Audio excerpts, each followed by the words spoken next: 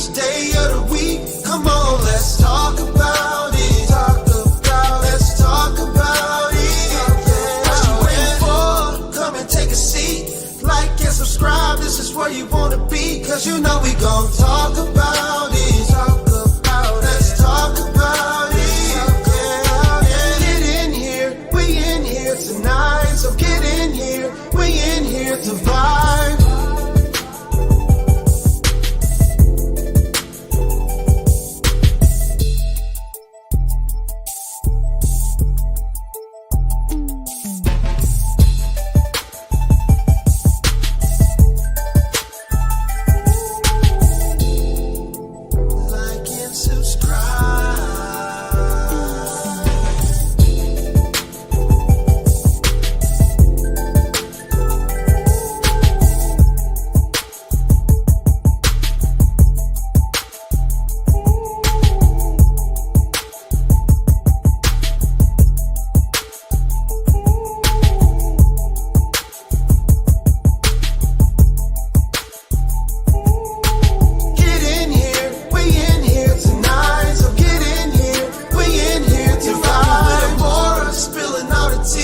Coming to you live each day of the week. Come on, let's talk about it. Let's talk about it. What you waiting for? Come and take a seat. Like and subscribe, this is where you wanna be. Cause you know we gon' talk about it. Let's talk about it. Get in here, we in here tonight. So get in here, we in here to vibe.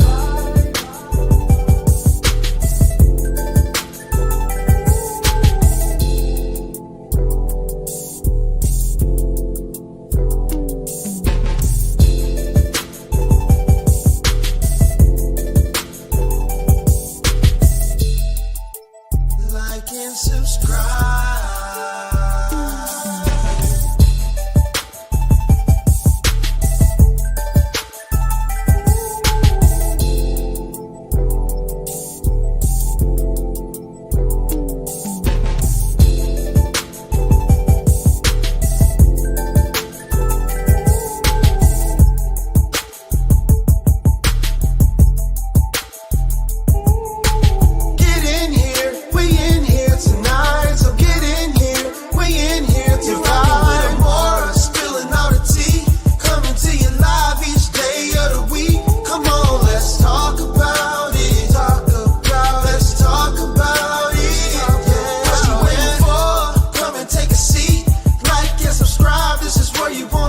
Cause you know we gon' talk about it.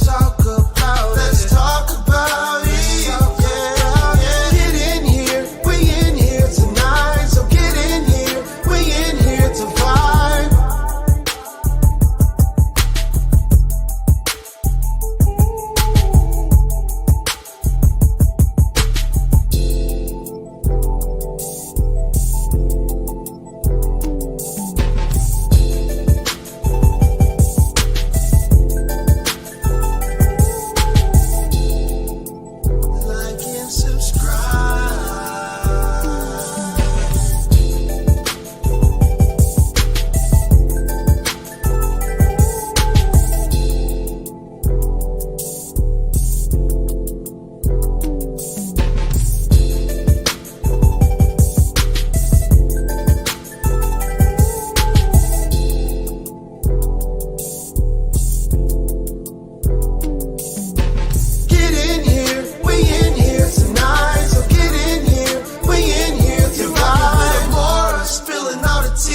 Coming to you live each day of the week. Come on, let's talk about it.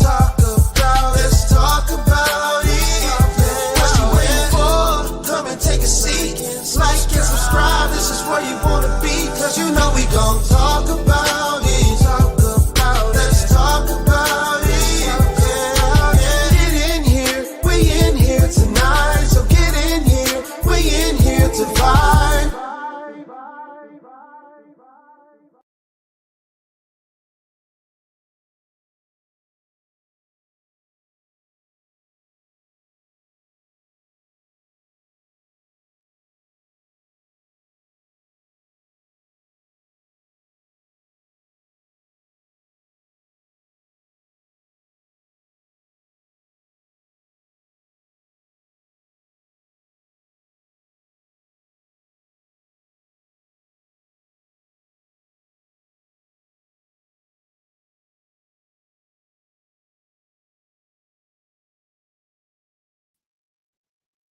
Let me know if you can hear me. Thumbs up if you can hear me. What in the world?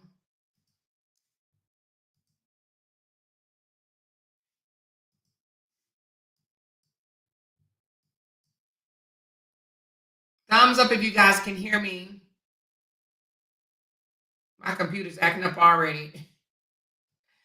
Thumbs up if you. Oh, okay. I see the thumbs up. Okay, there's extreme delay. Okay, extreme delay.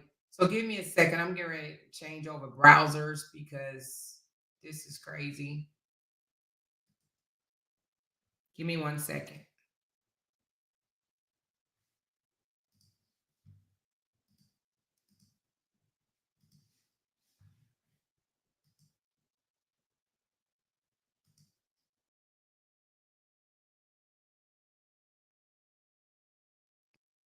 Okay, you guys, can you hear me? All right, I'm going to assume that you guys can hear me because I just changed over browsers. It was literally sticking and causing all type of problems or whatever. So I'm assuming that you guys can hear me. Hey, everybody.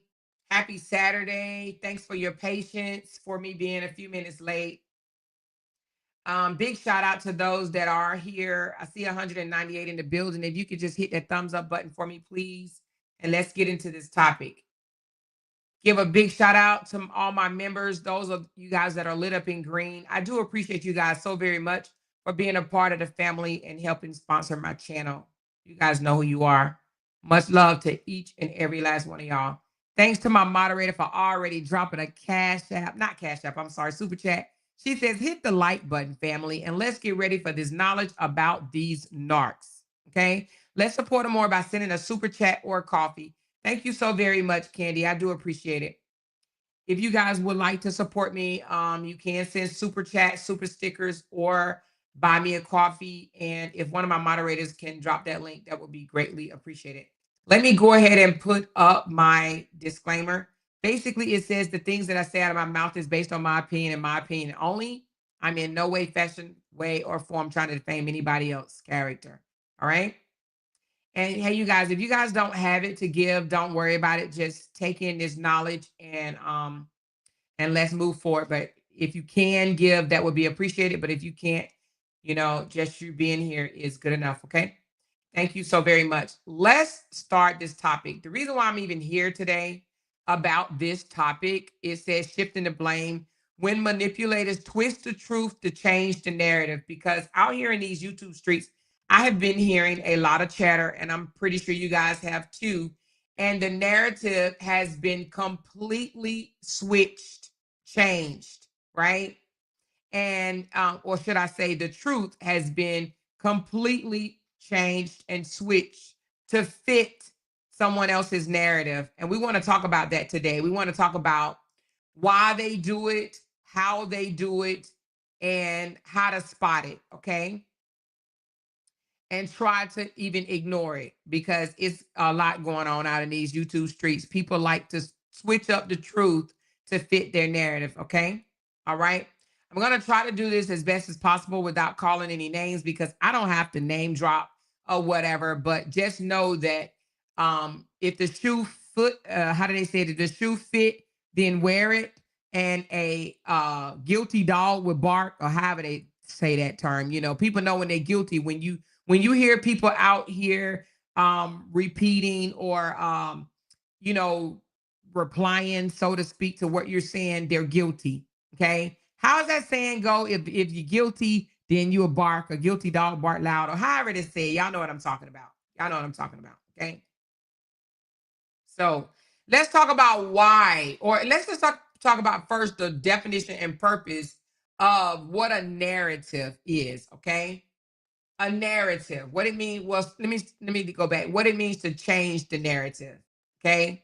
Well, let's talk about a narrative. A narrative is something that a person want to carry on. They want to script it to be the purpose of why they're doing and saying what they're doing and saying. Okay. It's the purpose of uh their behaviors, the purpose of what they're speaking on, their actions. Okay.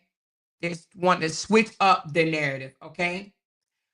what it means to change a narrative. Manipulators shift the focus of a conversation or a situation to something irrelevant or misleading. Why? To avoid accountability, to gain control, and to create confusion. That is why they do that. Shifting the narrative is to gain control of a situation. It's to avoid accountability, and it's to create confusion. Now, let's go back several weeks ago. There was an incident, it's been probably a month now or so. There was an incident out here on social media. And now people want to take that incident and turn it into something totally different. I'm going to take you to that incident.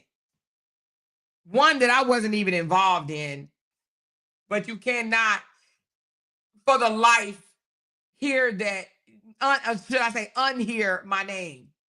Unhear my name. My name has been thrown so far in it when I wasn't even here in the first place. Thank you so much. A hit dog will bark. Thank you so much. That's what it is. Hey, Ashley Chats, I see you in the chat. Any other content creator, if you're in here, if you can just give me a wave, I will give you guys a shout out. I try to do that as much as possible to let other people know that you are a content creator as well, because I ain't no hater. I ain't no hater at all. Okay. So if you are a content creator, just kind of give me a wave. And if I know that you're a content creator, I will give you a shout out. If not, you're going to have to let me know that you are a content creator or an upcoming content creator. Okay.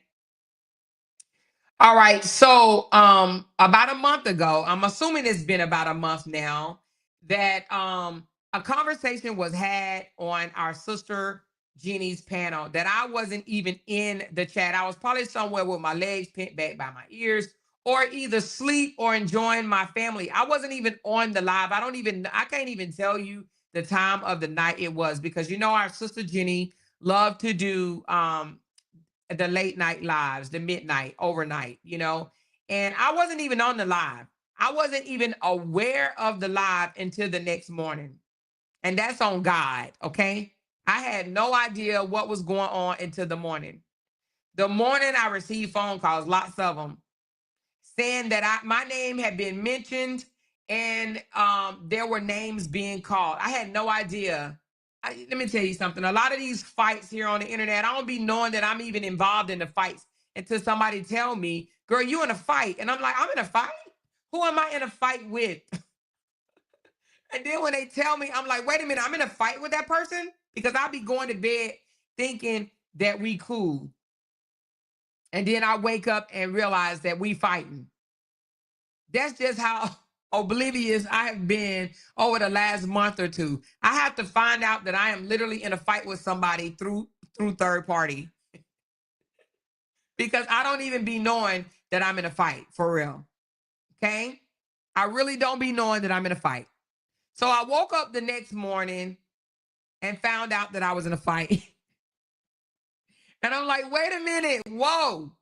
So I was told that our sister Jeannie and our brother Callie and another individual, which I care not to give her a shout out on my channel. I don't mention her name over here no more. Y'all know I already told y'all that.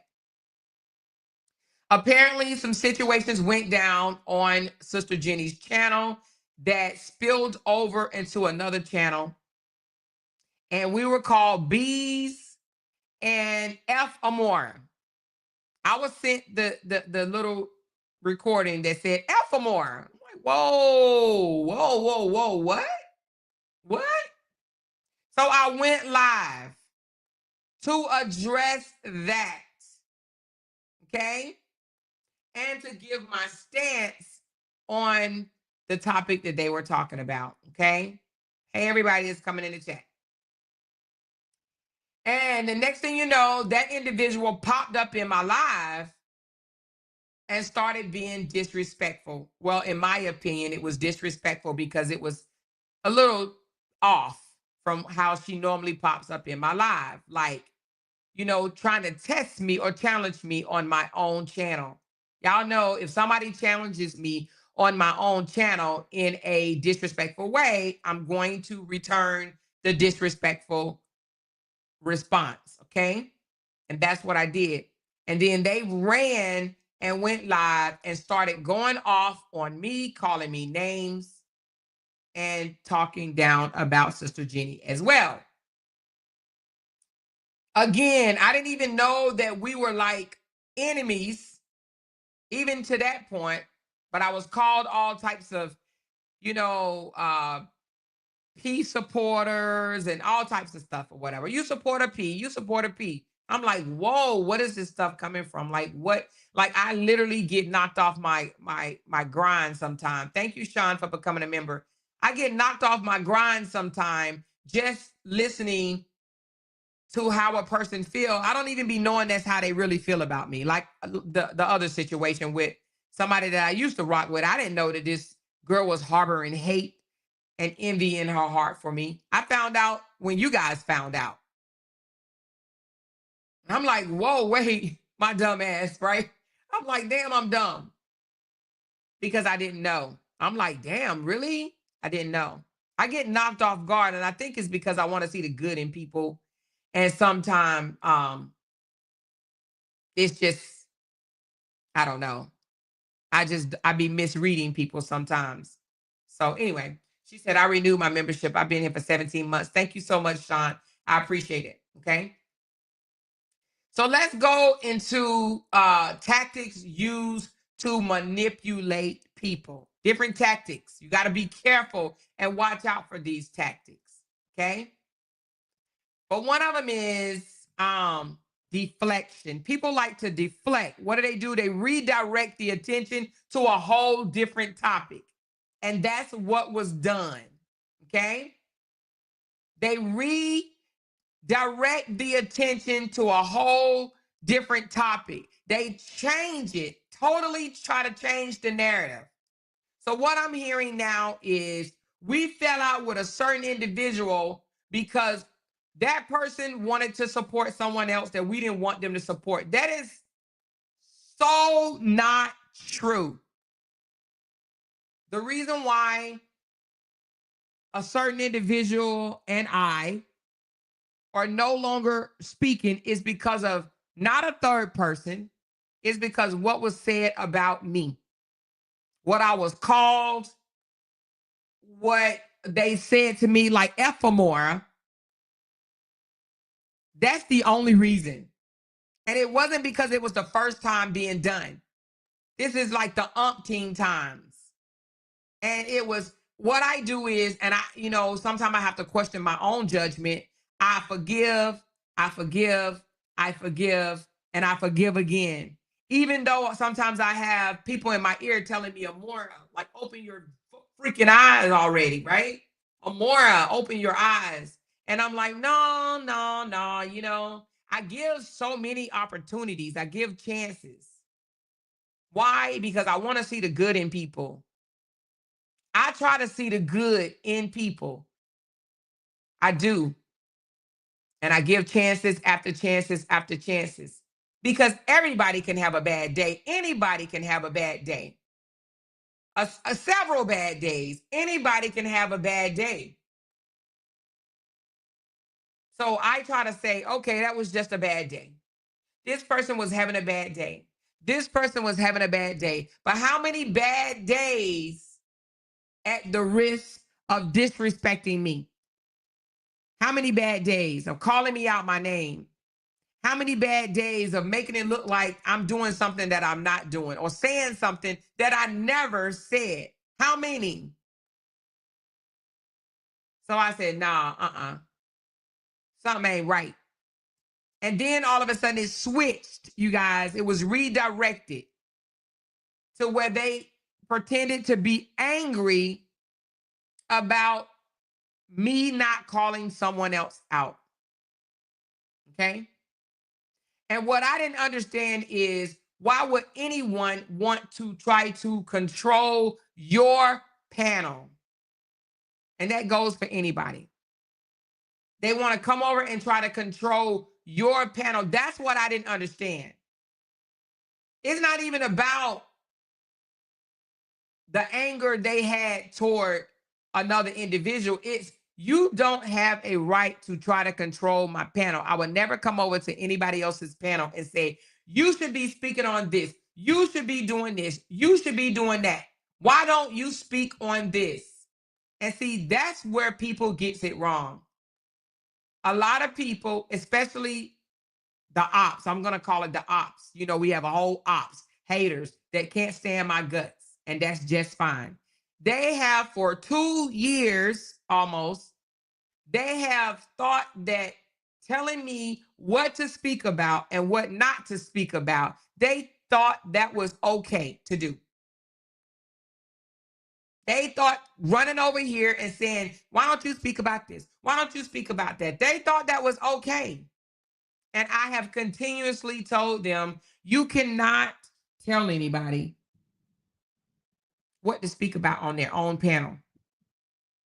So an individual that I thought I was okay with, I thought we was pretty cool, pretty tight.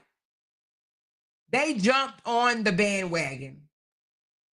They literally jumped on the bandwagon and start subbing me. Why are you not speaking about this? You're supposed to be a narc exposer. You're supposed to expose, you know, abusers. Why you're not speaking about this? And that person had my phone number, y'all.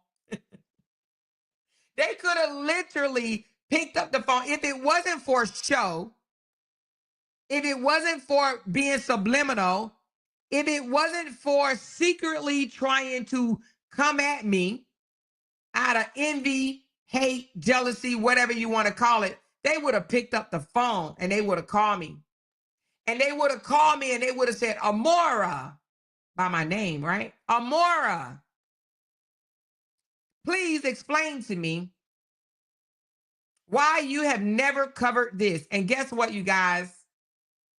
I would have responded. I literally would have said, you know what?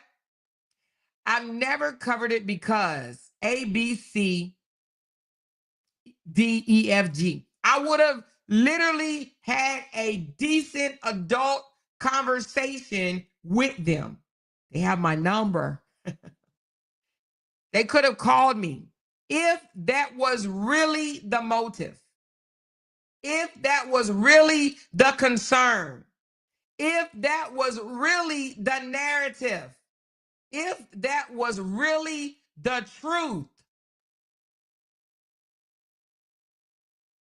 if it's true, if we are to believe that that was the main purpose, they would have called me. They would not have jumped on their platform to sub me, throw subliminals to get the attention of my haters to come at me. It was never the motive. You don't have the phone number of someone, but jump on your platform to ask them a question that you could have asked them over the phone. Do you think I would ever come on here and sub Jenny? No, I would pick up the phone and say, Jeannie, why are you doing this? Why are you doing that?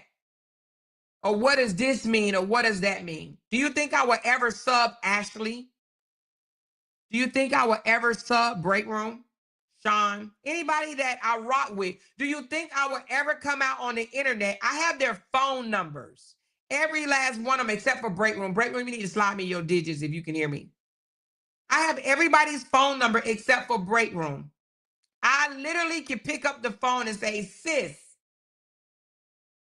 why? Tell me, why haven't you discussed this? I'm curious. Why haven't you ever discussed this on your panel? That was never done, you guys. Never, ever, ever, ever, ever, ever. It was never done.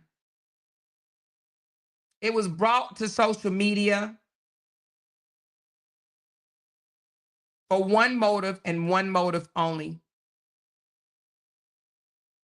It was to put the spotlight on me for people to come and attack me.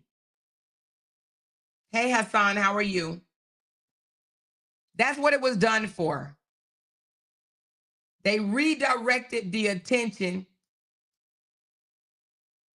or now should I say, they're redirecting the attention to a different topic, but we're going to discuss that. So again, from the beginning, the motives were wrong. I woke up to this. I had nothing to do with that conversation whatsoever the night prior. Nothing, you guys. Absolutely nothing to do with the conversation. To be honest with you, I still to this day do not know what Sister Jenny, Brother Callie, and this other individual, I still to this day do not know everything that they spoke about. I only heard bits and pieces because I never heard the live. I don't even know what was said on that panel because I never heard the live. I only know what little pieces that people said to me. I had absolutely nothing to do with it, Vera. Nothing. Do you hear me? Nothing. I wasn't even on the live. Anyway, let's move on. So again, that person didn't choose to call me on the phone. They ran to their panel to rant and rave about me and my channel.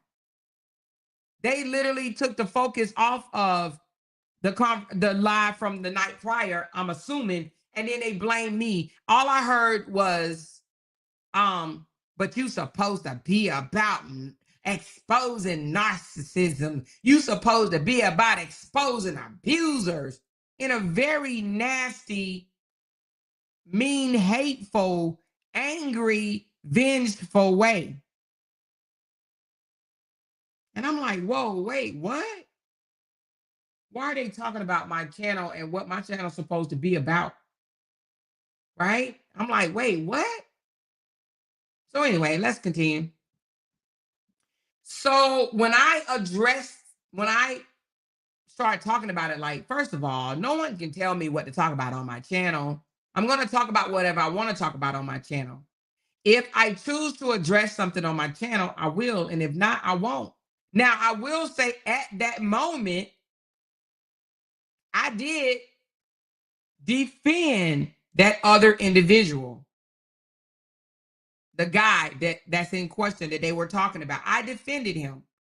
I said, hey, you guys, this happened in his past. He's been drugged for 3 years for this. He's already told his story. He already paid for the consequences. I'm not going to discuss that. I have no problem with this individual. And I had no problem with him because how I saw him, the things that I ever seen him do, I never seen him disrespect nobody up until after this situation came about. Maybe because I didn't watch him all the time. I only listened, to be honest with you guys, when he was in defense of Brianna. And I thought he gave some very good motivational speeches. And I was like, wow. Anytime I see a man that can come out and defend anybody without, and he actually blamed, his, men for not understanding or not getting it right or whatever the case may be. I'm like, wow, okay. Okay, this brother got knowledge. He understands a little bit of how a woman feels. That's how I took him. I'm like, okay. And then when I was able to call him up on the phone and say, do you want your woman? Because if you want your woman, don't be foolish. Don't make the same mistakes other people do, come out on the internet trying to show off. Go get your girl. And he did just that. So I'm like, okay, this is a stand-up guy. Because he didn't come out here and act a plum ass fool like we've seen before. Men come out here and try to show off. And then when they fumble their entire family, they cry for the next umpteen years. So I was like, wow, this is a stand-up guy. He went and got his woman and married her again.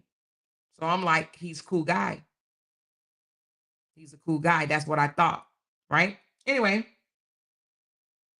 But then it quickly changed, you guys. It shift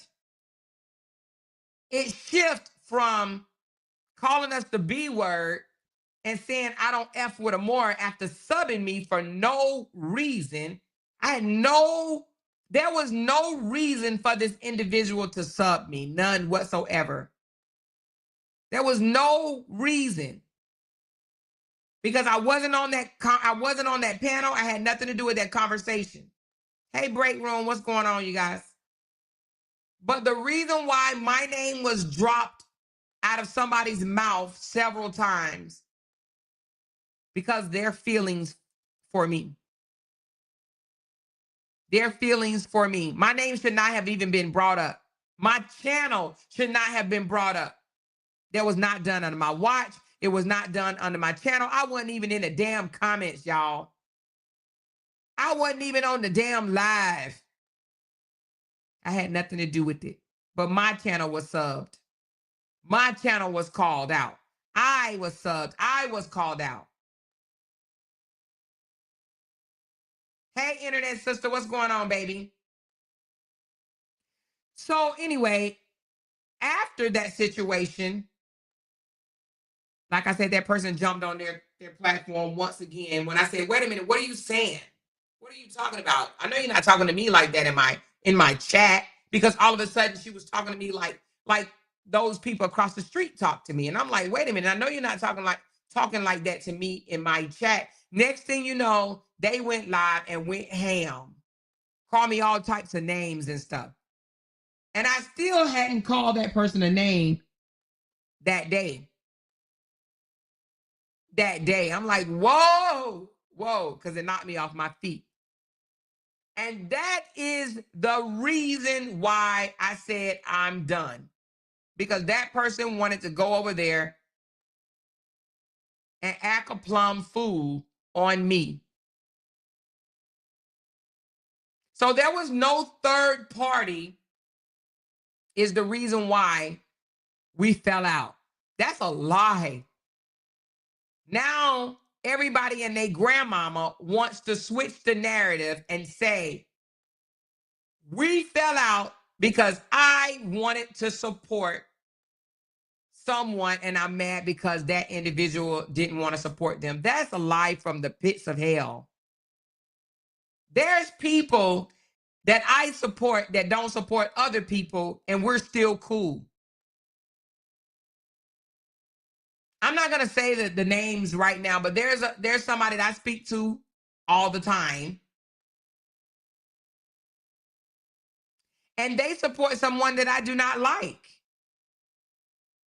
at all. But I don't have no problem with them, because I don't tell people who they can and can't support. That's not me. That's not me. I'm not about to get mad at you enough for me to get on my panel and call you all types of names and talk about your spouse, your children, you. I'm not going to do that because of who you support and who you don't support. If I have a problem with who you support and we gel, I'm going to call you and I'm going to say, please explain to me, how do you support this person because I've done it. Now, I will mention this name. No, I won't. I'm not going to mention the name. But there's an individual that's now a content creator. I used to ask her all the time, how can you support these people that call me all these names? And she would laugh at me and say, girl, it ain't that serious. It's not that serious. And I didn't understand how she supported that person. But I never came out and said it to her online. I said it to her behind closed doors because I had her number. We communicated. But I didn't turn my back on her because she supported that person. We were still cool. She went off on me a few times. Anyway, that's a whole nother story. Let's stick to the story. But like I said, now all of a sudden, the manipulation has been kicked in. Now all of a sudden it's Amora is mad and fell out with this person because who she don't want to support. That is a lie from the pits of hell. That is a lie from the pits of hell. No, it's a person's actions. It's what came out of a person's mouth against me, against my supporters, or against my sisters. It's their behavior, their actions. Every time they get mad, they don't know how to talk like an adult. That's the reason why I pulled away from a person. It has absolutely nothing to do with who that person didn't want to support. Nothing at all. It's their behaviors. But now they want to play victim, of course, shift the focus onto themselves to garner sympathy. Now they want to pretend like they are a victim and they were kicked to the curb because they wish not to support someone. That's a lie from the pits of hell, y'all. Such a lie. And I hear the narrative being spreaded by other people that call themselves life coaches and stuff. Lord Jesus, honey. The only life coach that I know that's actually, I would say they are really good life coach is my daughter's life coach. My daughter's life coach, I can't even imagine ever doing anything like I'm seeing out here on social media. Ever. I thought a life coach supposed to help you see the good and be a positive vibe in someone's life. Keep them on the straight and narrow. Not be a mean, negative spirited person that spew hate and division. I didn't know that life coaches do stuff like that. Blame, shifting blame, being a victim. How you gonna be a life coach and you want to be a victim yourself? Please explain that to me. How a life coach can make themselves a victim. I thought they help you be positive in your life, help you stay on the straight and narrow, help you see the good in things. That's what I thought. I never ever thought a life coach can shift blame and deflect and become a victim. Anyway, let's continue.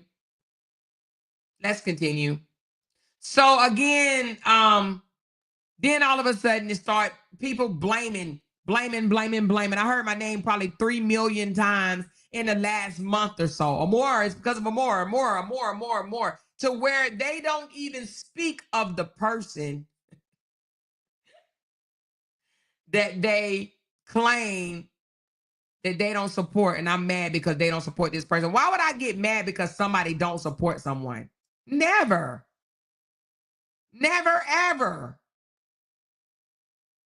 Just because you don't support them don't mean that I can't. I support Darnell. A lot of people don't support Darnell. I support Chef Carmen. There has been people in my inbox that say, "More, I don't like Chef Carmen." Well, that's you. You don't like Chef Carmen. I like Chef Carmen. I don't see the bad in Chef Carmen like other people see the bad. I don't like Darius Cooks, and there's people that like him. We don't get mad at each other because y'all like him and I don't.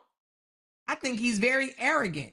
Now, I like the way he's built his business, and that's another thing. You can actually like something about someone and don't like something about them at the same time. I'm pretty sure there's people out there that like certain things about me and don't like certain things about me. I like Darius Cooks for his business mind, how he knows how to go after the bag. He knows how to make money. He spearheaded his social media presence to help him become a millionaire. I like that. But I don't like how arrogant he is and how he talks down on somebody else because they haven't reached the levels in which he's reached. Because things happen at different times in people's life. They may not have reached it yet, but that don't make them less than you. So I don't like that about him. But I like Chef Carmen because I like her food and I like her positivity. But a lot of people say, "Oh, she's conniving and she throw rocks and hide her hand." I've never seen that, ever. I've never seen that in her. I've seen her try to be as humble as possible until somebody pushed her buttons and then she unleashed. There's things that I like about Peach McIntyre, and there's things that I don't like about Peach McIntyre. I like the fact that she used to be on welfare and food stamps and living in the projects, but she made her way out of it. I love that. I love a success story, baby. I love a good success story, but I don't like the way now that she's making money that she can try to tear somebody else down by just words. And that was with that fingernail situation when that young lady at 19-year-old sent those fingernails in and she's like, they ugly.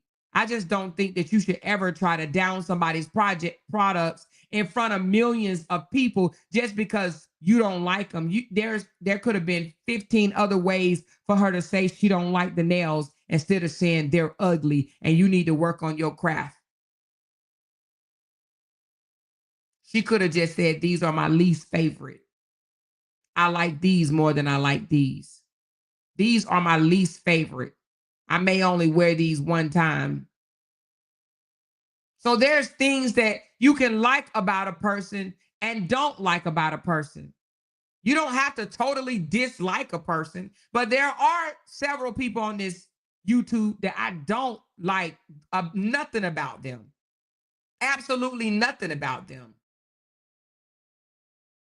But I can count them on one hand. It's not a whole lot of them. But on one hand, I can definitely name some people that I don't like. Not one thing about them because I don't see no positive in them, no way, no how. They're narcissistic. They're manipulators. They're gaslighters. And they're a whole bunch of liars. They do nothing for society and nothing for this damn internet.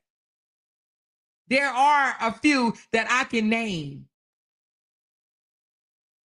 that they don't add nothing to nobody's life. You have your adders and you have your dividers and you have your subtractors. I don't like subtractors. I don't like people that take away from people's lives. I like adders, baby.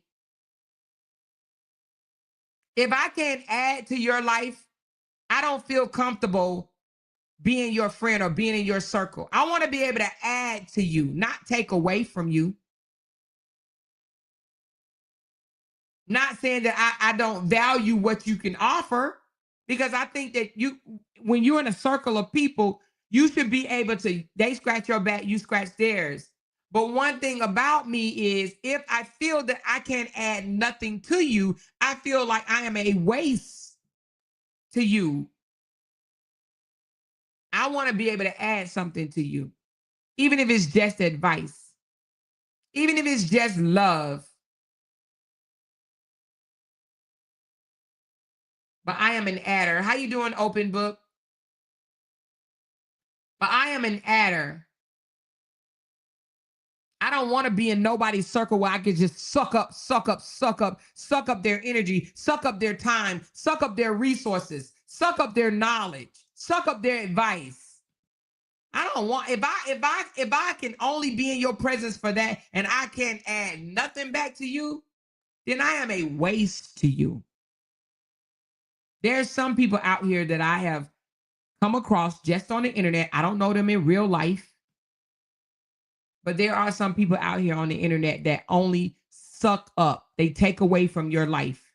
They try to manipulate you with using overly large words,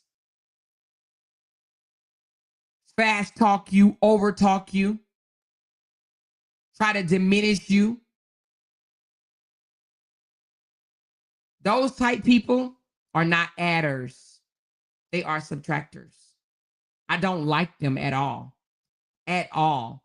What are you giving people? What are you doing for people? How are you helping people? What do you bring? Chaos, division, subtraction, belittling. And in my opinion, they lack credibility when they do that bull crap. So that's why I can't rock with them like that. If I don't see no good in you like that, I don't like you. but there's only a few. I can't sit here and say, oh, it's hundreds and hundreds of people. No, I can't say that, but there are several. Okay. So let's get back to the tactics used by manipulators. They deflect to redirect the attention onto a different topic, and that's what has happened. They victim plan. They shift the focus onto themselves to garner sympathy. It's always about them. Have you noticed some people come out here and it's always about their feelings, their hurt, their pain, their tears. Me. They don't focus on how nobody else feel but them. But why happened to me? But why me? But why me? What about my feelings? What about who does that? Who come out on social media, y'all? We are strangers to each other. Who comes out on social media and say, what about my feelings? What about me? What about how I feel? Who does that? And I ain't saying just one time, I'm saying over and over and over and over. All they're doing is garnering sympathy for themselves. They can give a care less how anybody else feel about a situation but them. Jesus, but them.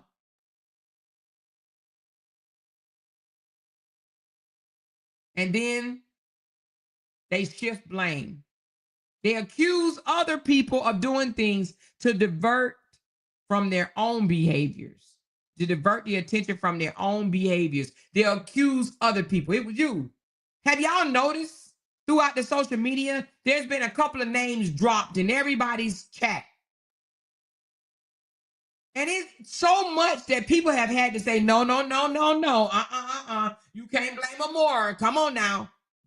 Have y'all noticed that? Have you noticed from panel to panel to panel, all this is because of Amora? Even a person that's not even really in it, they on Facebook over there, AI and themselves all up in celebrities' faces or whatever. They've even came out and said it's because of me. Everything that's going wrong. Oh, it's because of Amora. It's because of Amora. It's because of certain people that may not even rock with me have came out and said, now, hold on, y'all. Hold on. I know 3 to be exact have came out and said, no. Wait a minute. Y'all can't keep blaming Amora for everything. Y'all gonna make me put on a Power Ranger outfit or something. Spider-Man outfit and start throwing out my powers. Superman or whoever, kryptonite. Y'all giving me kryptonite to be this superhero type person that I'm causing all this chaos. It's because of Amora. It's because of Amora. Oh no, it's because of Amora. Oh Amora. Oh Amora. Oh yeah, Amora. It's because of Amora. Amora is doing it. Amora is powerful. Amora. No. Amora is looking back, shaking her head like, you guys are goofies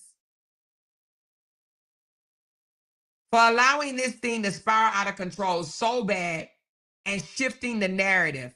And you know you're doing it on purpose.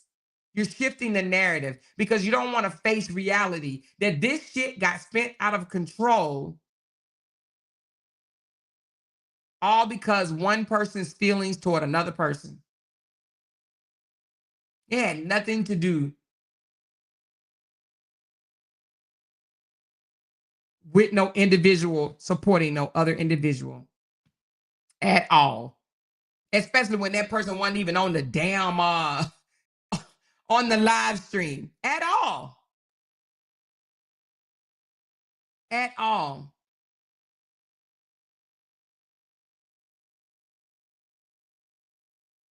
The reason why manipulators change the narrative is to escape their own responsibility. They don't want the responsibility of calling people bees on their panel for saying F Amora. And prior, when they was going through one of their rants, talking down on her, saying she looked like Little Jock and talking about her spouse and other little things prior. just to have to come back and be, or saying all y'all can just go unalive yourself. Just so they can come back and say, oh, I'm sorry, I was just upset and I just wanted to hurt you. That person is trying to escape the responsibility of their outbursts. So they're hopping from channel to channel to channel, spreading lies, trying to switch the narrative. Oh, they turned on me because I didn't want to support this person anymore. That's a lie from the pits of hell. A lie from the pits of hell. And that person knows it. They know it's a lie. They know it's a lie, but they are running throughout social media streets with this lie. Jumping on panels. And the panels that they're jumping on, they know it's a lie too. But what are they doing? Going along with it? Oh, yeah, I can't believe they kicked you to the curb all because you didn't want to support this person. Lie, lie, lie, lie, lie. It's a lie. It's a lie.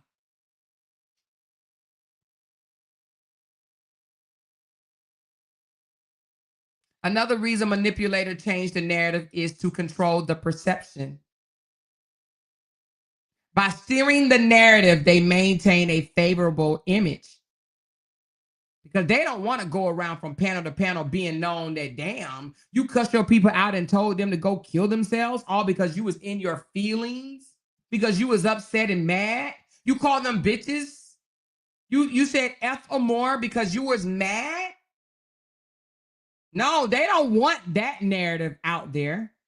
They want the narrative of, they call me names, they talked about me, they talked about my mama, they did all of this because I did not want to support another individual. Bullshit. Lies. Absolute lies. Absolute lies. They're trying to confuse and distract the attention.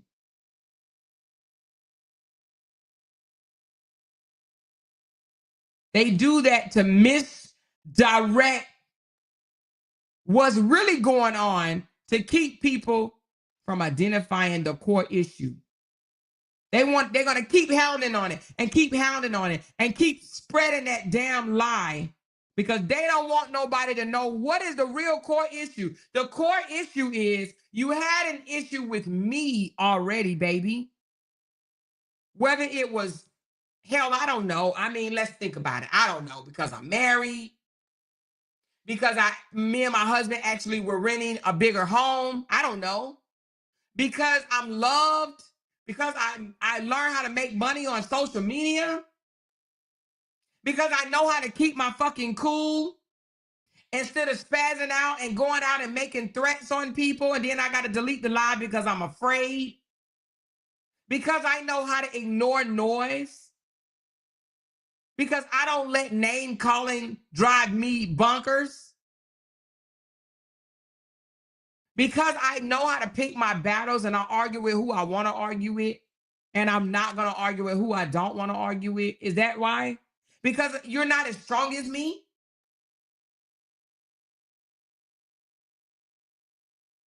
What's the real reason here, you guys? Because I believe it's because they're not as strong as me. They don't know how to ignore the noise.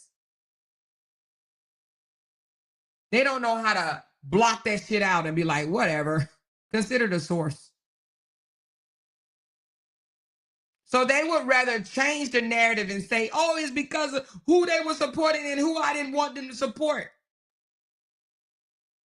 But then they slipped up, you guys.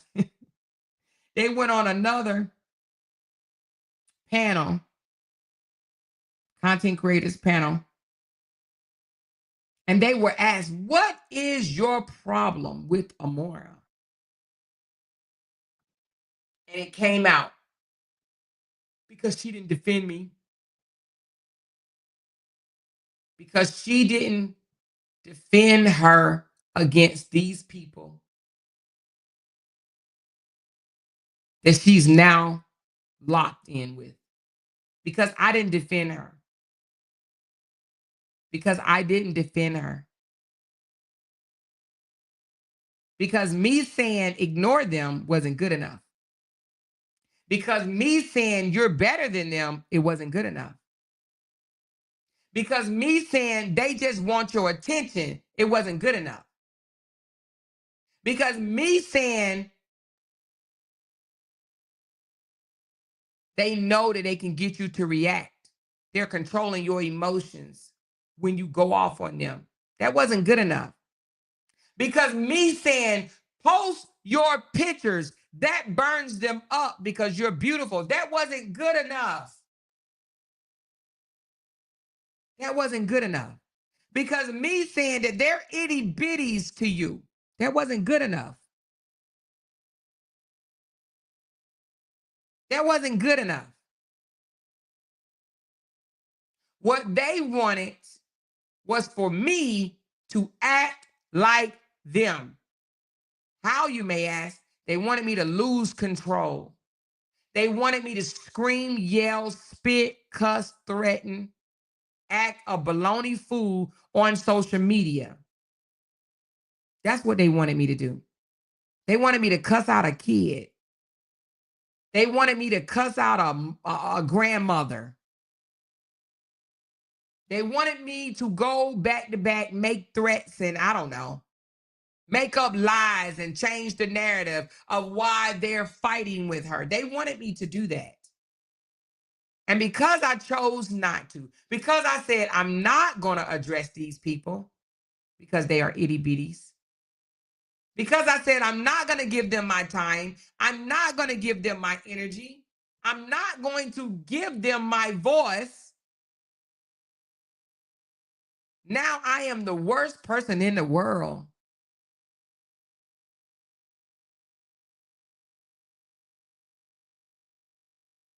And I still choose not to give them my time and my energy. You will not hear me going back and forth with these people. No matter what they say about me. They can talk about my damn plants in my yard for all I care. I would not say nothing to them. No matter what, there's nothing, y'all.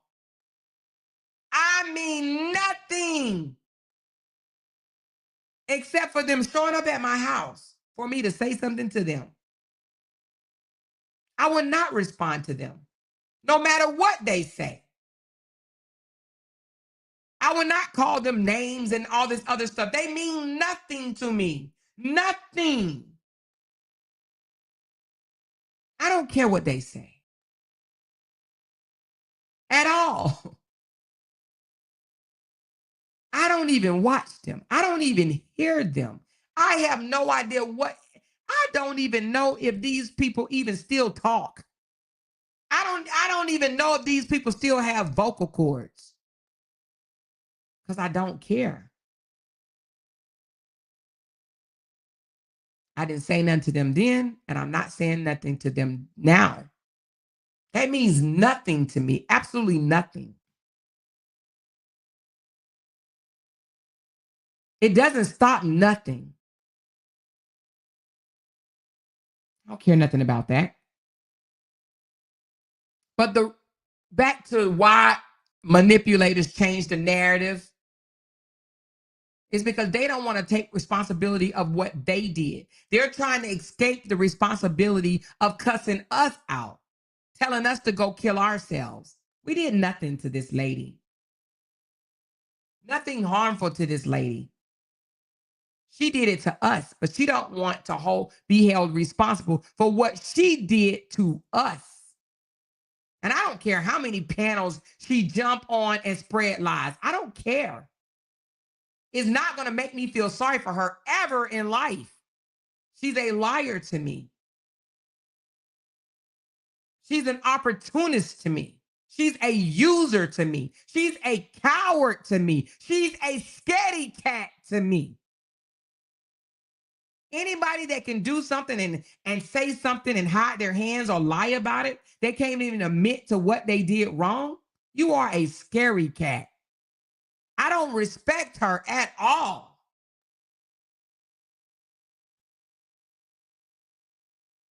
Someone says, oh, you're mad because she's no longer your friend. Are you effing kidding me? I don't want to be friends with a scaredy cat. I don't want to be friends with a coward, baby. I don't want to be friends with a liar. I don't want to be friends with a manipulator. One that like to change the narrative to make them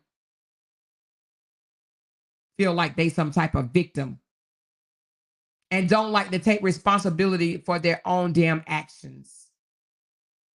I don't want to be friends with nobody like that ever in my life. And if I've ever been friends with you, baby, you better know it'll never, ever, ever, ever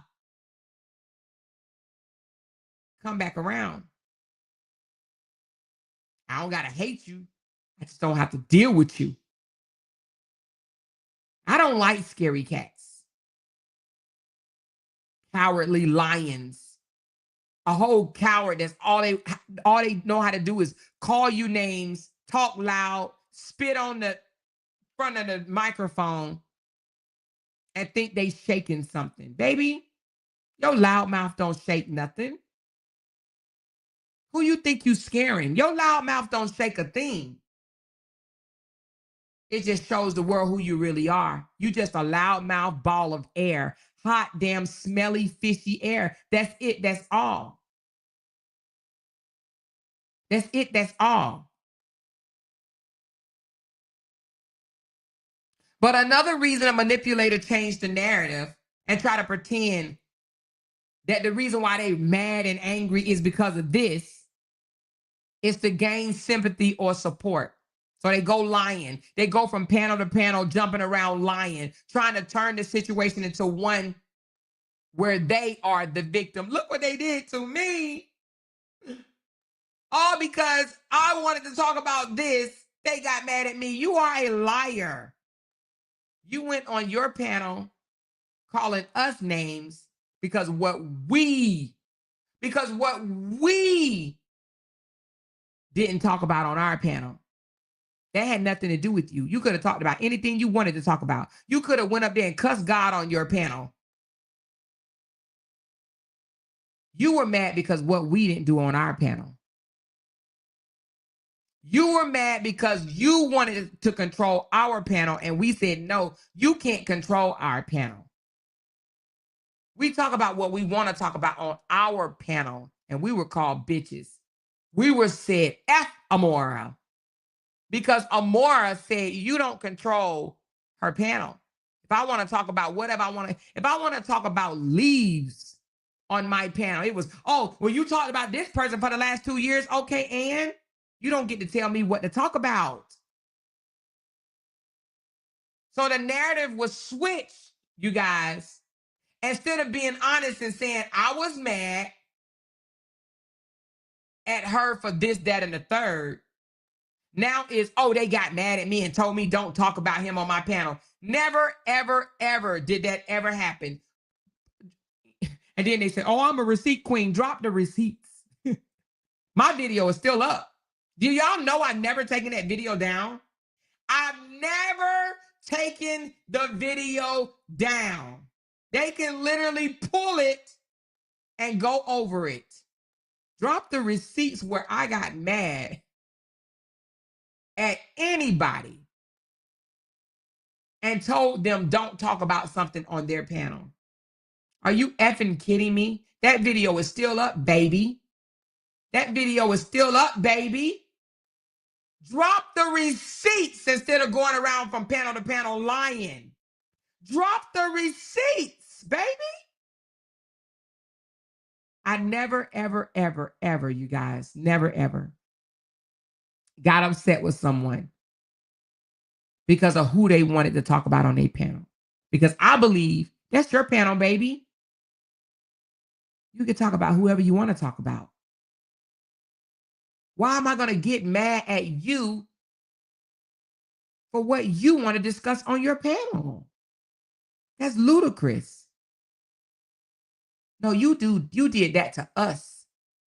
And now you're trying to change the narrative by being manipulative and going around lying to gain sympathy and gain support. And now want to try to pretend like they're a victim. Oh my God, I can't believe they did that to her. Did what to you? Did what to you?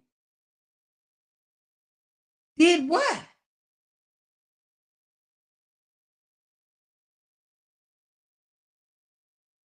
And it's also the reason a manipulator changed their narrative is to weaken the opposition, baby. By changing the narrative, they make it harder for others to stay focused on the truth, baby.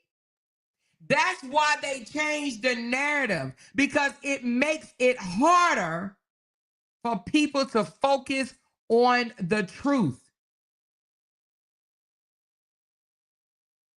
She don't want nobody to know the truth. There's 2 videos right now, 2, that I could play that show her as a bold-faced liar. But have I played it? No. Why I haven't? Because my supporters know. I literally can go right now and play 2 videos to make her look like a bold-faced ass liar. Not even make her look, but to show her as a bold-faced ass liar. 2 videos. One of them is when she was at my house. She forgot we went live. We went live. We went live, y'all.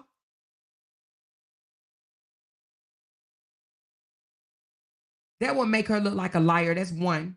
The other one is when I came out and addressed her. And I never, ever, ever, ever got mad or showed any type of anger, because that wasn't there. It's just a lie of her not wanting to support Maine. That video is still up. I can literally play both of those videos to show her as a bold-faced ass liar. But my supporters are like, for what? They're still up on my page. Both of them are still up on my page. Both of them. Both of them. Both of them. Because I don't have to say things and then turn around and get scared and delete the video to try to cover up my lies. I don't have to do that. The videos are still up. The videos are still up. And if I ever edit a video and take something out, it's because I didn't mean for it to be in there. Like she wants to go around and tell people I showed her nudes. She know that that was a mistake. And I didn't show her nudes. I opened up a text message where someone had sent it to me. And as I was scrolling, it popped up and I quickly removed it and cut it out the video. But this person would rather go around and try to say I violated her, to shift focus and be a victim off of people that really violated her. Make that make sense. Make that make sense. But that's the reason why that's done, is to manipulate the audience and change the narrative. They want to pretend like I violated them. I did something wrong to them. I told them that they shouldn't speak on somebody else on their platform. Never, ever did that happen. Ever, ever did that happen. Ever. They're trying to change the narrative because they know their behaviors was dead ass wrong. Now, whether or not she was under intoxication the night on that she was with Callie or whatever on Jenny's panel, I don't know, because again, I wasn't on that damn live. I don't know, because I was not on that damn live. But by changing the narrative, it makes it harder for others to focus on the truth. So now everybody and their mama done ran with, oh my God, y'all are horrible ass people. Y'all are horrible ass people for what y'all did to her. But they didn't say that when they did it to her. They wasn't horrible. When their people did it to her, oh, it was justified, baby. You guys are so wonderful, and I love you guys so much. But when they did it and worse, because they did worse, they did worse. When they did it and worse, it was okay. It was acceptable. Where was the life coach when they tore down? Where was the life coach when they made the statements that they made about her unalive mom? When they posted her unalive mom? When they mocked her unalive mother in the grave? Where was it when they said they was going to dance and have a party on her mother's grave? Where was the life coach then? Where was the life coach when it was so many nights she spent out of control and it was me who had to reach out to her and say, please don't get him that energy, sis. Sleep this off, sis. Don't do this, sis. Delete that live, sis. Don't do that. Don't jeopardize your livelihood. Don't jeopardize your family. Don't jeopardize your children, your grandkids. Don't do that. Don't do that. That's what they want. They want to take your freedom, sis. They want you in jail, sis. They're trying to do something to get you on a charge, sis. Don't do that. It was me that took time away from my family, my husband, my children, to talk her off the ledge. Don't spaz out, sis. They doing whatever they can to get you to spaz out, sis. You better than this, sis. Don't do it.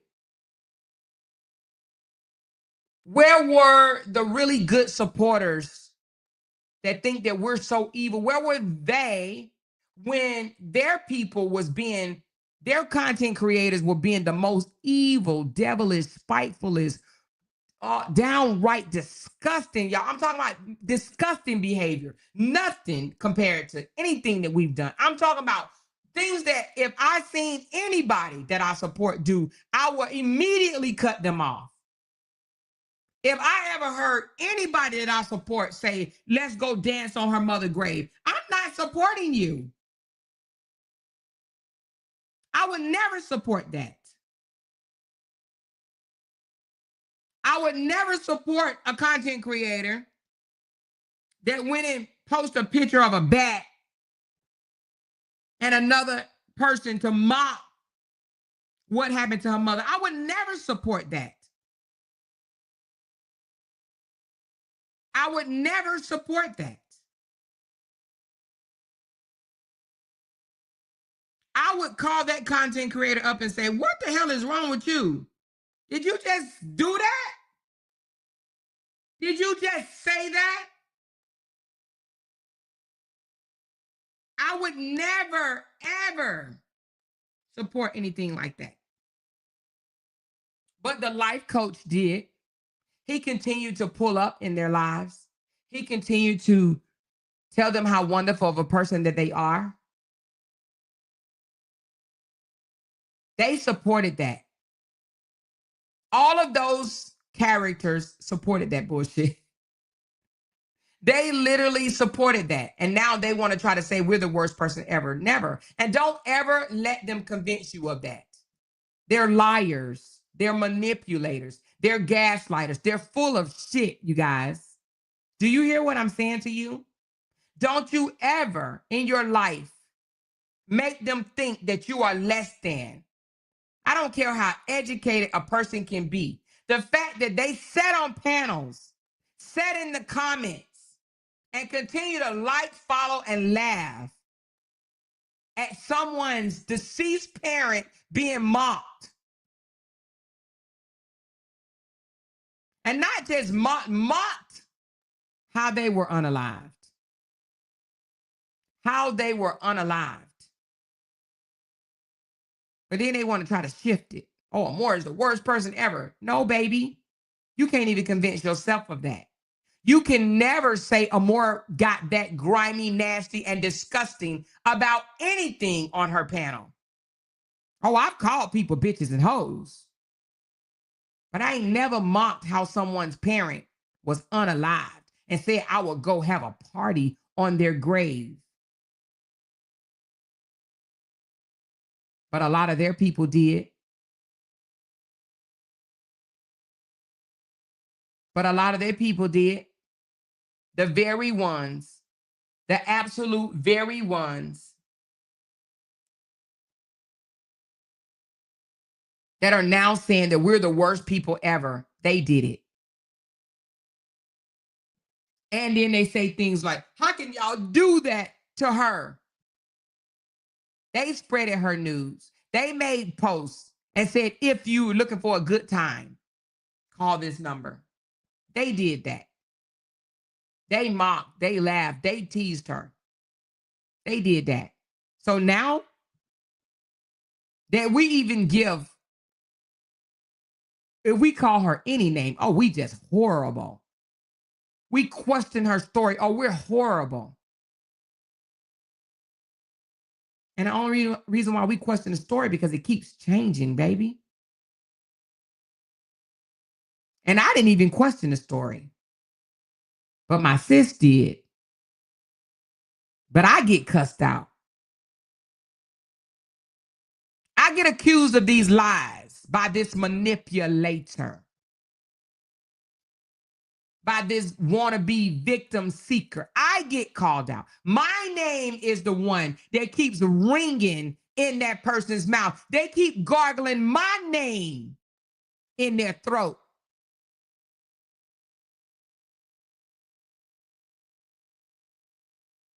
I never told this girl that you deserved it or you should be over it by now. But that coward liar is spreading that. But she says she's the receipt queen. Have you ever noticed that she's never, ever dropped a receipt on me? All the lies that she spoke of me. Have you ever noticed she's never dropped one receipt? You want to know why? Because she has none. She know I didn't say that shit. She know the moment she stopped lying and saying that I said this and saying that, her support goes away. She said, Amor, please read my message. What is your message? Vanessa, did you get it? Send it to Amor. She can give them that example.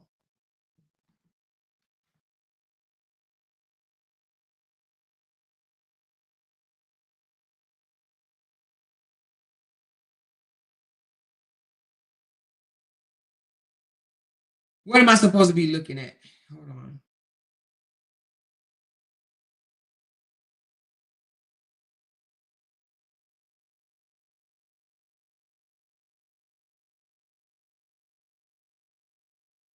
I don't know what I'm supposed to be looking at. Did somebody send me something?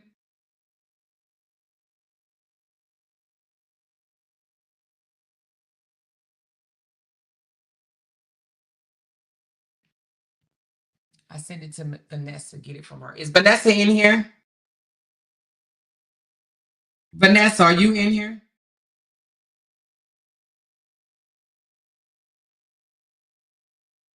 I don't have it yet, you guys.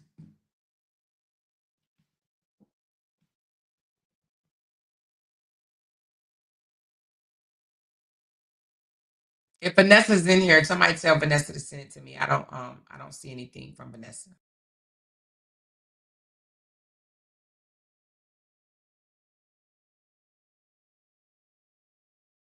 Let's get back on track, you guys. Let's get back on track. Where were we? Let's talk about the impact of narrative manipulation. She said, I sent it. Okay. Did you send it as a text message? Because Vanessa, I don't see anything from you. Maybe.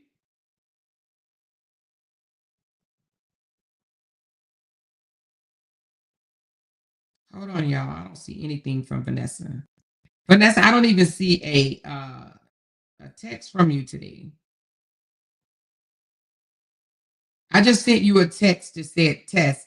Let me know if you got it because I haven't seen anything, Vanessa. I just sent you a text that said test. Oh, she said give it a few. Okay.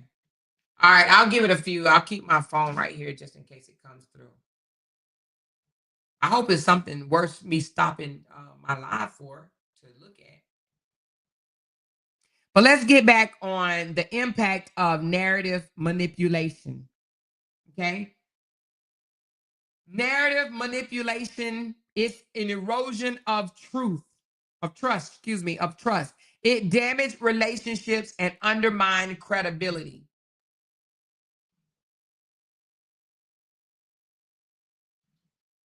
Thank you, Vanessa. It damages relationships and undermines credibility. So the reason why people try to manipulate others and switch the narrative, we're calling it narrative manipulation, is to damage relationships and undermine the credibility. It's to try to make a person non-credible. It's to stop support. She hates that people love me and support me. She hates it. She envies it. She ain't the only one. She's not the only one. That life coach is another one. He wants people to move away from me, to not support me. He's trying to damage my credibility. He's trying to damage the relationships that I have with other content creators. Let me explain how. Anybody or anytime you hear a person say, oh, tell them how you said this about Amora. Tell them how you really don't like Amora. Or what we just heard the other day, Jenny doesn't like Amora. She's only over there operating on our side just to bring her down. That is narrative manipulation. That's manipulation. That's trying to draw a wedge in between two people that support each other. He doesn't want, and I'm going to name drop now. He don't want Jenny supporting me. He don't want Ashley Chat supporting me. He don't want Ashley D supporting me. He doesn't want Break Room 411, better known as Tiff the Gift, supporting me. And he doesn't want Sean supporting me. So what does he do? Or what do they do? Because it's more than one, you guys. It's more than the life coach and the coward. It's more than them that wants to run with this narrative. Narrative manipulation. Let's damage these relationships and let's undermine Amora's credibility. How can we do that? How can we do that? Let's put out there in the atmosphere that Ashley D don't really like Amora. Sean don't really like Amora. Ashley Chats don't really like Amora. Break Room 411 don't really like Amora. Internet Sister don't really like Amora. Let's do that. Cause confusion so she'll lose supporters.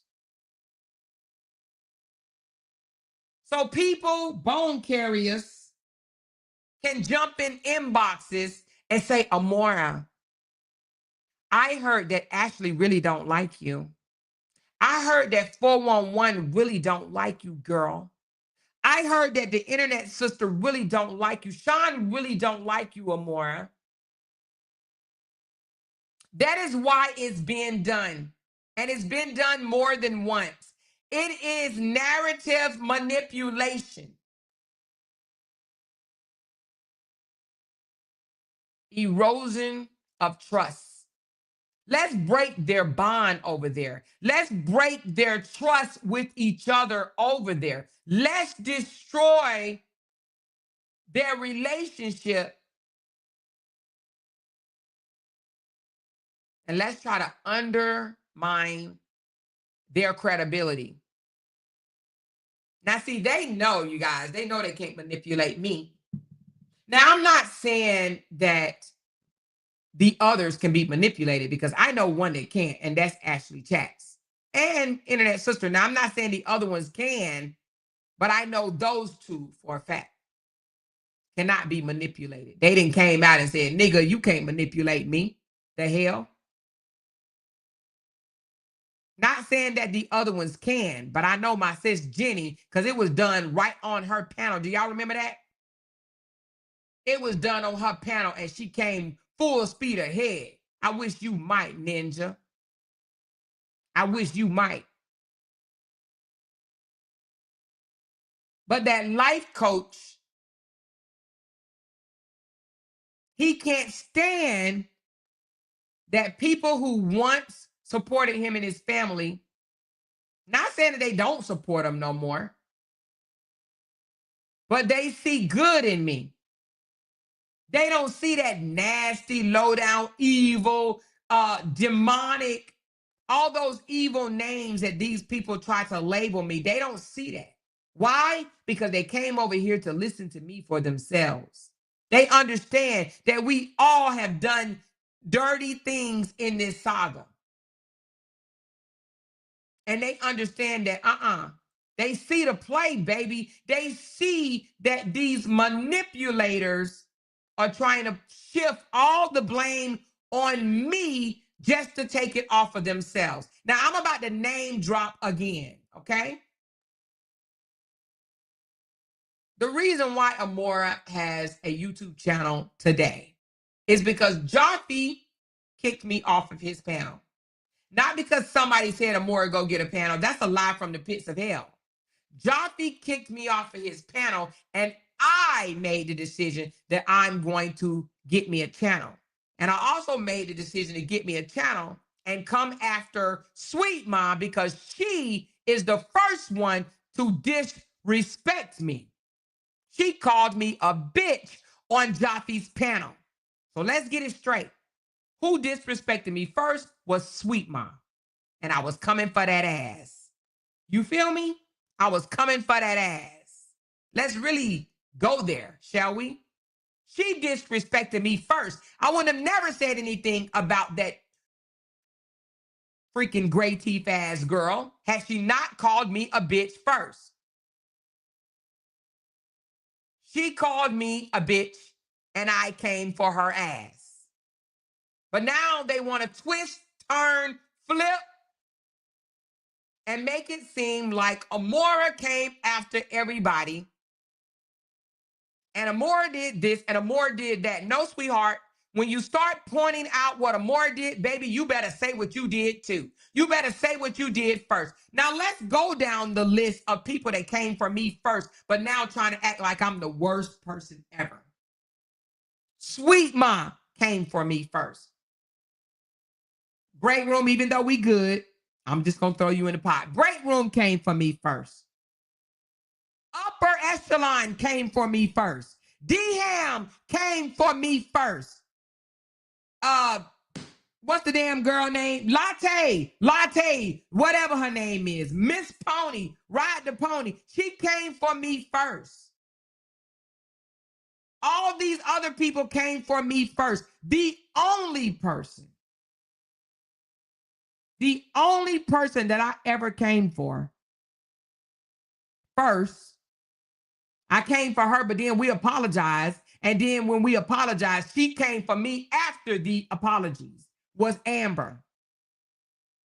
I came for Amber on Facebook, and Amber has been chasing me around since then. And she will forever chase me around. She will never, ever stop disrespecting me. I cannot mention this girl's name for 6 months and she's still going to disrespect me. That's just who she is. And we have to accept that's who she is and leave her alone. Let her be. She will always be disrespectful no matter what because she was not taught better. That's just her. Me and her didn't have a problem whatsoever and she came out disrespecting me after the fact. After we done already did the apology tour and all that stuff. Amber, the second go round after the apologies, came for me first. She came for me first. I didn't come for her. She started disrespecting me, calling me out my name. And the reason why she did it is because she wanted action on her page. She wasn't getting no action on her page. She wanted action on her page, so she started back disrespecting me after the apology tour. But initially, I came for her. But after we apologized, she came for me, her and her sister. Her and her sister came for me after the apology tour.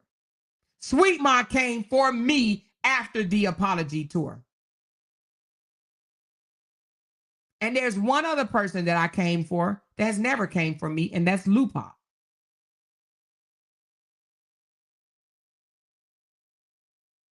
That's Lupa. Now, I am going to say this. I'm going to say this. Not that I like Lupa. Not that she has to like me. But I never gave Lupac an apology. And I'm about to give Lupac an apology right now. So, Lupac, you may not even be listening because I don't think you listen to me. But I'm pretty sure one of your bone carriers will come back over there and give it to you. I apologize, Lupac, for coming for you. You've never said nothing about me. If you did, I ain't never heard it. But I apologize for coming to you, Lupac. Okay? Because I ain't got no problem with you whatsoever. Do your thing, sis. Keep making your coins. That part. I don't care who Lupac support. I don't care who she talks about. That's her channel. That's her channel. But that's one person that I've never apologized to. And I came for her. She's never came for me.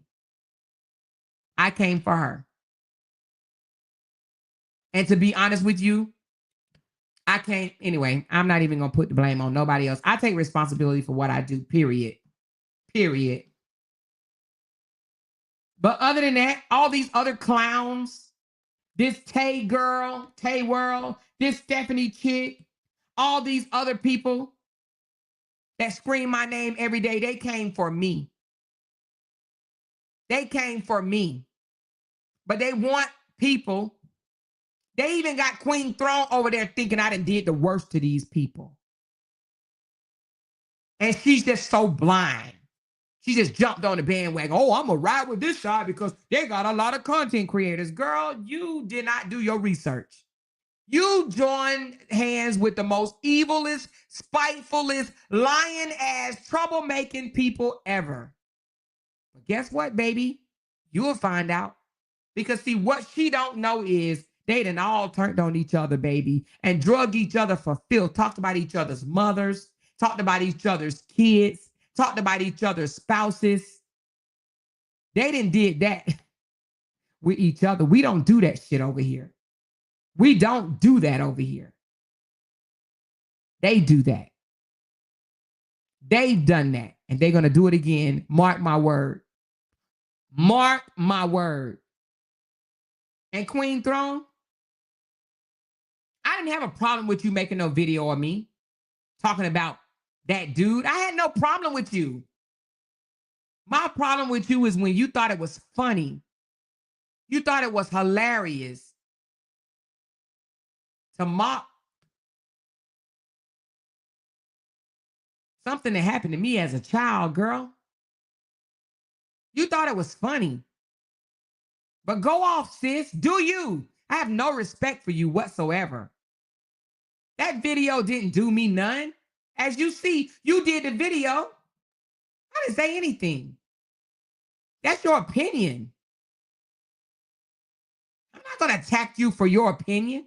But when you laughed, and I got the screenshots where you asking what type of eggs were they, and laughing at that situation while they were discussing me eating eggs out the toilet and you thought it was funny. That's something that I shared with my supporters because I wanted them to know that, hey, we all have been through something, but it's not where you've been, it's where you are now. You thought it was funny, Chickaroo. That's where you lost me. You can say whatever you want to say about me. You can call me all the names in the world. You are irrelevant to me. I don't respect you at all. You are no advocate of nothing but being a follower. That's it. That's all. You jumped on a train with people that you don't even know, boo. I've been with them for almost 2 years, Bookie. You have no idea what you did. You have no idea who you teamed up with. You don't even know the very people that you teamed up with reached out to an abuser, someone that raped an 8-year-old girl, and asked them to come on the panel so they can vindicate him. You didn't know that, Queen Throne. Yeah, that's Retta. Yeah, Retta. She did that shit. You have no idea. You teamed up with people that you don't even know. You should have went back and watched their videos before you did what you did. You are no advocate. You are a disgrace to advocacy. You have no idea what you did. You don't know these people paid money to see a porn video of a young lady that was being dragged throughout social media. They paid money to see her have sex with somebody that lied on her for 7 or 8 years prior. They paid money to see that video. These people are disgusting. And you teamed up with them. But I ain't mad at you, baby. You're right where you need to be. You laughing at somebody that ate eggs out the toilet when they was a child? You're right where you need to be because they do the same shit, Buki. They do the same shit. And I heard her say, oh, you don't know all what Amora has done to these people. Amora ain't done nothing but call them bitches and hoes. That's it. That's all. And I called them on their shit. I showed them how unperfect they were. Yeah, I pulled their backgrounds. I did. To show them just how motherfucking unperfect they are. I did that. But you want to say pulling their backgrounds is worse than contacting their rapists and saying, come on the panel, let us validate you, not validate, vindicate you. Let us vindicate you. Tell us you didn't do it so we can make this girl out as a liar. Yeah, you didn't know that, did you? You didn't know that happened, did you, Queen? You didn't know. You didn't know that happened. You didn't know that they paid to see a young girl's porno that was fake. She was lied on by an abuser. This man that told the lie is an abuser. Has jail photos and everything. Blackened the girl 2 eyes. He blackened both of her eyes. Went to jail for it. He came out and lied on this young lady. And they had him on the panel not once, but 2 or 3 times. She didn't know that. They support men that beat women asses. They do. OB is on the domestic violence registry. And they supported him just up until the other day. But that's okay. That's okay. She has no idea. None. Whatsoever. Nobody ever can say and prove that I did any grimy shit that's worse than what these despicable motherfuckers have done. And they want to try to say, oh, Amora was worse. Amora was. Prove it, nigga. Prove it. How was I worse? How? But let's get back on this manipulation. We ain't about to get off this manipulation, okay? Narrative manipulation. Another impact of narrative manipulation is delayed resolution. It prevents the issue from being addressed properly. So that's why they try to manipulate the narrative. Because they don't want the real issue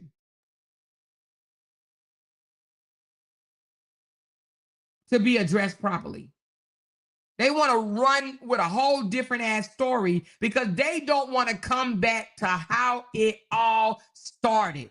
The real reason the outburst became in the first place. They don't want to address that. They don't want to talk about what they did to cause all this bullshit. Delayed resolution. Oh, please don't peel back the onion because you're going to find out what really happened. And then I'm going to look like a damn fool. They don't want that to come out. They don't want that to come out. Another one is emotional exhaustion. It creates confusion and frustration for everybody involved. Have you noticed? Because even myself, have you noticed people say, man, I ain't even going to talk about this more. I'm sick of hearing this. I don't even want to talk on this no more. I don't want to hear this no more. I'm so sick of it. I'm tapping out. Have y'all heard people say that? Raise your hand if you've heard somebody say it, or even if you felt like that yourself. I'm tapping out. I'm sick of this. I'm so frustrated. I don't want to have nothing to do with this. Because what they're trying to do is to emotionally exalt people. They don't want the truth out. So they create confusion and cause frustration. So people would tap out. So people would zone out. So people would say, I'm tuning out. I don't want to hear about this no more. That's what they want.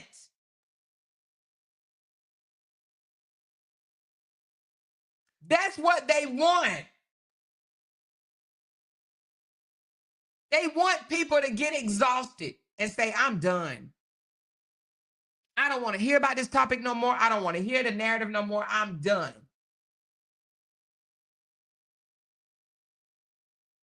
That is one of the impacts of narrative manipulation. When they start trying to manipulate the narrative, it makes people not want to even hear it anymore,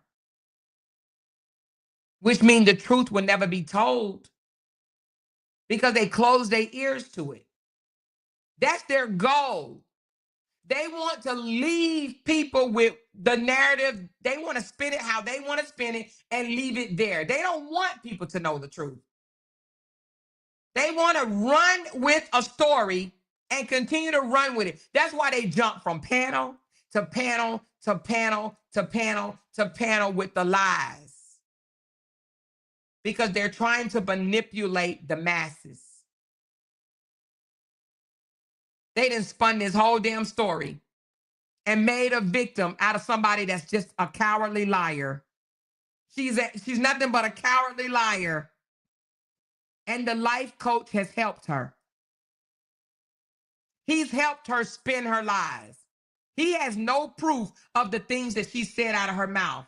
We did this to her. We did that to her. Show it. Show that we did that before she basically went over there and said the worst things about us. Show where we started this shit. Show it. Show that we turned our backs on her because she wanted to call out a pedophile. It's a lie. It's been a lie. It's been a lie. So let's talk about how to recognize it. Let's talk about how to recognize it. And to counter it. One thing, we have to stay focused and redirect the conversation back to the original issue. And that's what I'm doing right now. Redirect the conversation back to the original ass issue. The original issue is I didn't have nothing to do with that goddamn conversation that happened in the first place. But my name and my channel was thrown in it. I was subbed by a coward that had my phone number. And instead of picking up the phone and calling me to ask me, why haven't I ever discussed this person before? They get on a platform, goes off on me, goes off on my sister, call my sister a bitch, and says, fuck her more. That is the original issue. Our issue with her is not Maine. Her not wanting to defend Maine. Our issue with her because she disrespected us yet again. We hadn't even healed from the last disrespect she did to us by telling us to go kill ourselves. That's what she told her sisters. And at the time she told us to go kill ourselves, it had nothing to do with Maine. She was just mad. She was in one of her drunk spells and she got angry with us and told us to go kill ourselves. Then she said, I'm sorry. I didn't mean it. I was just upset. Sis, but you can't say stuff like that if you don't mean it. I know. I didn't mean it. See, we hadn't even healed from that wound. We hadn't even healed from that wound. And then this.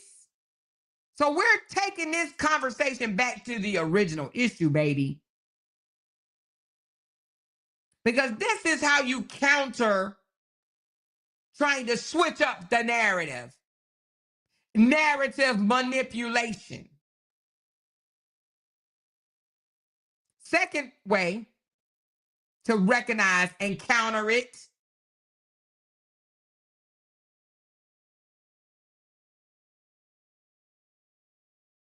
is to clarify the problem. Force specifics to reveal inconsistencies. Where's the proof? Proof that we came after her for no reason. Proof that we grew upset with her because she didn't want to support Maine. Prove that shit, because that's what you're trying to accuse us of. Prove it. You can't. Why? Because it's a lie. Life coach. Prove your lie. Coward. Prove your lie. You guys lied. You guys tried to switch the narrative to make her a victim and make yourselves victims. Again, she's no victim. She started this shit, got mad because of what we wouldn't do on our own panel, and called us names. We never even called her names. All we said is, you don't get to tell us what the fuck we talk about on our own channel. You can I even said, talk about what you want to talk about on your channel, but you will not make us talk about what you want us to talk about on our channel. That's it. That's all. We literally just said, you're not going to tell us what to talk about on our channel. You don't get to make that decision. So prove it. I challenge the life coach or the lion ass coward to prove that we attacked her first. That we got mad at her because she wanted to expose Maine, because it's a lie. She could have exposed Maine fucking every day, and she probably would have got a motherfucking like from me. Or a view, should I say. She probably would have got a view from me. I probably would have listened. And at that time, I probably would have learned about the contact. Because before that, because I heard the life coach lie and say that Callie gave me the paperwork before he gave it to her. That's a lie. It's a lie. Callie gave me the paperwork after me and Felicia had already went toe-to-toe with each other. That's when he texts me that damn video. You can ask him. I got proof. I got real ass receipts. Not what the life coach spits out of his lying ass tongue. I have real receipts. Y'all know I don't have a problem showing my messages. And I don't have to modify them. I don't have to lie. I don't have to make shit up. I got real ass receipts. The day Callie showed me the paperwork that said contact, that's the day I blocked Maine. That's the day I said I can no longer allow him to come into my chat. That's the day I blocked Maine. Of course, Bianca, they never have receipts because they're liars. That's the day I said, hey, you guys, I'm not going to drag him on my channel, but he can't come back in here. My people are uncomfortable.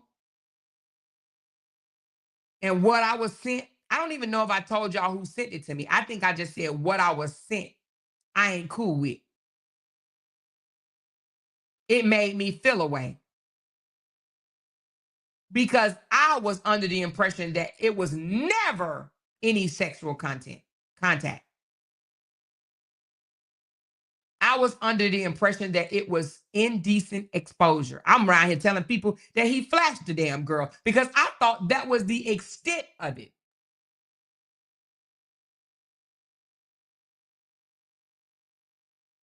He swore to me that he never touched that girl, and I believed him. But when Callie showed me the paperwork and it said contact, and he pleaded to that, he pleaded out to that, to contact, that he had contact, that's when I changed my mind. That's when I said, oh shit, wait, what? And you can ask him. I was literally taking a bath in my bathtub when he sent it to me.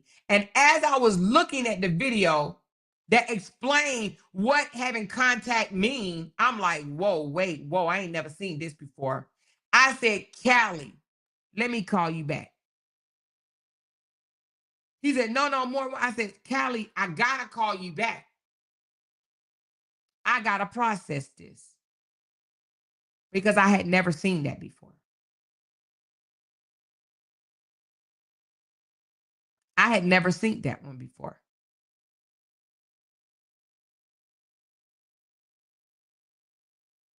There's two separate parts to it, you guys. It's one part that says indecent exposure, and then there's another part that says indecent exposure with contact. I never saw the with contact until Callie sent it to me. So when you hear the lying ass, manipulative life coach say that we was sent the information the same day, he's a fucking liar. You can check Callie freaking text messages and mine. He knows this man just spit shit out of his mouth and he doesn't even know. He doesn't even know.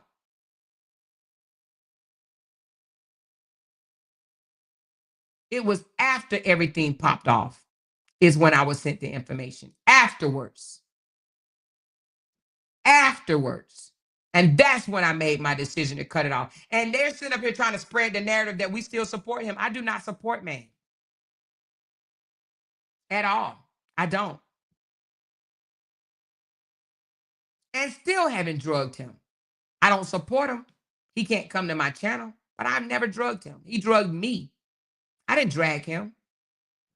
I could have, but I don't want to be no hypocrite. And that's why I did not. When that man disrespected those females content creators, what did I tell him? You need to apologize. I don't roll with guys that call women bitches, even though I never even heard him say it. But I was told that he did. I never heard him because I didn't even go listen to him. I never heard him call them bitches. But when y'all told me that he disrespected women and called them bitches, what did I say? I don't support that dude. You need to go get it right. If you call them out their name, you need to correct that. If you call them bitches and hoes, you need to correct that. But yet the liar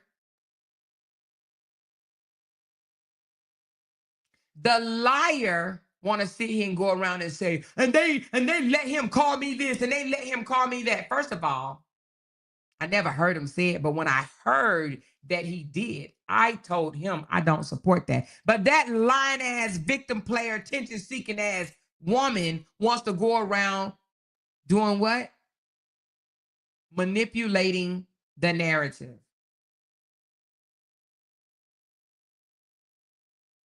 Manipulating the narrative. Another way to recognize and counter the narrative manipulation is to set boundaries.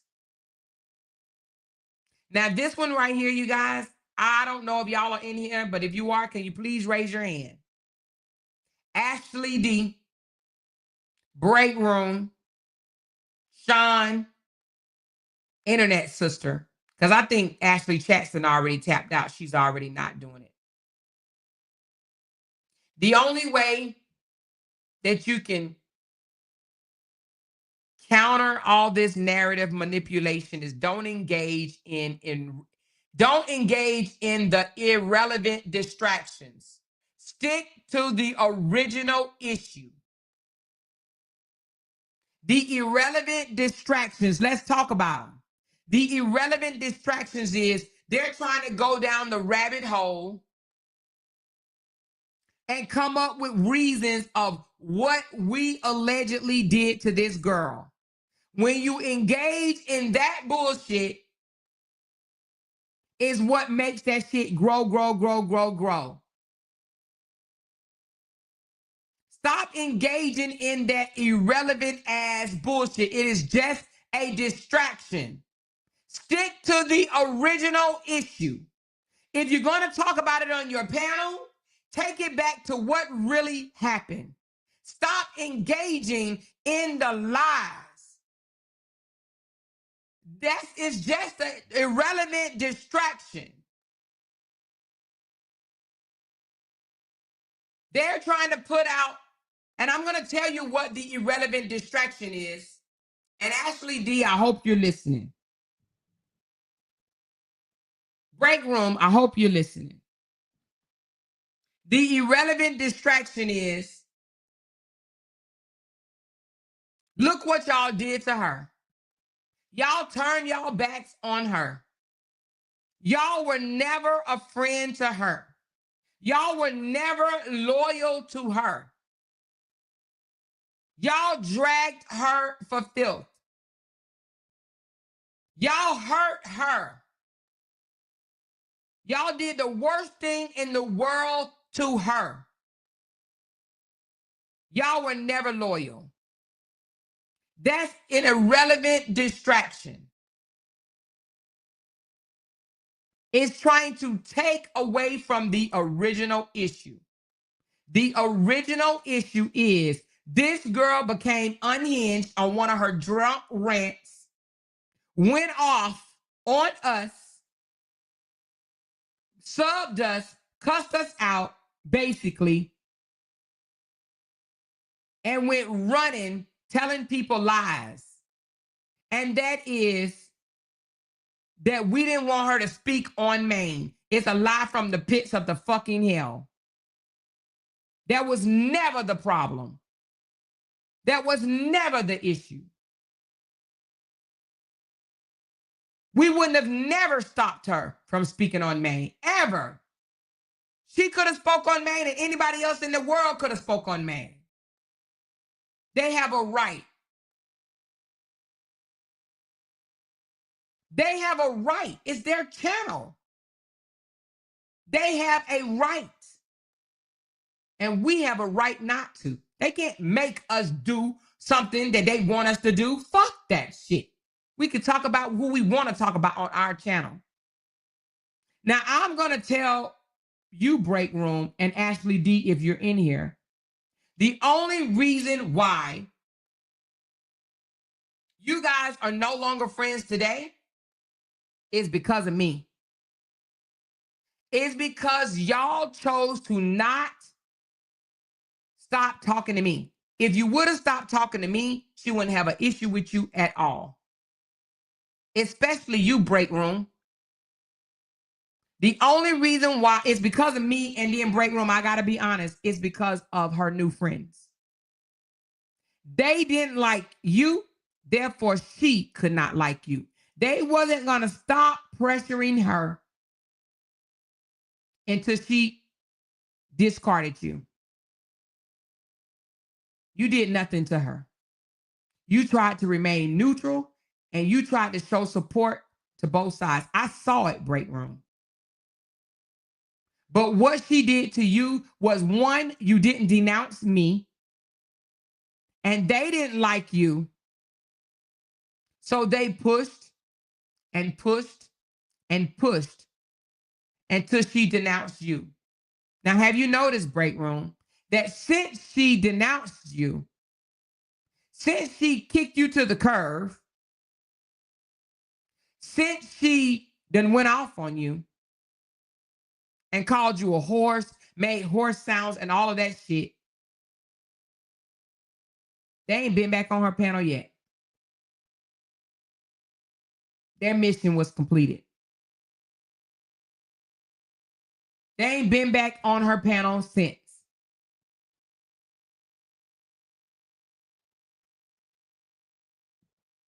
So, to be honest with you, you were kicked to the curb. You were called a horse. You was made fun of because you didn't denounce me. And her new friends didn't like you. Now, Ashley D, the reason why you were kicked to the curb is because you didn't stop supporting me. That's it. That's all. And you tried to reason with her on your panel. You tried to let her know that the very people that she's now teamed up with did the worst shit ever to her. And she resented you for it. She felt like you was blocking her support. That's what happened. You tried to warn her by saying, wait a minute, how are you going to link up with our adversaries? She didn't want to hear that shit. And that is why you're no longer her friend. That is why. And as far as me, that girl had problems with me probably long before that day and just did not know how to be woman enough to talk to me about it. She's a coward. She's a coward. So, like I said, set boundaries and don't engage in the irrelevant distractions. The irrelevant distractions is, you know, now, let me not say names. The damn life coach coming out saying things like, oh my God, this woman saved my life with her story. It's all lies. I wouldn't even address that, to be honest with you. Because the thing about it is, if she saved his life with her story, why his life wasn't saved when she first brought a story out before? He sat there and continued to support those that mocked her unalived mother, that mocked her whole life, all the things that she's put out here on the internet. They mocked it. They made fun of her. And he still supported them. He still gave them shout outs. He still appeared in their chats. He still liked and shared their shit. Well, I don't know if he shared it, but you know what I mean. He was still there for them when they did all of that. So how now did it change his life? Baby, please. It's manipulation. It's narrative manipulation. The only reason why he is gelling with her like that is because he's taken advantage of her vulnerability, because she needs a team. She says she can stand alone, but that's just not true. She needs a team. So she ran to her enemies, which are now her friend, which I don't have a problem with that so whatsoever. And I hope you guys don't either, because she is right where she needs to be. They are alike in every way possible. She fits like a glove. She is exactly on the side that she needs to be on. And y'all know I really don't like to say sides, but I'm saying sides now. Baby, it's a side. It's a side. Do you hear me? It's a side. She is right where she needs to be. She's just like them. Absolutely 100% just like them. There is a side.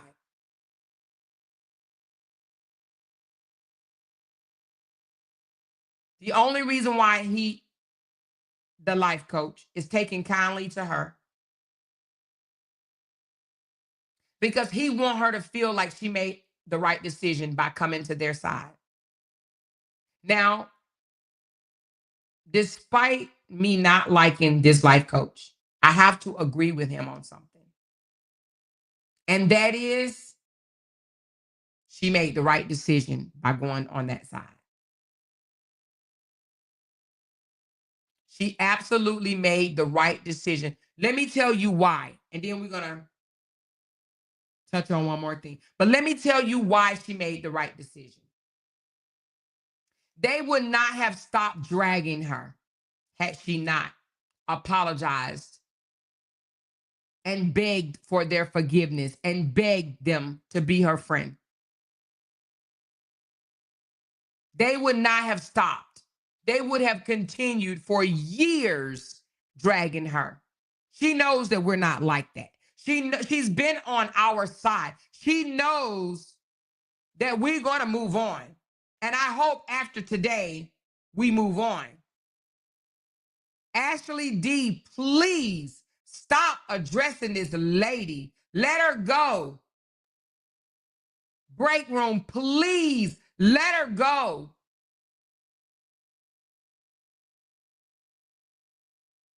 Jenny, please let her go.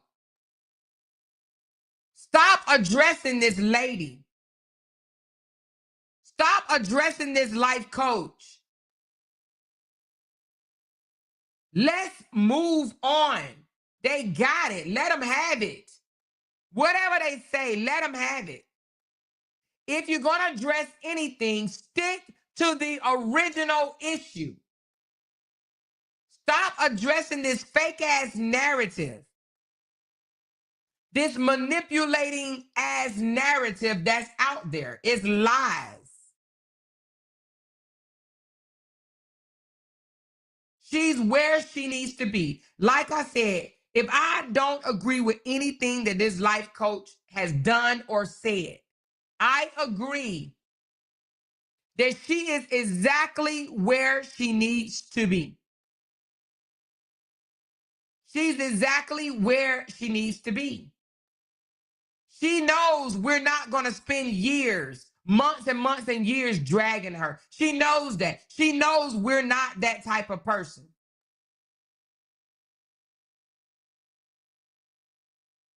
She knows that. But she also knows that had she not teamed up with them, they would continue to poke fun at her, to make her feel small, to point out her lies. She knows that. She knows they wouldn't have never, no matter how many church songs she's come out here and play on her computer, she knows they would have mocked her, made fun of her. Right before all of this happened, she texted me and said, you see, I took a break. I ain't said nothing. I done came back from my break. I've been minding my own business. I've been good. And they still talking about me. She knows that's something that they're going to do. She know it. She did not want to be another Brianna. She can't handle it. She's a coward. She did not want to be another Brianna. So she teamed up with them. No matter what they said, no matter what they've done, but simply because she couldn't take it no more. Now, here's the thing. Everybody has their breaking point. I don't even blame her, y'all, for doing that. It was very strategic. I don't blame her for doing that. She did what was best for her own mental. She did what was best. She knows what she can handle and what she can't handle. And she could not handle being out here on YouTube with people dragging her, and every little thing that she's doing drag her for it. She did what was best for her mental. So I say, let's stop. You guys, don't get mad. Don't talk about her. Don't poke fun at her. Don't. She did what was best for her own mental. She knows she would have broken. She was already breaking. She would have broke to 1,000,000,000 pieces had she not teamed up with them. She couldn't take the pressure. She know we didn't do anything to her. She know calling her a roach didn't make her go apologize to those people. Because let's talk about it. That's the only thing we did was called her a roach. Well, let me take that back. That's what I called her, a roach. Why did I call her a roach? Actually, I didn't call her a roach until she teamed up with them. Let's really peel back the onion. I did not call this lady out her name until after she called me out my name, after she lied on my husband, after she lied on me. I didn't call her out her name until after that.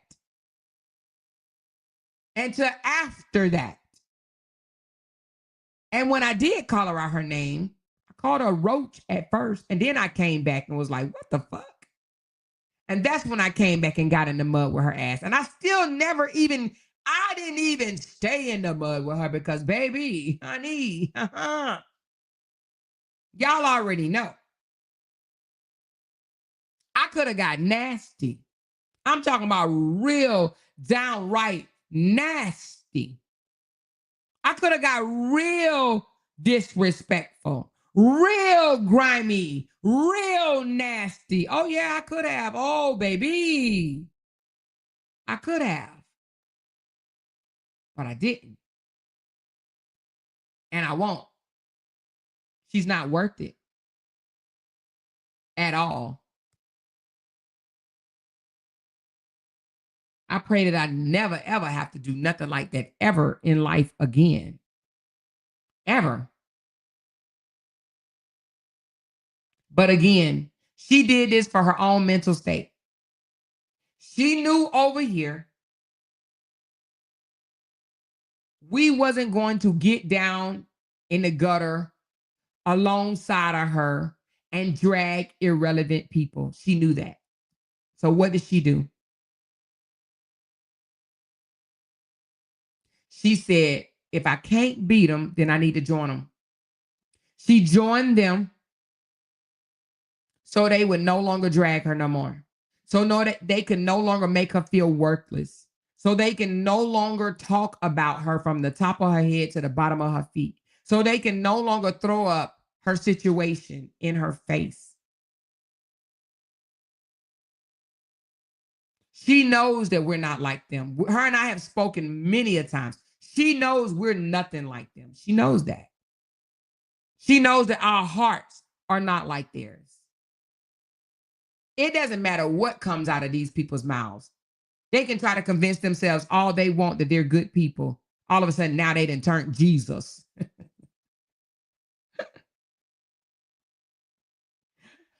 All of a sudden now, oh my God, what y'all doing to her is the worst ever. When they clapped, cheered, participated when their content creators did it. And I want to say something to Special K, because I know you're listening, Special K. I need for you to explain to me, because you sound like a sound-minded woman. I need for you to explain to me how now is it that you can speak life into her and try to make us appear to be the worst people in the world for laughing at her or for calling her a liar that she is. I need for you to explain, where were you when the very person that you support heavily was disrespecting her deceased mother on their panel? Where were you, Special K? Why weren't you telling them that they were wrong in public on the panel for everybody to hear, so the supporters would know that they were wrong as well? Where were you, Special K? You sound like a reasonable person. Where were you? Huh? Where were you why were you calling them demonic and evil and spiteful and low down for what they did to her?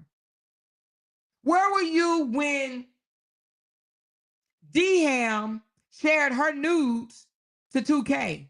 Where were you? Where were you? Where was your outrage? Where were you?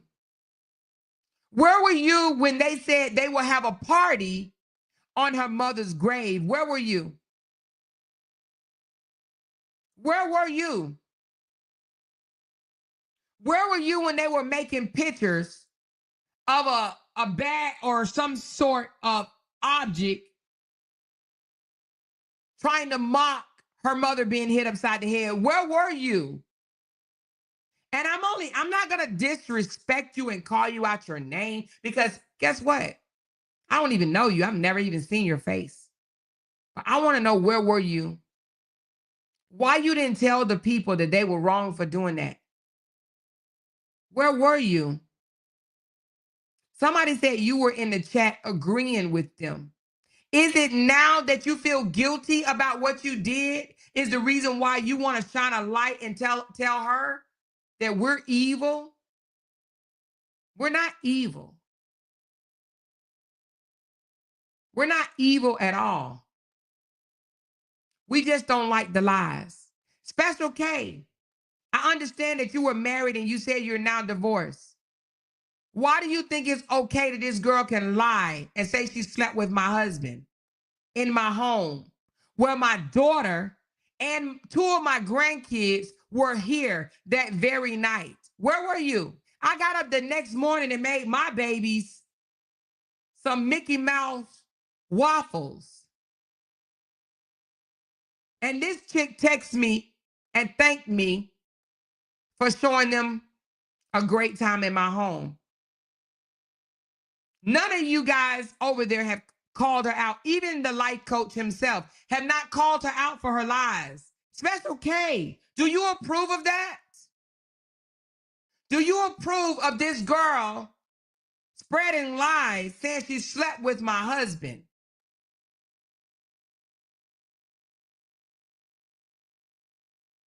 That they met up at a bar and that I took photos of it, videos of it, and she has the video. Where were you? Why you're not calling her out on her lies? Special K? You are a hypocrite. You speak of God. If you're speaking of God, and if any God is in you, why can't you tell this woman to stop lying? Why haven't you asked this woman for proof of anything that she has spread it? Saying that Amora said that she deserved what she got, or that Amora said you should be over it by now. Why haven't you asked her for proof? It's because y'all want to believe her,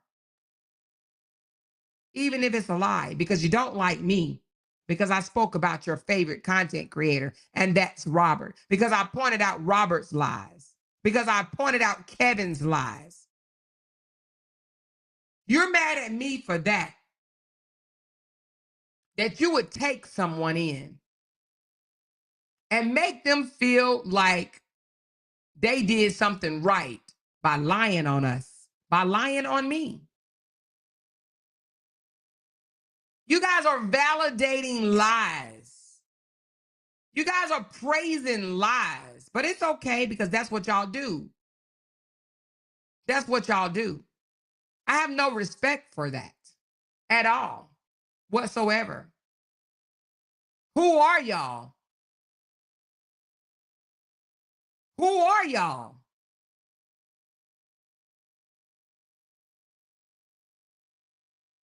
Who?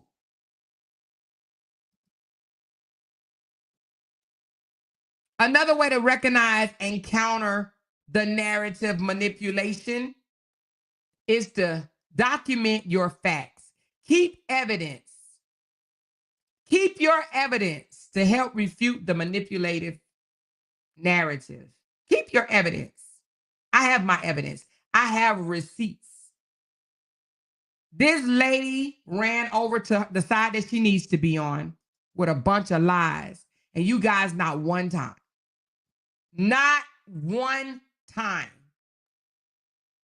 saying, where's your receipts? Where's your facts? The only thing this lady ever showed receipts of is that Sam P called her. That's it. That's all. That's it. That's all. Sam P called her. Oh, and she showed a receipt where she called Rose on the phone. That's it. That's all. That woman ain't, and then said, I'm full of receipts. I'm full of receipts. You ain't showed a receipt yet. She even lied about asking two individuals for $20. Said, I ain't asked them for money. The receipt, the text message says, sis, can you send me $20? And this lying ass coward says, I ain't asked her for money. The receipts says, can you send me $20? And she says, I ain't never asked them for money. Make it make sense.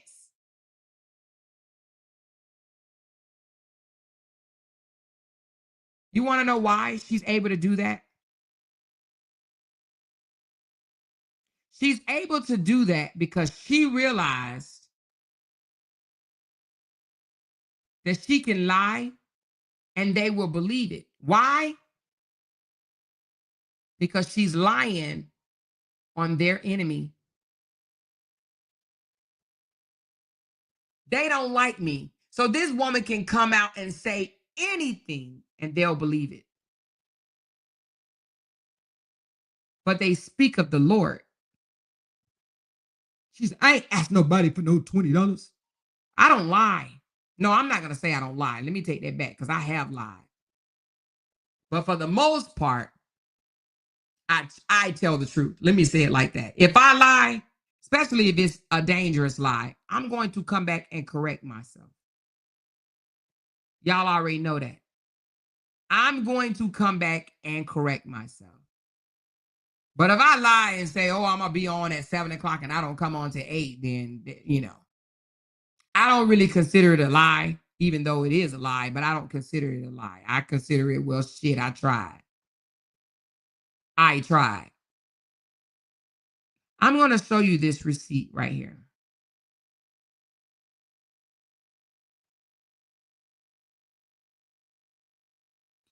That she tried to say. She only read half of the receipt. Let me put this one up right quick. Let me put this one up right quick. This one right here. Let's move this out the way. See, she only liked to show half of shit, right? Sis. What number is that? Okay. Sis. Can Cash App me $20 real quick? And then she drops her Cash App. Then she says, I got it, thanks. Y'all see this? That was on October the 3rd. But she said she didn't ask her for $20. Now let's pull up another one. This is to Ashley Ashley D, she asked for $20, which is nothing, you guys. It's nothing. And let me just say this. It's not even about her asking for 20 because I feel like, and I've told you guys this before, I feel like if you have a circle of friends, let me just say it like, let me just say it like this for me. If I have a circle of friends, and if my friends need it and I got it, I'll loan it to them. We do that. I have friends that's like that. I try not to hang around too many people that can't help me out, or should I say, can't scratch my back and I scratch theirs. I don't like hanging around people that are just opportunists that take, and can't give as well. So me and my friends, we have like this unspoken type vibe. We lean on each other, period. Okay. Now, let's pull up the other one.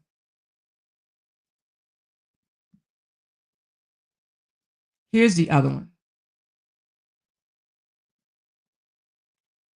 This one was to another young lady. Now, I don't know what it said right above that. Let me see. Did she send it to me? Hold on one second. Let me see if I got what was right above that. Give me 1 second. Let me see if I have right what was above that.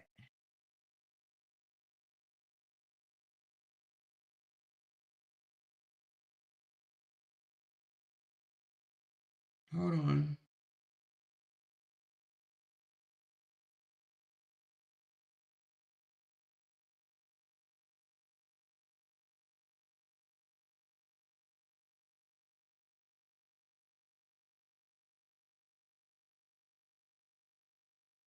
Okay, I don't. Let me see. Do I think I do?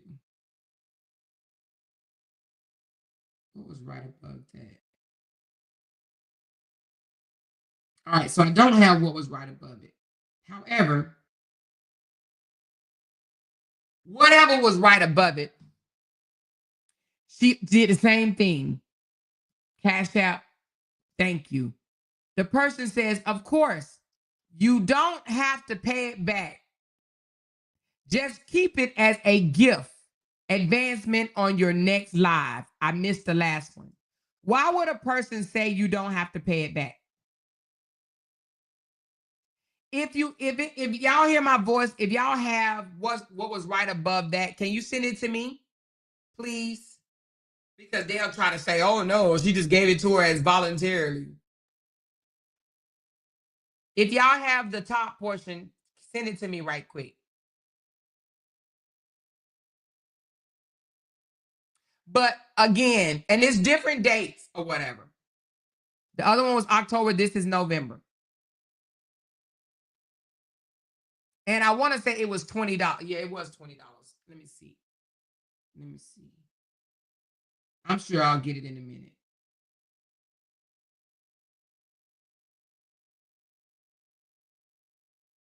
But again, but lie about it. But lie about it. But lie about it and say, I ain't asked nobody for $20. Just like they lie about a photo or lie, they just lie. Well, who lies about sleeping with somebody else's husband? What woman lie on their coochie? Why? Men do the shit all the time. They lie on their Peter Jeter, but a woman lying on her cooch? A woman lying about something so serious, saying, Amora said I deserved it, or Amora said it didn't happen, or Amora said I should be over it by now. Just lie. Just lie.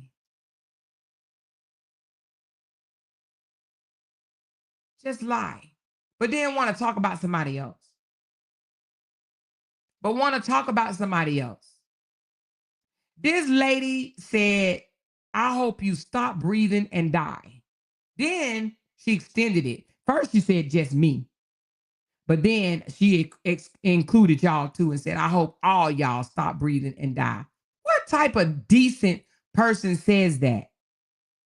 But where is the special K to come out and say, now, you know, that's just wrong. You shouldn't say things like that. That's not something that I can support because Amore would have said it. Amore would have said it. Amore would have been like, now come on. That's wrong. And I don't support that. Why I would have said it?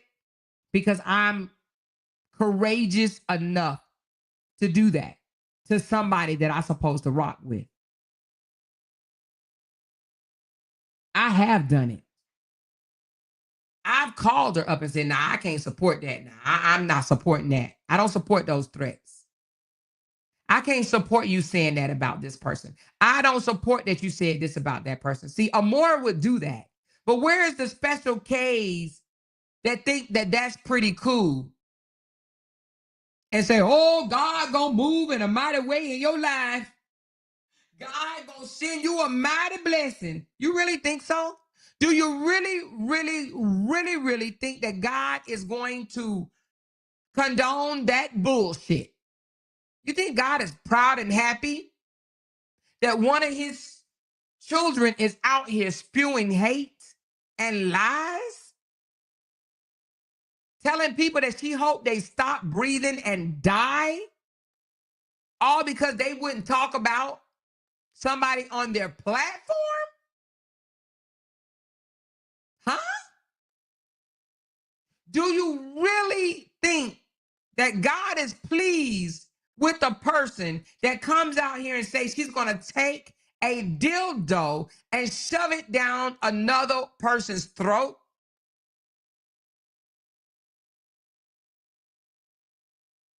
And they say, well, should have said nothing to her.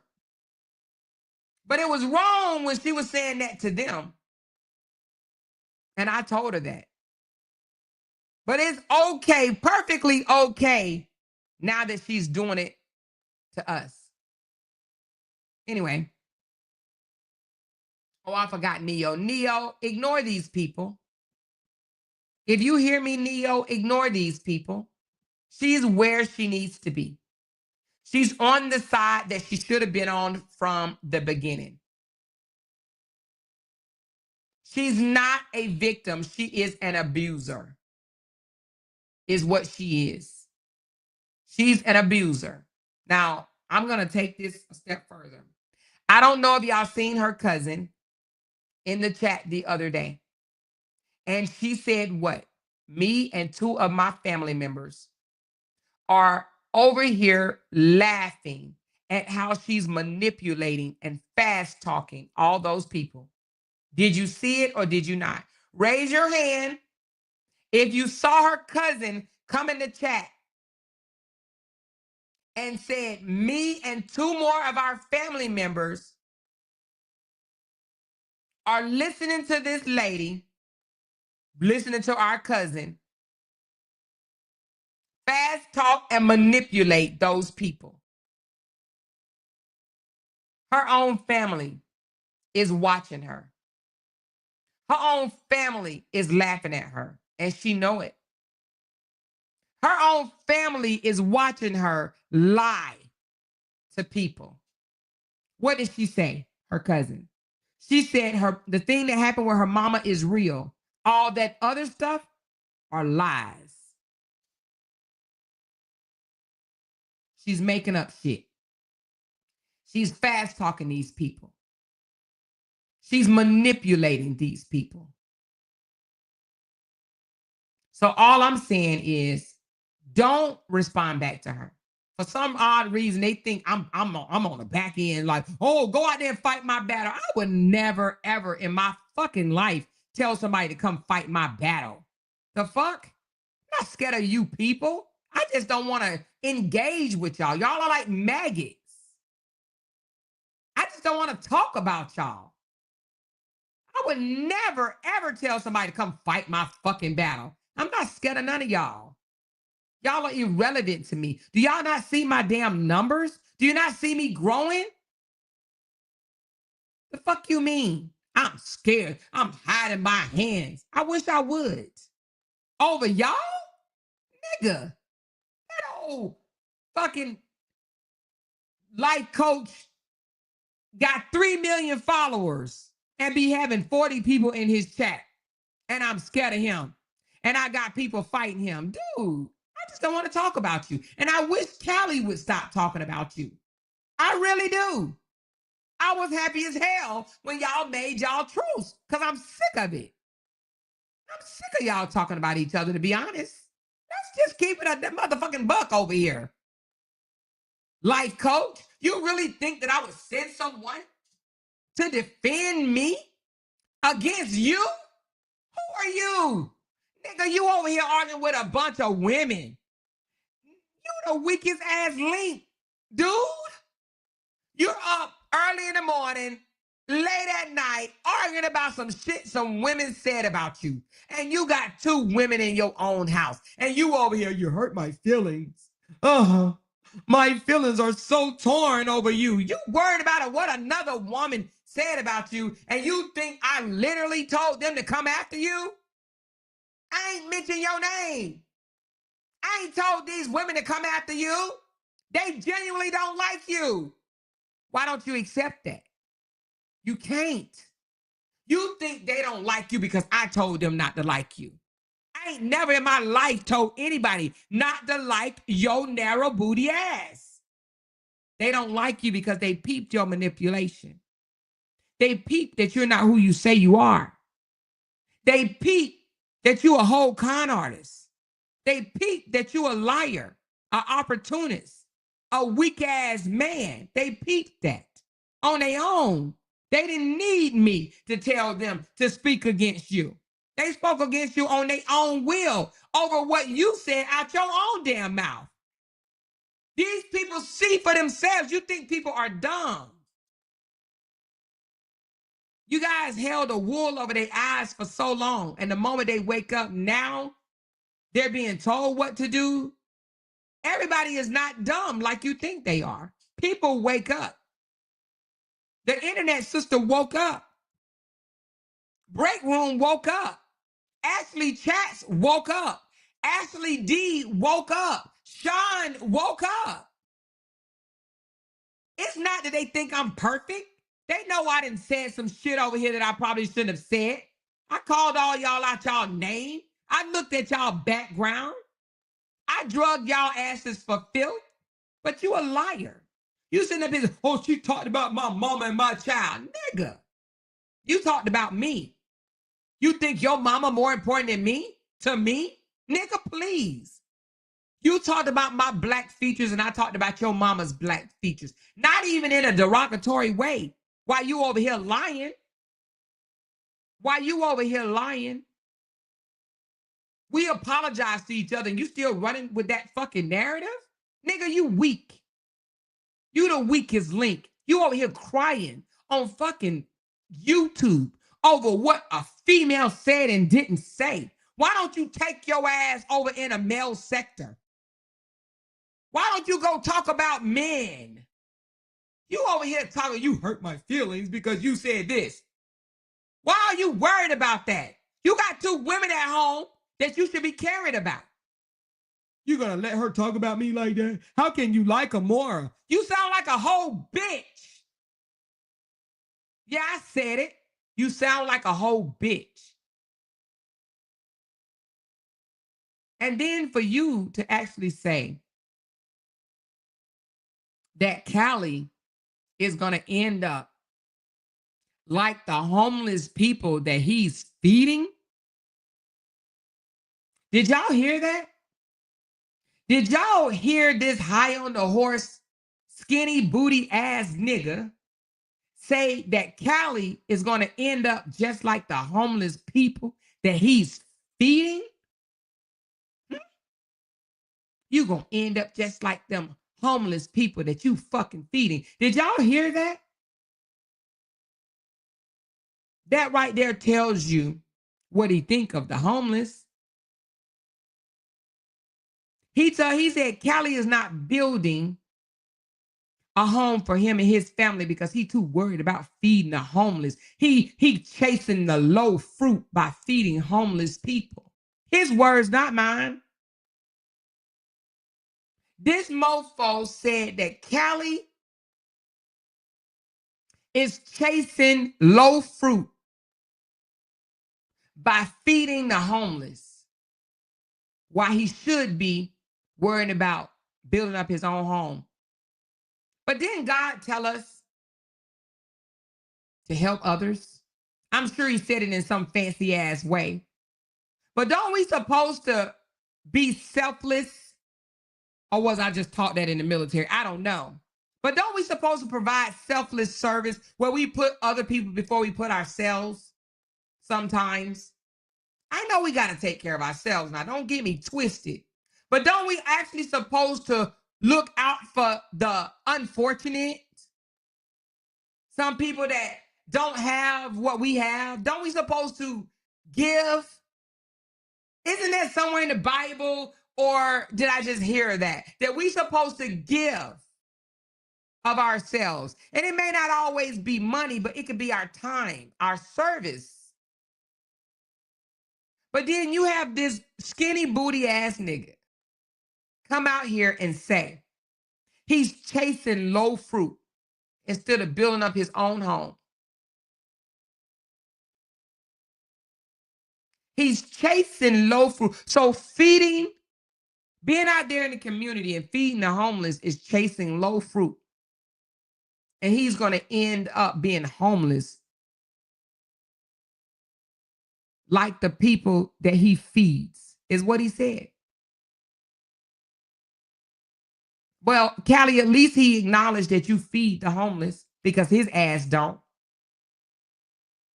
The way he talks is like he despised the homeless. That's why he never fed them a bologna sandwich. He despised them. But he used them. He used them to get what he needed. How did he use them, you ask? Well, he said, send me $5 so I can go feed the homeless. I want to save the world. Send me $5 so a person can never go homeless again. He used them. He used the low-hanging fruit to get what he needed. And that was over $8,000 for his tube food. He used them. He used the low-hanging fruit to advance his life. He used them. But then he ended his life by saying, don't support Callie. Don't listen to Callie. Don't support his mission. Don't support his agenda. And said all these other things about him. What type of life coach is that? You're weak. You're weak by telling people to not support him. And the reason why he said it, because he's intimidated by him. He don't want people to listen to Callie because they may just believe something that Callie says. That's the only time you go out of your way. Hold on one second, you guys. Hold on one second. You said what?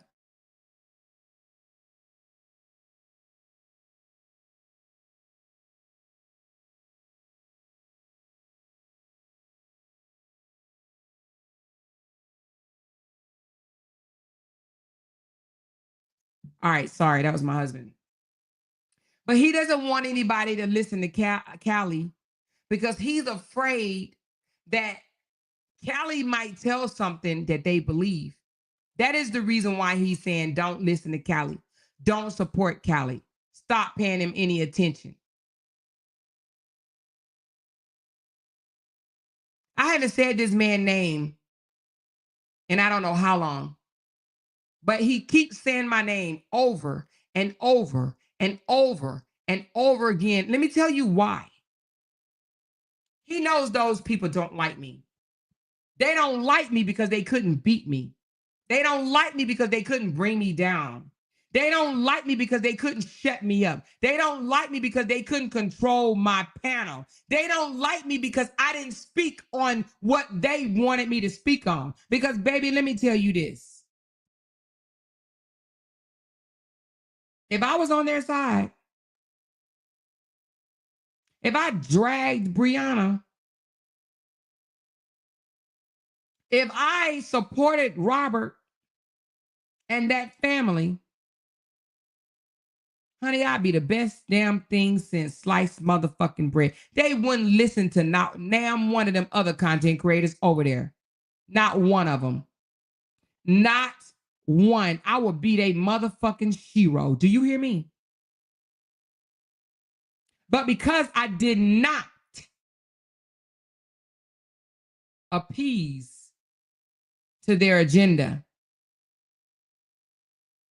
in lifting up a narcissist, a lion ass wannabe narcissist, because I did not drag a woman for her mistakes.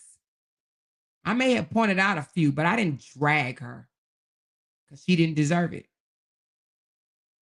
But because I pointed out this narcissist ass nigga, this weak ass nigga, and his family, they don't like me. They can't stand me. And he knows it. And he want to make sure, the reason why he's screaming my name out of his mouth is because he want to make sure no other content creator turn on him and his family and come listen to me and realize that I'm not the evil, demonic devil that he want them to believe. He don't want them to come over here. He already, for the fact that he's like, you can have Ashley, you can have break room. He's saying I can have them like he got a choice. First of all, they are independent and can go wherever they choose to go. He thought that him and his family controlled a bunch of content creators.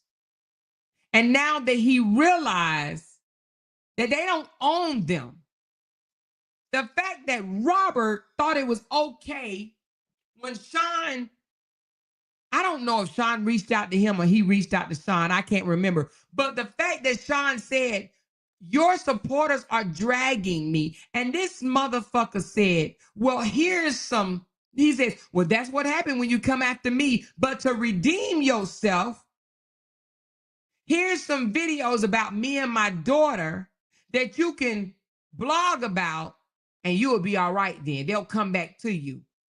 He wanted Sean. Okay, Sean said he reached out to me. Okay, so he wanted Sean to speak on how good of a father he was to get those supporters back in line. As if she need his supporters to continue being a blogger. As if that's what she's supposed to do for the rest of her blogging ass career. She's supposed to speak highly of him and his family, or she's going to get thrown to the crocodiles. They think they own these content creators. Speak good about my family and you'll be all right. What? Because if she calls out his shit, she's doomed. If she move on to other content, they're not going to support it. Oh, if you still want to check, if you still want to support, just talk about how good of a father I am. And and mention Scrappy or whoever. Put us together because I want to be put with a celebrity. Talk about how we're both good single fathers.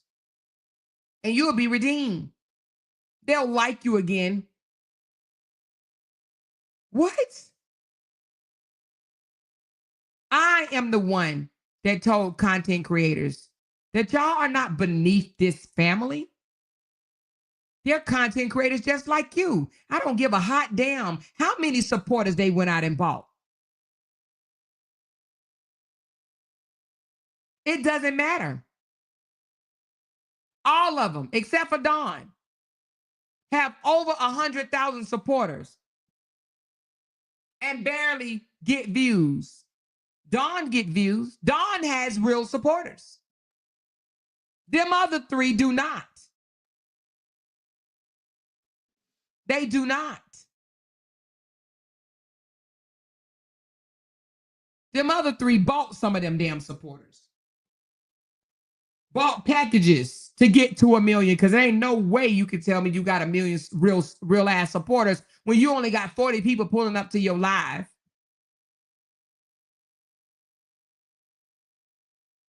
You're their equal. Sean, Break Room, Ashley's. Y'all are not beneath these people. Y'all don't work for them. They're not paying you to blog on them. Let me tell you something. When you see TMZ and Shade Room, when you see them favoring an artist way more than they do another artist, you better believe they didn't pay these people thousands and thousands and thousands and thousands of dollars. Now, if they were paying y'all, I'm talking about some good ass money. I ain't talking about no $100. If they were paying y'all, if they were sliding you $500 to $1,000 a month to advocate for them, then hell yeah, I'd come out here and say he a good ass daddy. But Ninja, if he ain't paying you, you can speak about whatever you want to speak about on your panel. They don't own you. They can't tell you what you can and cannot speak on.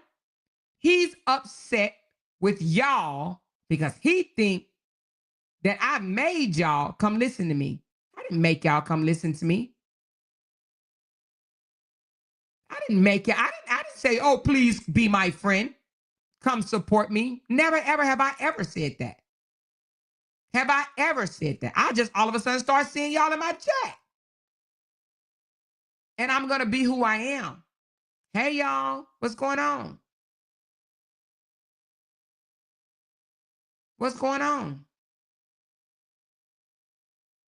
He thinks I got some damn digital portion, viral portion. Hey, Lampo, what's going on? He think I got some type of viral portion that I'm sprinkling throughout the internet that's making people. This man literally said, y'all used to support me and protect me. Now y'all protecting her. I can't say nothing about her without y'all coming for me. How weak of a man can you be to say something like that? This man really think that I hold power over content creators. I don't hold power over none of y'all. I'm not higher than any of y'all. And I'm so thankful and grateful that y'all don't treat me like that. Lampo been out here in the internet for a while, right? I treat Lampo with respect for her knowledge. She don't just stick to one platform, and I love that about her. I have not been able to do that because I will be wigged out. I can't keep up with more than one right now. But she's on all the damn platforms. I like that about her. And another thing I like about Lampo, she ain't just going, she ain't no follower. She make up her own damn mind. You can't scare her into leaning one way or the other. She gonna talk about what she wanna talk about, and she gonna cuss you out for trying to make her sway one way or the other.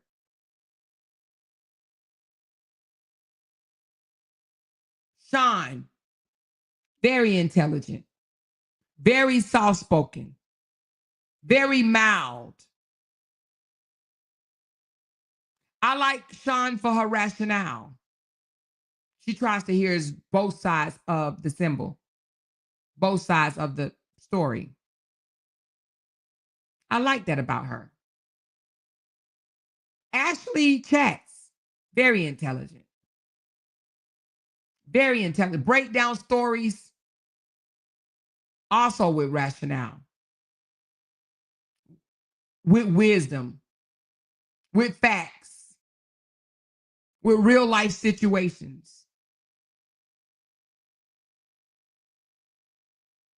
Now, break room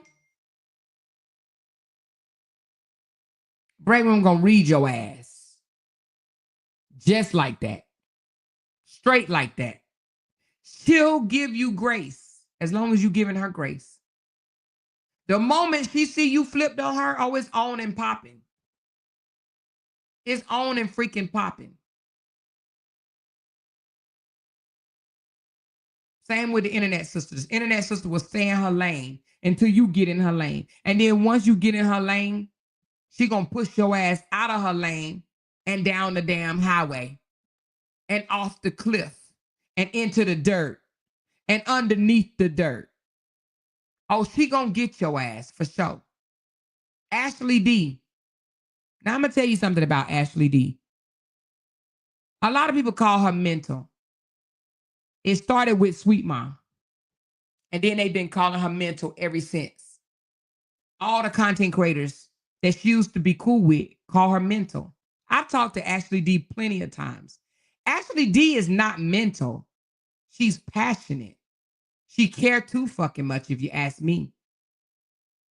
She's a good-hearted person. The only thing that I wish, and it will come eventually, is for her to believe in herself and stop thinking that she has to prove something to these motherfucking itty ass biddies. She's a sweet person. I could tell Ashley's the type of person that love hard. There's a lot of people out there that love hard until they get bit by the wrong bug, and then it's hard for them to love again. She loves hard. She likes to be there for who she supports. But she wants people to give her the same support. She wants people to support her.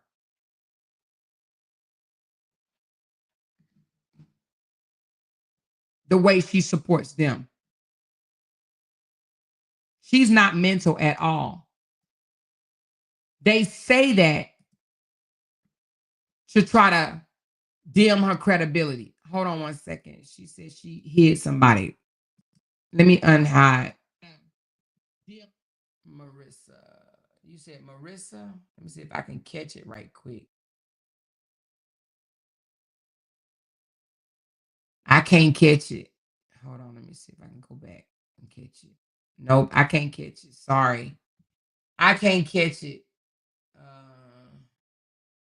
Hold on. Let me see if I can catch it this way. Hold on, y'all. One of my mods said they hit one of our people right quick. Give me 1 second, y'all. Let me see if I can.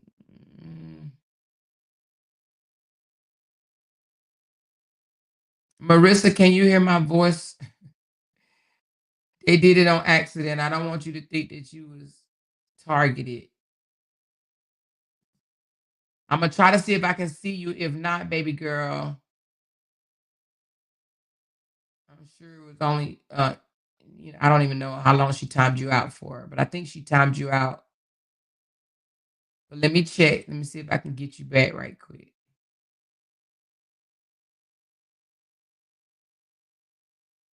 Hold on, y'all. I'm still looking. Ooh, Marissa, I don't see you, baby. Oh, boom, gotcha. All right, hit refresh, Marissa, and come back in and let me know that you're back. Hit refresh, Marissa, and then say something so I know that you're here. I got her. So she should be back now.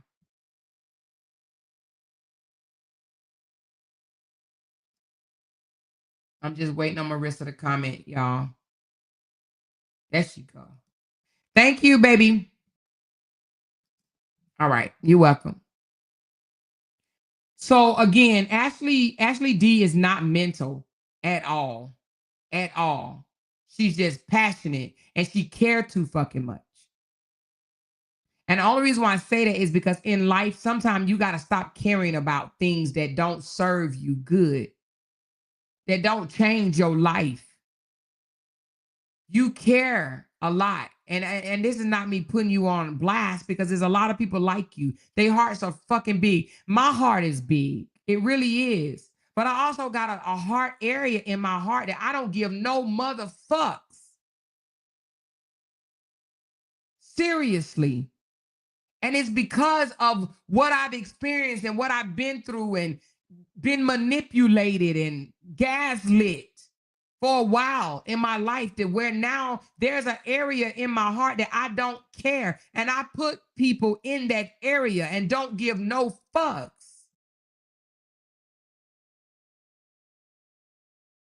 You have to get like that, unfortunately. And I know it sounds horrible, but you can't care what everybody say. You would drive yourself insane.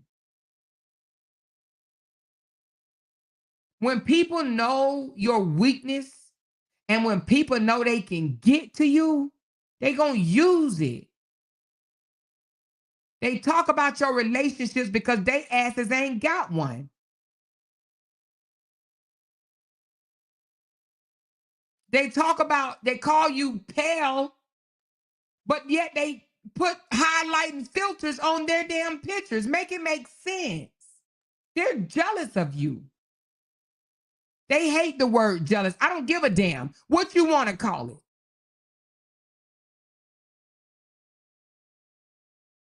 I heard the coward have the nerve to say that you was dumb because you was going back to school. Do she not know it's 60-year-olds that go back to school and get their damn degree? Don't ever let a low budget ass motherfucker talk about you, talking about you don't know how to write a resume. Well, that's what resume companies are fucking for. There's a lot of shit I don't know how to do. And I pay for the service because I don't want to know how to do it. You think I'm going to go out there and cut my grass? Hell no, I'm going to pay for the service. I'm going to pay for the service. You don't know how to write a resume. Go find somebody that do and have them write it. Ashley?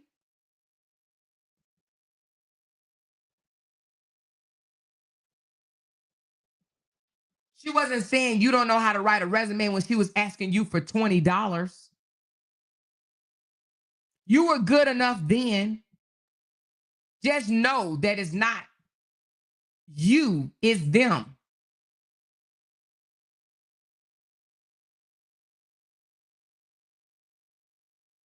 Look, right here, Shantae said, whoever need a resume done, hit me up. I'm certified.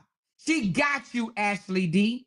Send her your stuff if you need a resume. She said, I graduated with my class. That wasn't mine anymore. Okay. So she just lying again like she always do. Like she always do. Want to talk about your man. Talk about your man. Do you notice people love to talk about people that's in real ass relationships? They always target. Why? Why do they target people that have real ass relationships? People that really love them, that's not beating their ass, that's not disrespecting them, calling them out their names, leaving them on the side of the road, leaving them in restaurants so they have to catch Ubers and shit. They like to talk about people that have real relationships. Men that don't cuss them out, call them the B word. Because some of these people, some of these women seem to think that that's okay if they man just cuss them the hell out. kick their ass, treat them like shit, pimp them out. Some women think that that's okay. They say, okay, all right, I'll do it. What? What? They want what you have. They wish they had a man that treated them kind, that cooked for them, that brought them things, that took them out, that love on them just the way they fucking are. They gotta dress up like a fucking clown.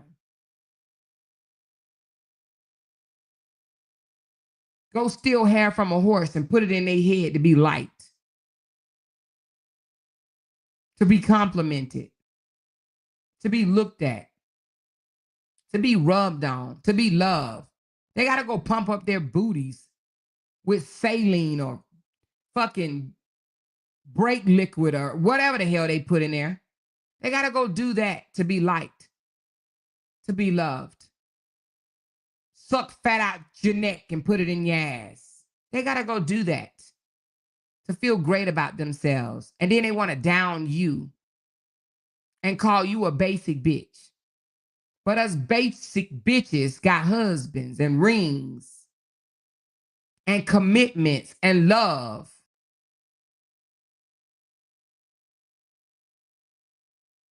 You know, I was thinking the other day, I said, God damn, come June of this year, it'll be 17 years for me that I've had the same Peter Jeter going in and out of me. And I know that's TMI, but I can't tell you what another Peter Jeter feel like. It ain't too many women out there that can say the same thing. 17 years of one piece of meat going in and out of me. And I'm proud of that. You in your 50s still fucking in the Skittle box, in the Skittle bag. Green today, yellow tomorrow, red the next day. Who wants that in your damn 50s? We got gray hairs down there. And you still playing in the Skittle bag. Putting your mouth on things that you ain't even married to. Ain't no way. I'm not like that. I would never put my mouth on somebody that's not my husband. Or we ain't in some committed ass long-term relationship. Who meets a nigga the first day and go down on him? I thought that shit's supposed to be treats. Special occasions. Fucking Father's Day. Birthday. Who does that? Not me. That's where we draw the line. We different. Call me green or whatever the hell you want. I stay green if it come to that. You don't know what this person nasty thing been the night before. You don't even really know this person you met online. You met up with for the first time. I wish I would.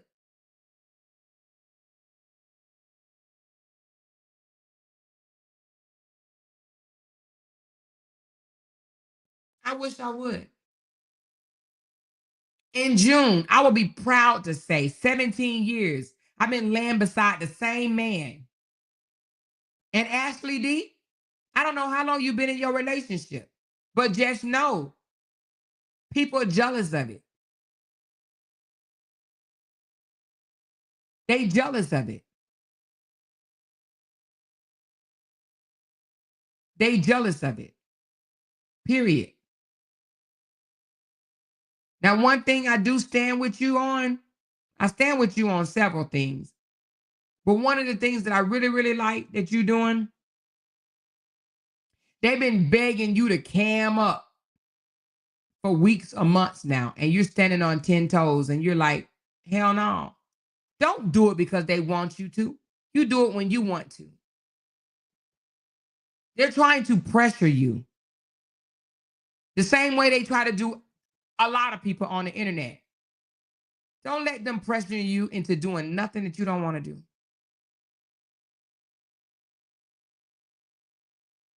Don't let them pressure you.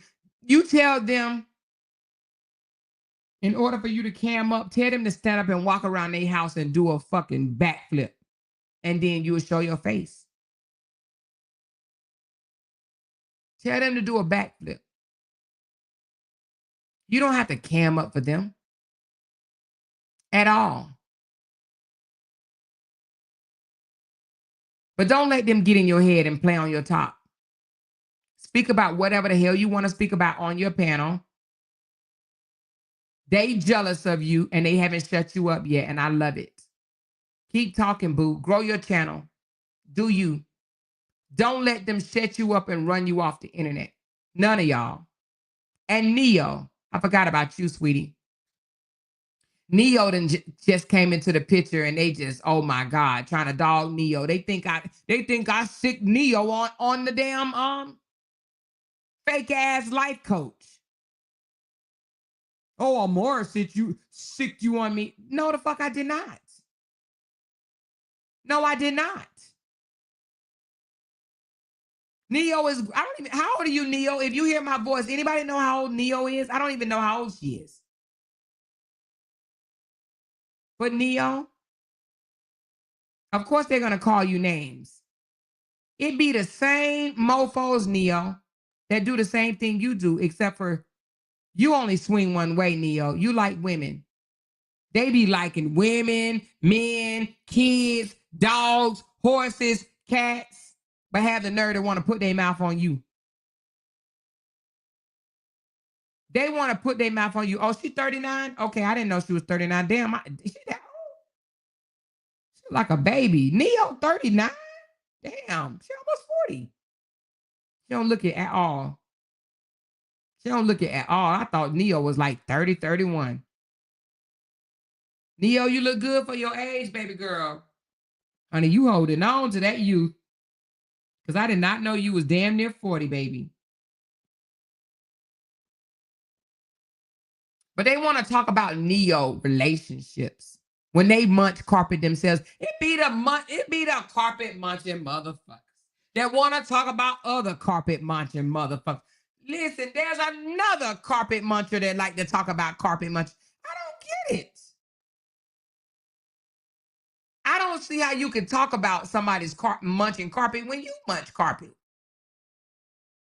And everything else. For money.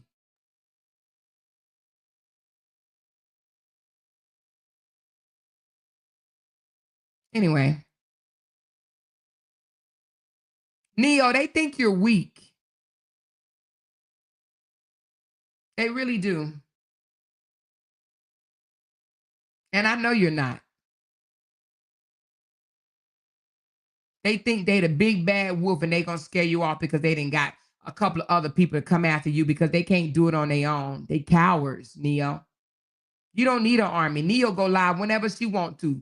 Neo be driving in her truck going live. Don't nobody say, hey, Neo, go live and say this. Don't nobody do that. Don't nobody say that. Neo go live when she wants to. But these people go run from panel to panel to panel because they need a team, baby. They need numbers. Y'all know I don't need numbers. I stood on my own against a whole lot of content creators for months. I ain't scared of not damn one of these mofos. It's just some of them irrelevant that will never, ever get my energy. My time, my energy, my voice, my nothing. They would never get it. Ever. Because they suckers.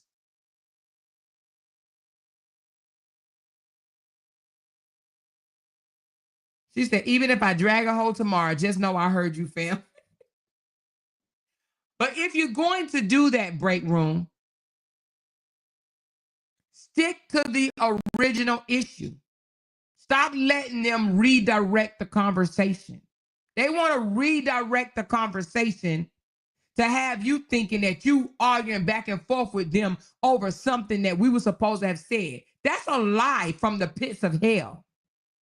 And I know your situation is different because she came after you, break room, for something totally different. So if I was you, I'd be all gas on that motherfucker, to be honest with you. Because the only reason why she came after you was because you were still in my chat and her newfound buddies don't like you. That's it, break room. I don't know if you was in here earlier, that heard me say that. But she came after you because her newfound friends didn't like you. And that's why she came after you. You ain't did shit to that motherfucker. Only thing you did was show proof that it was Sam P that was blocking people on her damn channel. But she wanted it to be Ashley D so damn bad that she took the pressure off Sam P and put it on Ashley D and blame you for exposing it. Because you exposed that it was Sam P. And it was. Period. Period. She wanted it to be Ashley D. I'm surprised she ain't say it was me. I'm surprised she ain't say it was me.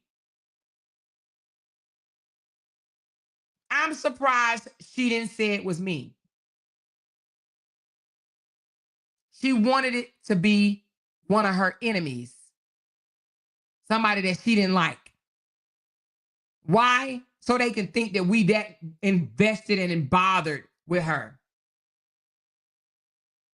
She wanted them to think that we liked her so much that we was over there blocking her new friends.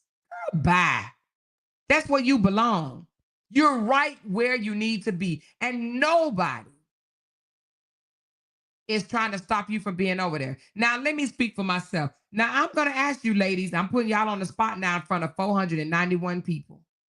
Ashley and Break Room, are y'all mad that she's over there? Because I'm not. But I want to ask y'all, are y'all mad that she's over there? Tell the truth. I'm going to wait for it in the chat.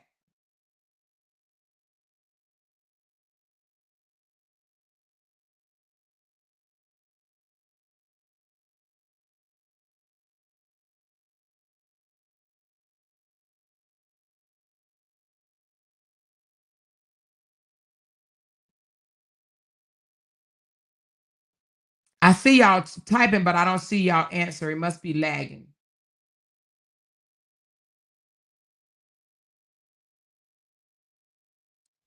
All right, so Break Room answered. She said, hell the fuck no. No, ma'am. Absolutely the fuck not. It's a no for me. Okay, what about you, Ashley? Thank you, Break Room, for responding. So Break Room don't give no damns. Okay, what about you, Ashley? Tell the truth. Are you mad because she's over there supporting? She says, not at all. Boom. And I know I ain't mad at all. I lost nothing, okay? But a fucking headache. That's it. She was a liability, a fucking headache. And she was an embarrassment, is what she was. An embarrassment. I don't want to support nobody that's too grown, that's grown and don't know how to control their damn emotions. Where you got to come on social media and spaz out and start threatening people's life and saying stuff like, I want all y'all to stop breathing and die. I don't want to support nobody like that. That is an embarrassment because that means that you don't have control over your own emotions. You should be able to handle yourself enough that if you feel some type of way, you don't hit live. Now, being upset is one thing, but out of your mouth spewing all type of hate and nastiness and evilness and wishing death on people is not the answer. And I'm gonna be honest. I do not want to support no content creator that does that. The moment I hear anybody that I support spaz out like that, talking about I wish you was DEAD, stop breathing, and DEAD, you will not see me support you again. Period. I don't want to support that foolishness. It's embarrassing. It's very much embarrassing. You are unhinged if you can't control your emotions enough to where you won't threaten someone's life. Threaten to unalive somebody that you probably will never meet in your life. You want to threaten to unalive somebody that's on the internet, in the cyberspace, that may not even be who they say they are. And you want to threaten to take their life because of words. You are a weak link if you do that. A weak link.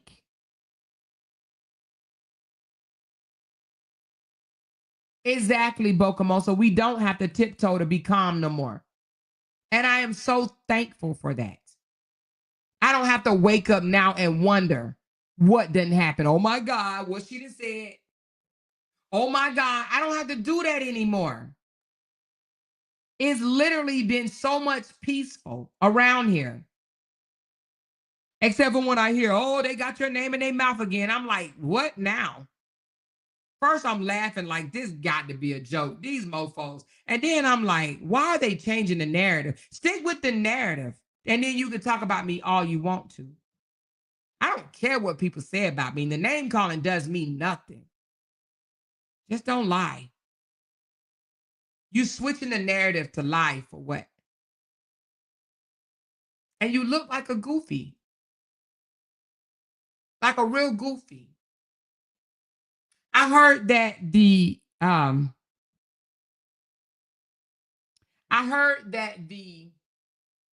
life coach said something related to, and you guys can straighten me in the comments if you will, but I heard that the life coach said, I would rather see my mom die from cancer than to witness what the coward is going through. The lying coward. Let me correct it. The lying coward is going through. Is that what was said? Is that it? Or did I get the words wrong? Was that it?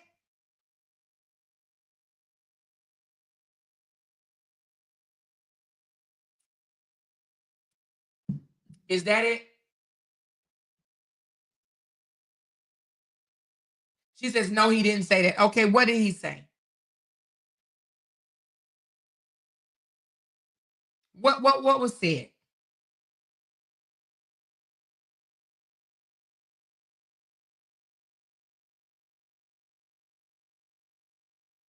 Okay, Kia said, no, he didn't say that. And some people saying, yes, he did say that. So what was said, Kia?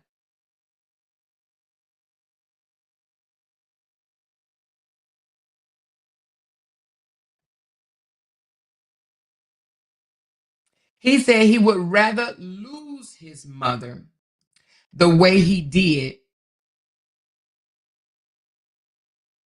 than the way she did. Oh, okay. So he said he would rather see his mom die of cancer than to witness his mama being killed in front of him, like Felicia did. Oh, see, now that's a little different than what was said. But why even relate his mother's death to her mother's death is weird. But I understand what he's saying, actually. He's saying that because when you have cancer, which, some people, parents die from, some people die from cancer, like they might find out about it a week later, they're passed away. But most people with cancer, with an illness, you have some time to grieve.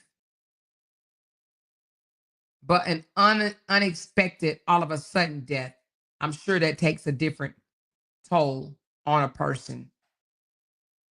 However, both of them are painful. Both of them's going to hurt, and both of them requires grieving.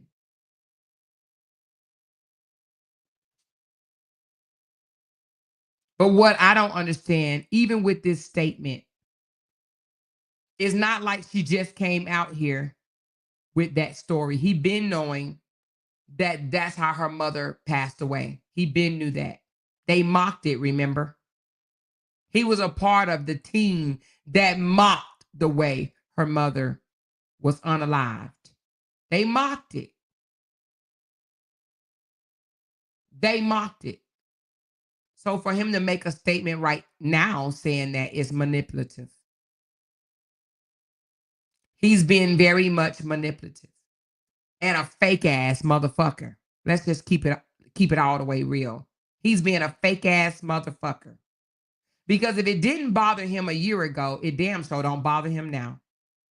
He's a fake ass motherfucker. It don't all of a sudden a year later bother your ass. Oh my God, it really touched my soul. If it didn't touch his soul a year ago, trust me when I tell you, it ain't touching his soul now. He's saying that shit now for kudos.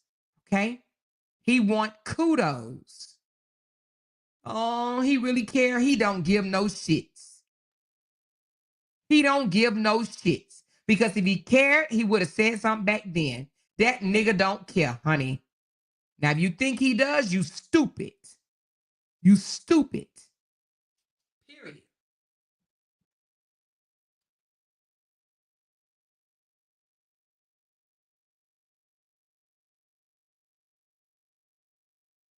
Straight up ass stupid.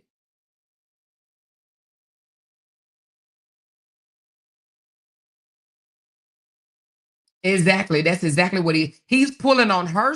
Let me tell you why, Callie. Let me just be, yeah. Y'all got a minute? I'm only gonna be another minute because I don't listen. I'm only gonna be another minute and I'm gonna hop off. Okay? Only another minute. Now, when I say minute, I don't literally mean minute. I don't mean 60 seconds. But let me drive a point to you guys right quick. I need to drive a fucking point to you right quick. Okay? Callie said, man, that dude is playing on her top too, pulling at her heartstrings. It's all a game to that demon. Let me tell you something. This mofo right here blows where the wind goes. I'm going to explain to you why. When his sister, I'm talking about the baby one, when she had all the supporters surrounding her, attaboying her, lifting her up, thinking that she was a victim of Brianna's.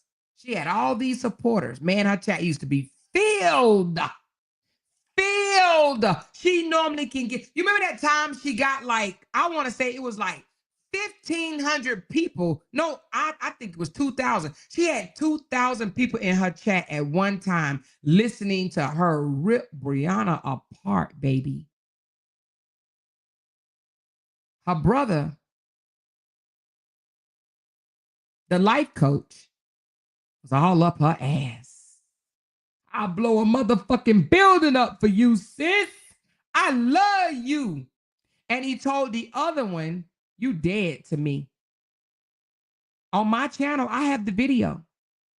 I have the video where he said, you're dead to me, to that other sister of his. He was all up the baby sister's ass. Mm-hmm. But when the baby sister fell off, because they couldn't take her begging too much, they couldn't take the way she asked for things and then tried to make them feel guilty for not giving it to her by saying, y'all, I've been on for a whole hour and y'all ain't sent me a super chat yet. Y'all know I got my light bill that need to be paid. What the fuck? I need y'all to get on your JOB and send me money. So when they turned against her and surrounded themselves around the big sister, now look where he hanging out at. It's the big sister that he's all up her ass, the very one that he says, you're dead to me. Now she's the favorite. Why? Because that's where the crowd is at, baby. Now I'm going to go a little further. I'm going to go a little further, okay?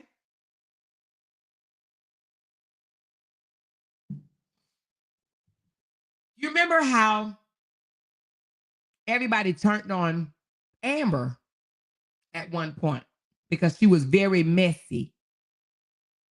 And they looked at her as an embarrassment on that side because she was so very messy. She still is, but she didn't dial back just one little notch. Not much, just one itty bitty notch.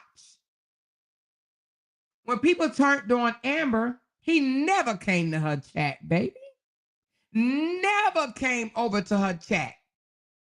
Him nor the other brother. They didn't fuck with her like that. They went into other people's chat, but not hers. They didn't go on other people's panels. I mean, they didn't go on her panel or anything.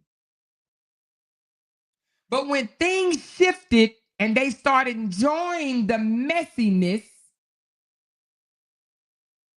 and she started garnering more supporters, what'd he do? He ran his tight booty ass over there, and now he's giving her big shout outs on his platform. Why? Because that nigga go where the numbers at, baby. He go where the crowd is at. He gives no damn. If everybody turned on Amber today and went and lift up fucking Retta would be his new best friend. Do you understand what I'm saying to you?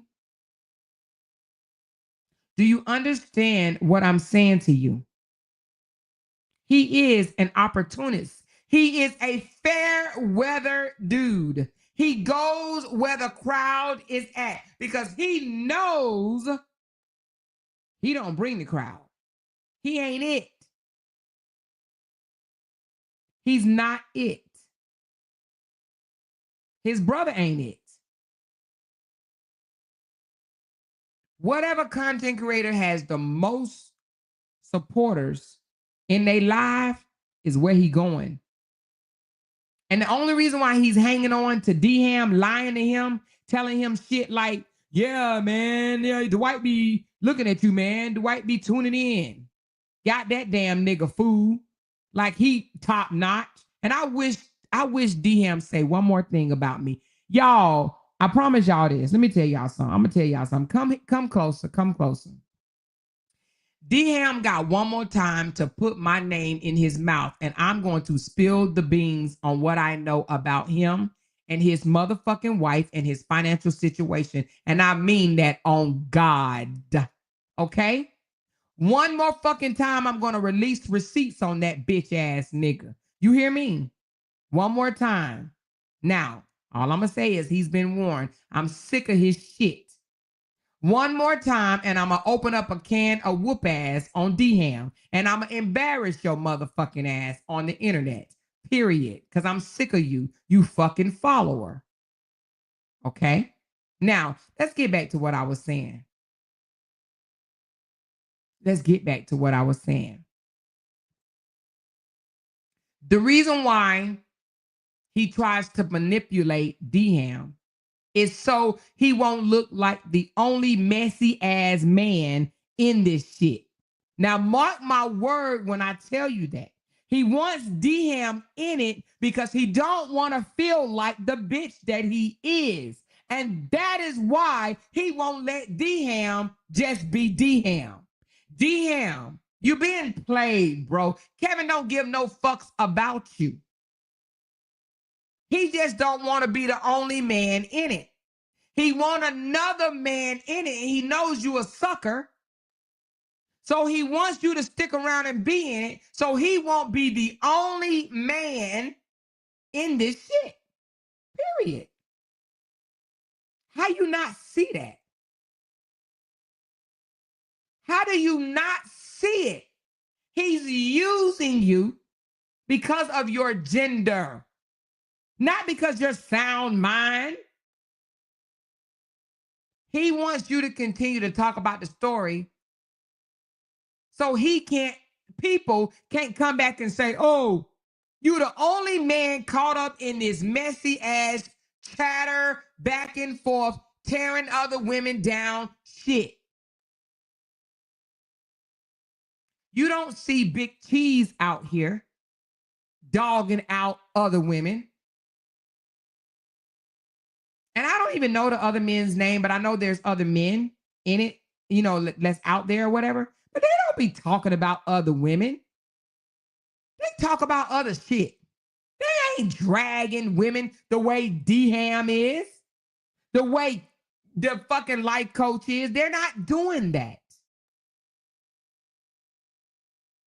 And unfortunately, D-Ham, Kevin is using you.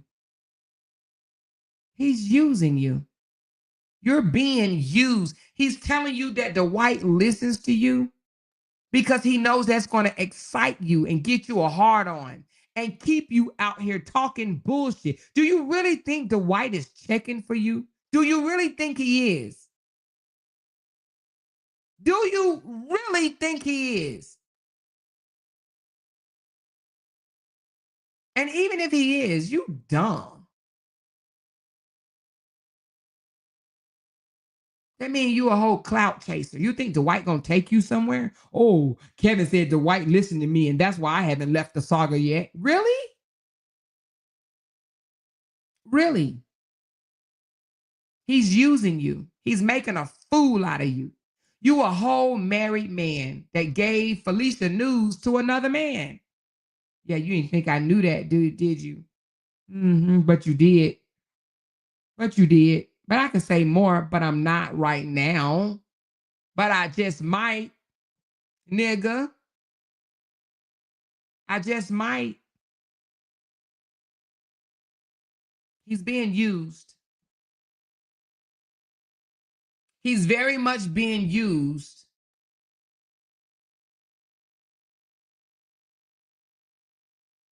by the life coach. The life coach don't care nothing about him. Anytime he can get a man that call him king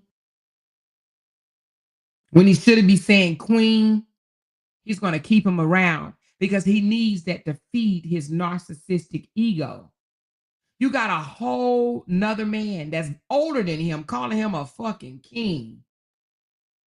He loves that. You're his flunky. You're his flunky. He ain't calling you king. At least me and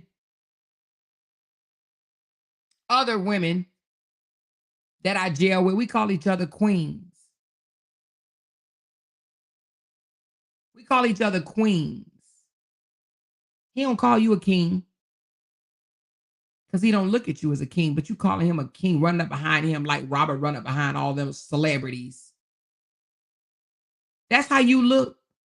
If you ever look at Robert over there, AIing himself, almost kissing on another male celebrity and shit, breathing hot air down his neck. That's how you look.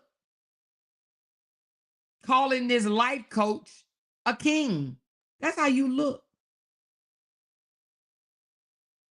I'm so honored to have you on my platform. You a flunky, dude. He should be honored that you still talk to him. He should be honored that you spoke highly of his family. But he's not honored. He looks at you as a groupie. He looks at you like you're beneath him. He know you're not monetized. Has he ever offered you money? You've been out here for almost 2 years wearing your big ass Depends and never got monetized. But you over there swinging for a family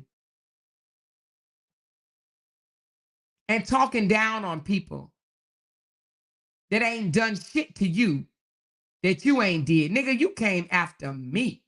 Why don't you go in there and tell people the truth? Pissy boy. Why don't you tell people the truth?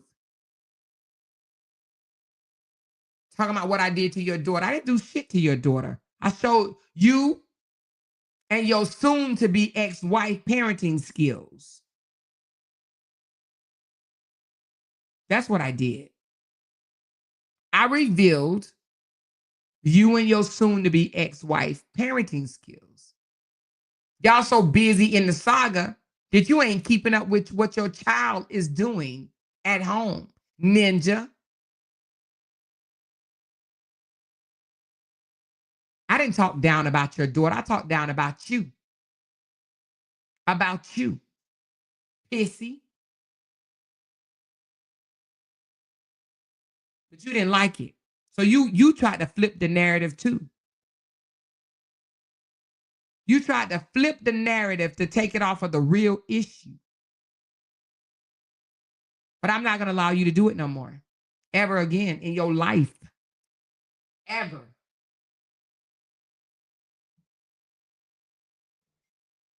But like I said,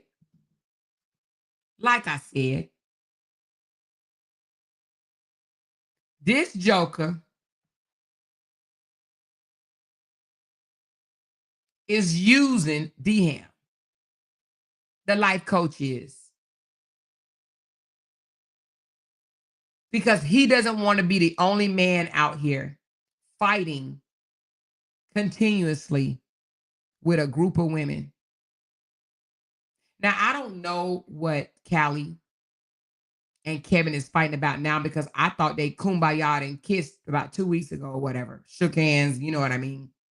I thought they worked it out. I did not even realize that they were still fighting until just recently. Like within the last couple of days. I'm like, what? I didn't even know they were still fighting each other. And now I'm hearing, oh no, he came out the very next day and said something about Callie. I'm like, wait, what? Did he? Shit, I didn't even know that. I did not even know that. At all.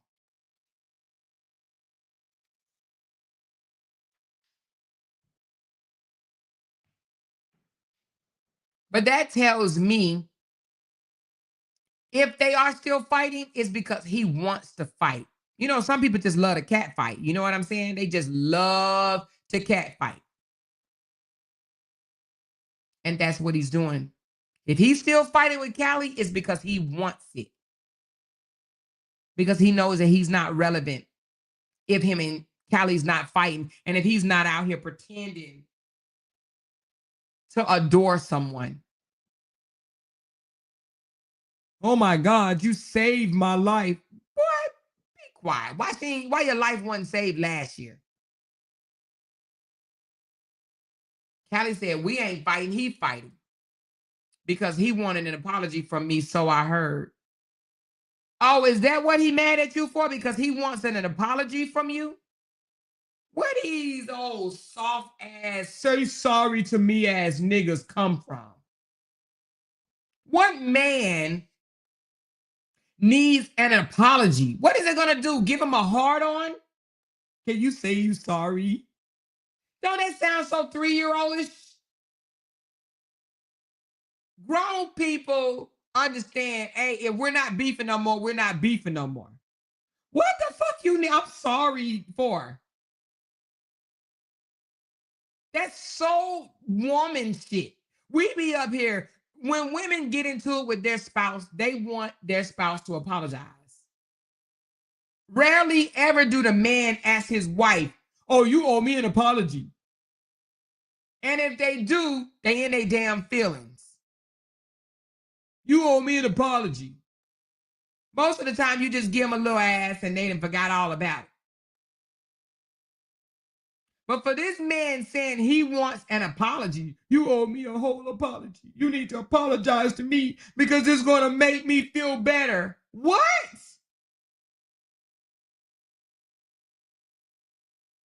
Are you kidding me? When you say, as a grown-up, especially a man, hey, you good? Yeah, I'm good. I'm good. Okay, we good. All right. All right. Beef ended. We good. That's the motherfucking apology. When you say, are you good? I'm good. Okay, I'm good. You just apologize. Do you really want to, I'm sorry, bro? What grown ass man want to, I'm sorry, bro, from another man? I'm sorry, man. I'm sorry too. Are you kidding me? What man want another man to say, I'm sorry? I'm sorry, bro. I'm sorry too, man. All right, let's hug it out. Like, are you kidding me right now? What part of you good? Yeah, I'm good. You good? Oh, I'm good. Okay, we good. What part of that is not understood?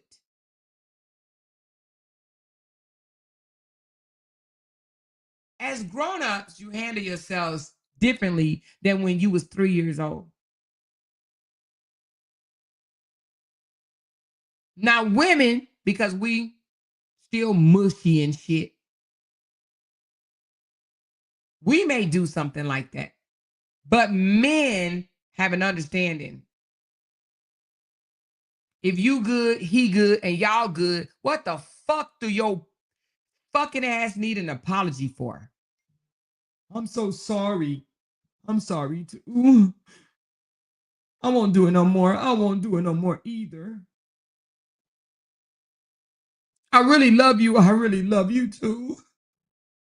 I didn't mean all those things. I didn't mean all those things either. I want you to be my best friend again. I know. I want you to be my best friend too.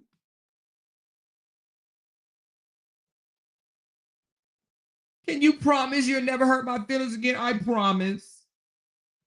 All right, we're best friends to the end. Yes, best friends. All right. I love you. I love you too. Can we go out tomorrow and eat maybe?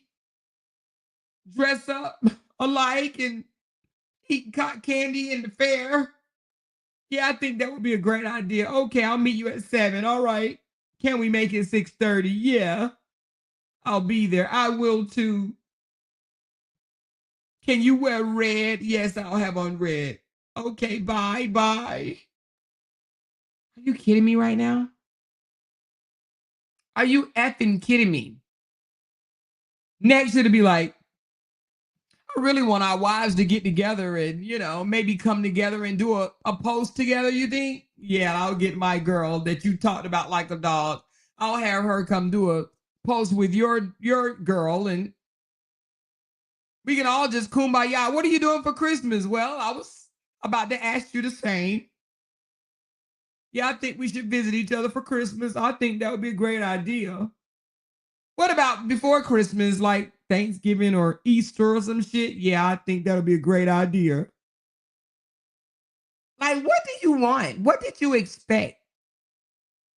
Why you couldn't stop it at a mutual? I ain't got no problem with you no more, bro. I ain't got no problem with you either, bro. What happened to the real men type shit? Man, it stops here. All right, man. I'm good. If you good, I'm good. No, I want him to apologize. I need to hear I'm sorry. And until I hear I'm sorry, I can't move on.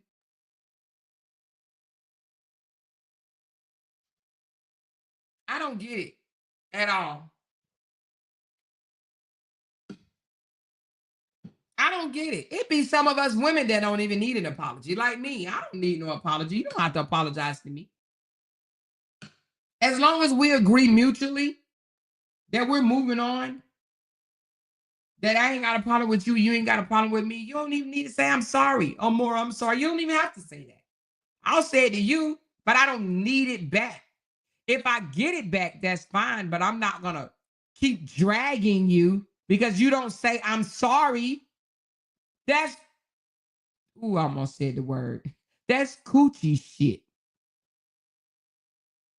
Straight coochie shit. Y'all see, I want to say the other word, but I'm trying to be good for a minute.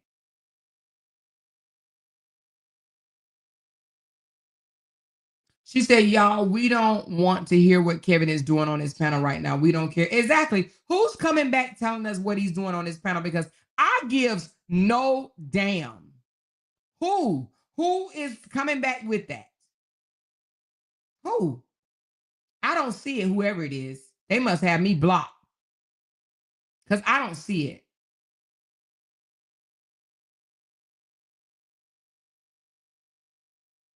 We don't care what the life coach, the fake ass life coach, is doing on his platform.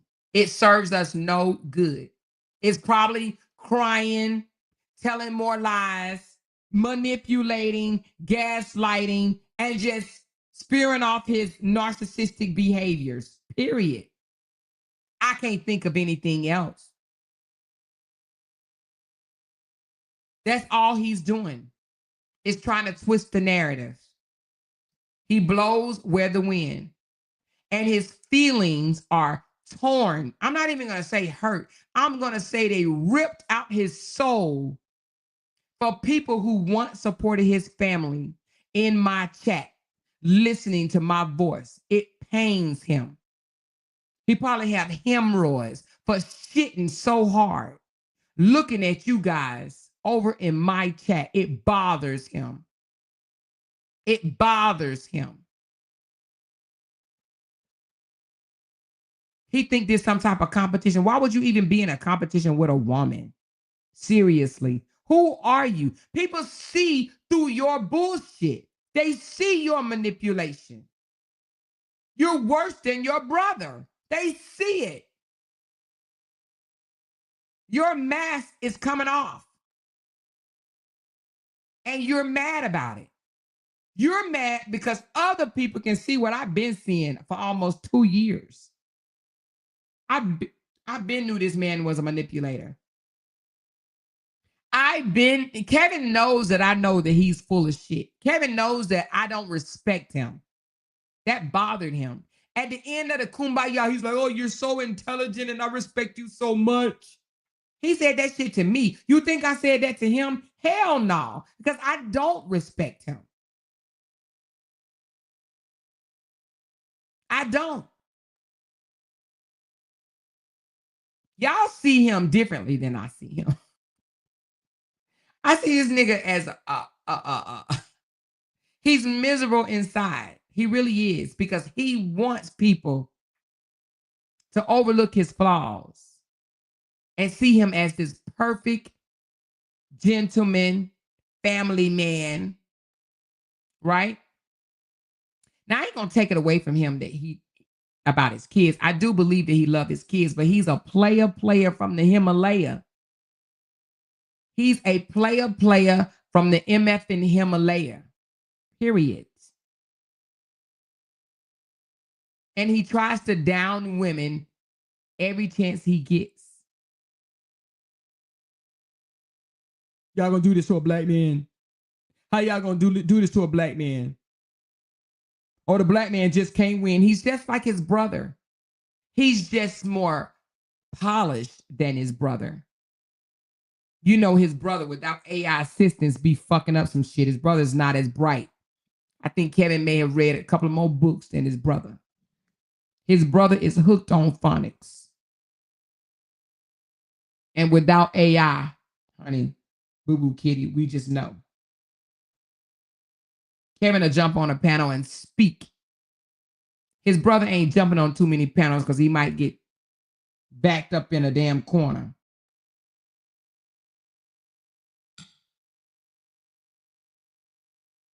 But a lot of people see through his bull crap. A lot.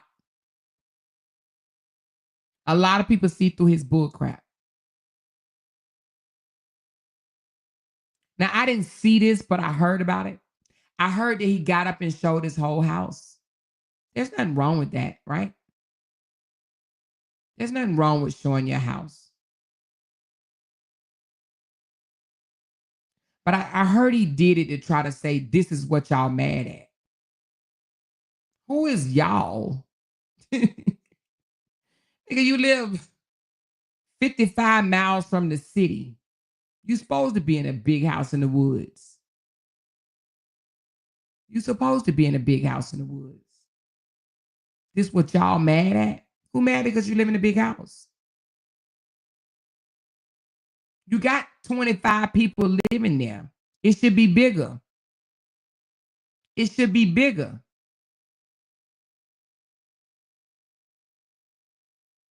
Now, I know he wasn't talking about me. And I don't know if he was talking about Cali or not. But I know for a fact that everybody don't like big houses. I know people that money way longer. I'm talking about way longer than mine. And live in a smaller house than I do. Everybody with money Don't have to be in a big house. I heard he said, y'all mad because I'm rich. If he's so rich, why is his sister begging for fair money and medicine for her child? Why is his brother asking for $3 million to start a project? But then he bumped it down to 50,000, 12,000, and now I think he just need 1,000. I don't know how much he need. Hell, I think he need $5. Why in the world would his family need $5 if he's rich?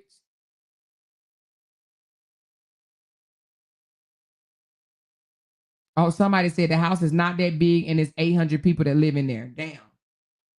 I thought it was 55 people that live there. But if he's so rich, why his sister needed gas money to get back from Atlanta to North Carolina or South Carolina or whichever the hell one? Why is the internet having to be responsible for that? If he's so rich. If he's so rich, why he pay all them content creators that he want to be dedicated to just defend his family and his family only? If he's so rich. He's so rich. Why can't he buy supporters to pull up in his damn channel when he goes live if he's so rich?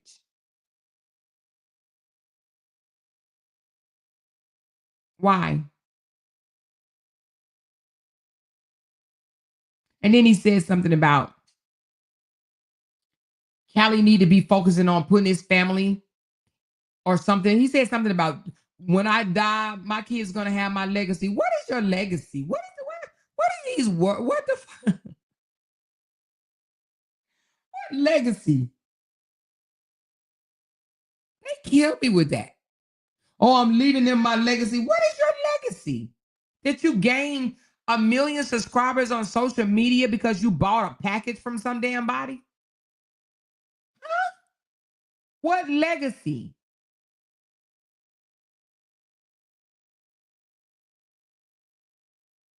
That you married or you brought another woman into your home because you weren't satisfied with the one that you married?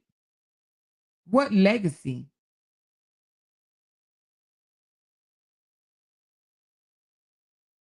I don't get it. I don't get it at all. I don't get it at all. Anyway, I just wanted to speak on that, you guys. I'm not going to take up too much more of your time. I did not mean to be on for 4 hours at all. I try to stay under 2. But I don't, like what I'm seeing happening to Neo, to Ashley Chats, to Ashley D, to Break Room, or to anybody.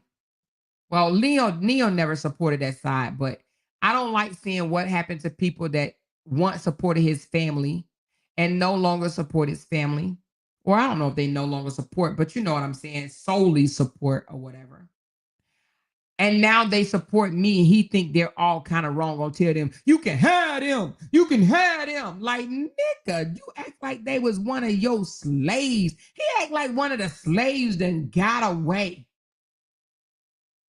You can have them. Oh, girl, you can have them.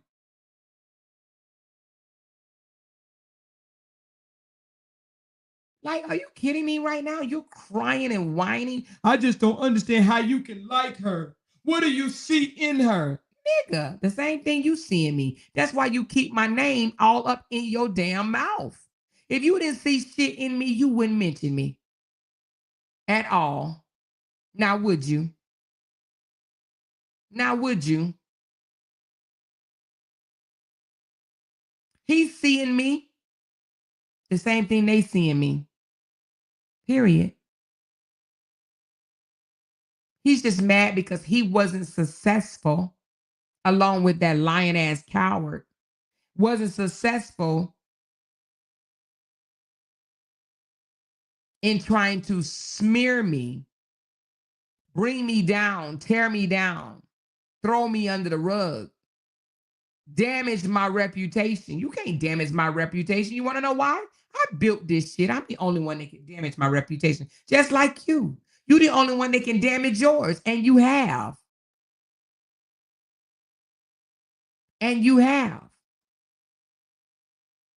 You can't damage my reputation. I am who I am. This nigga went out on a limb and said he don't like the military because of me. You know how big the military is. You know how many branches in the military? Do y'all really know how big the military is? This nigga put down the whole military, y'all, because of me. The whole organization because of me.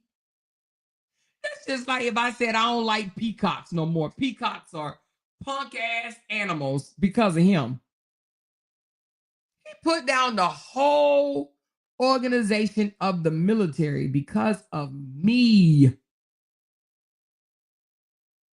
Because of me. I hate the military. I don't like the military. The military is a piece of shit. You curse the military because of me.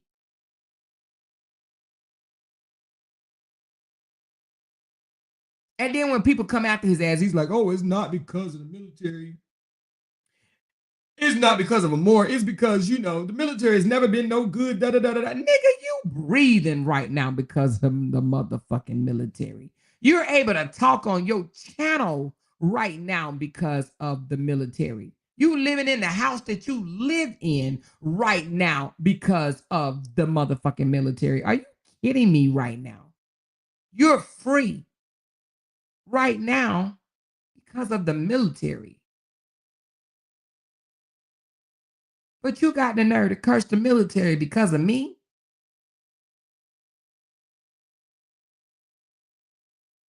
Because of me?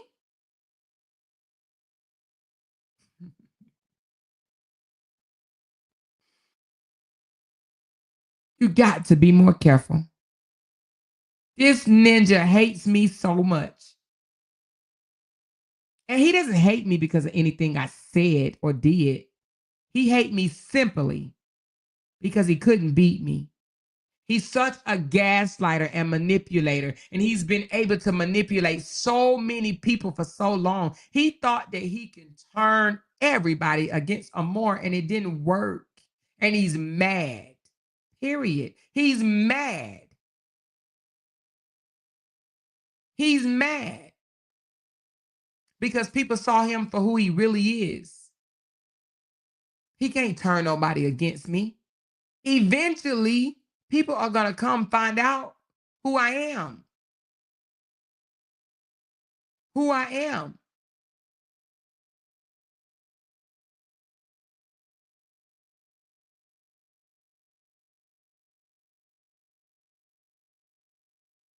I wonder what he's going to be saying. Let me stop. I ain't even going to say it. He's mad because he couldn't beat me.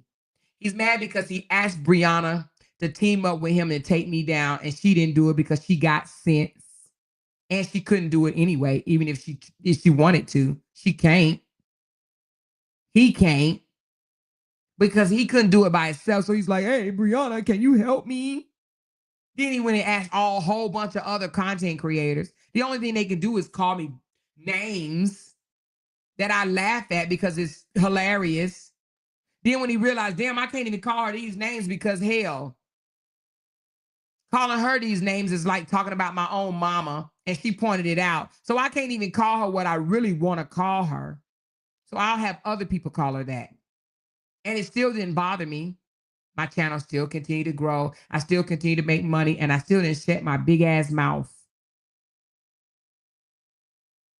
I still didn't shut my big ass mouth. So he feels like he didn't win. Then he tried to get this other flunky. He tried to get this other flunky to try to take me to court. And her shit is getting tossed all over the damn place. And they're like, oh, we just can't win. We just can't win. We just can't even win.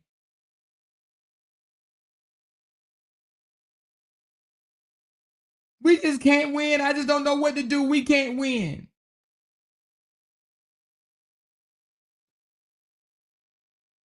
So anyway, like I said,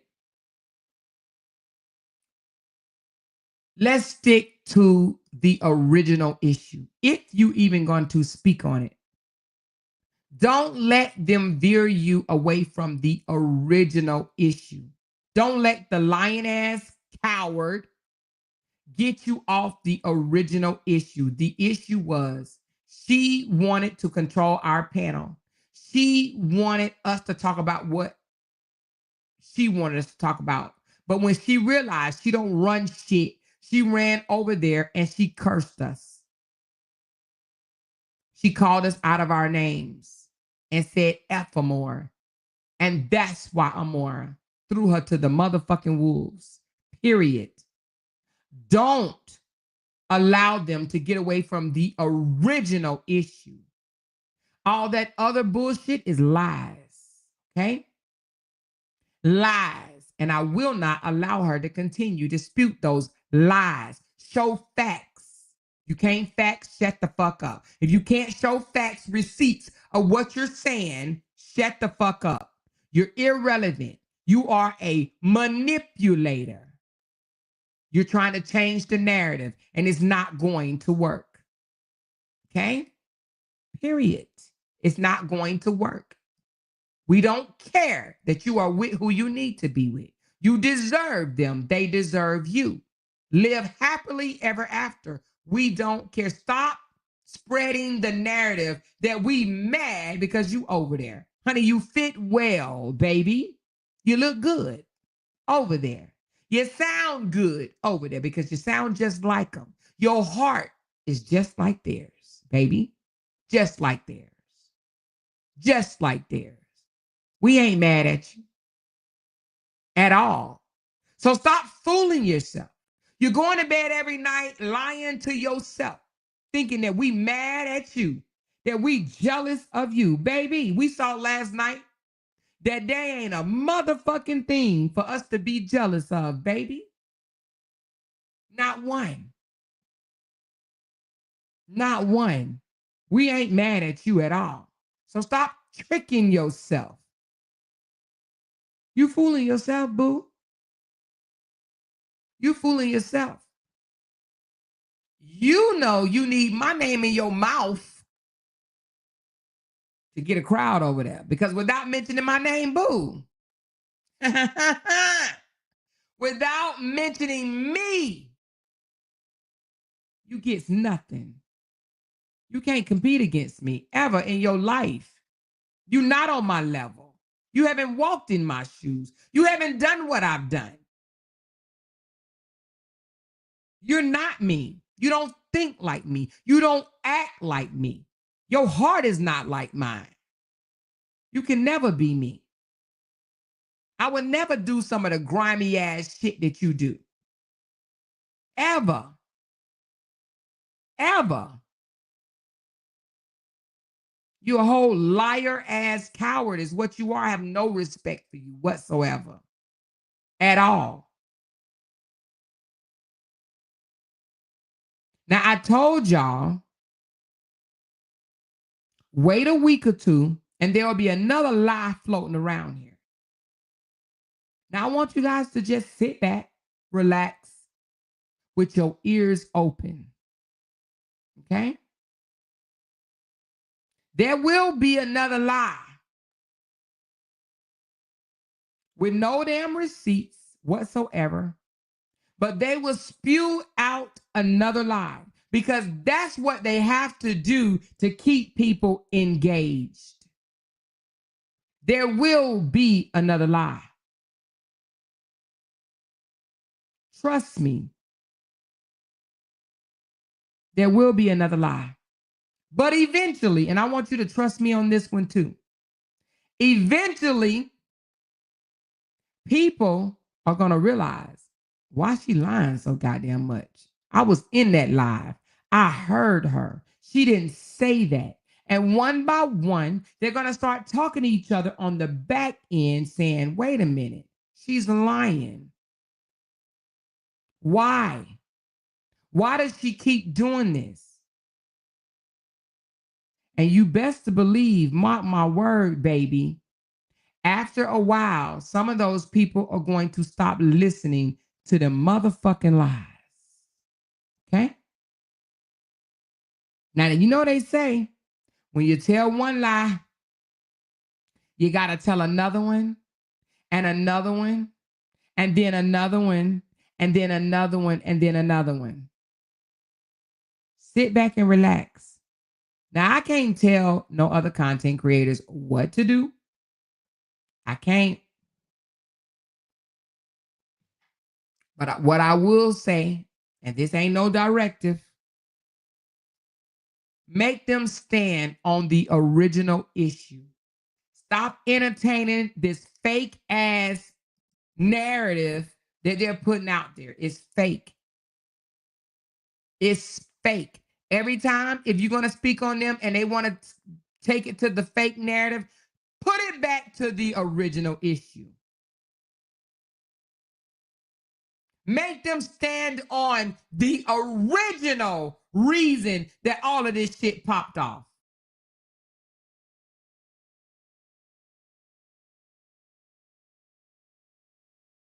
It's the lies for me. It's the lies for me. You see what they did to me? You see what they said to me? You see how they got mad and didn't want me to talk about him on my panel? You a damn lie. Go back to the live and listen to it before you come out here and tell another lie. And then she gonna tell somebody else to show receipts. Show why I said that about your son. But she won't show a receipt where she done spewed off all these damn lies. Start with the person that you lying on. Show what I said, what you said I said about you, liar. I'm calling you a liar. Prove me wrong. Make me look small in front of everybody. You can't. No matter how hard you try. Because you're a liar. I don't take videos down because I'm scared of your ass. Because I'm scared. They still up, boo. I'm still getting paid on those videos. Bookie. Anyway, let me give you guys a big shout out for supporting my channel. I do appreciate any and everything that you guys do to support my channel. Be it views, comments, engagements, be it memberships, super chats, super stickers, coffees, and even the ones that pour into me and purchase my class, my 101s, and even my promotional advertisements. I do have people that are or have paid for promotions, and I will be putting more of them up today. Thank you. Thank you. And if you want your business promoted, $25, email me, talk about it with Amora at gmail.com. And I will write up a nice promotion post for your business.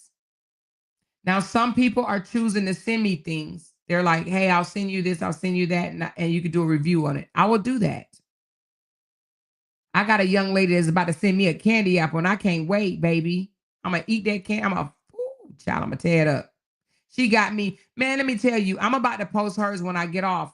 That girl has skills, baby.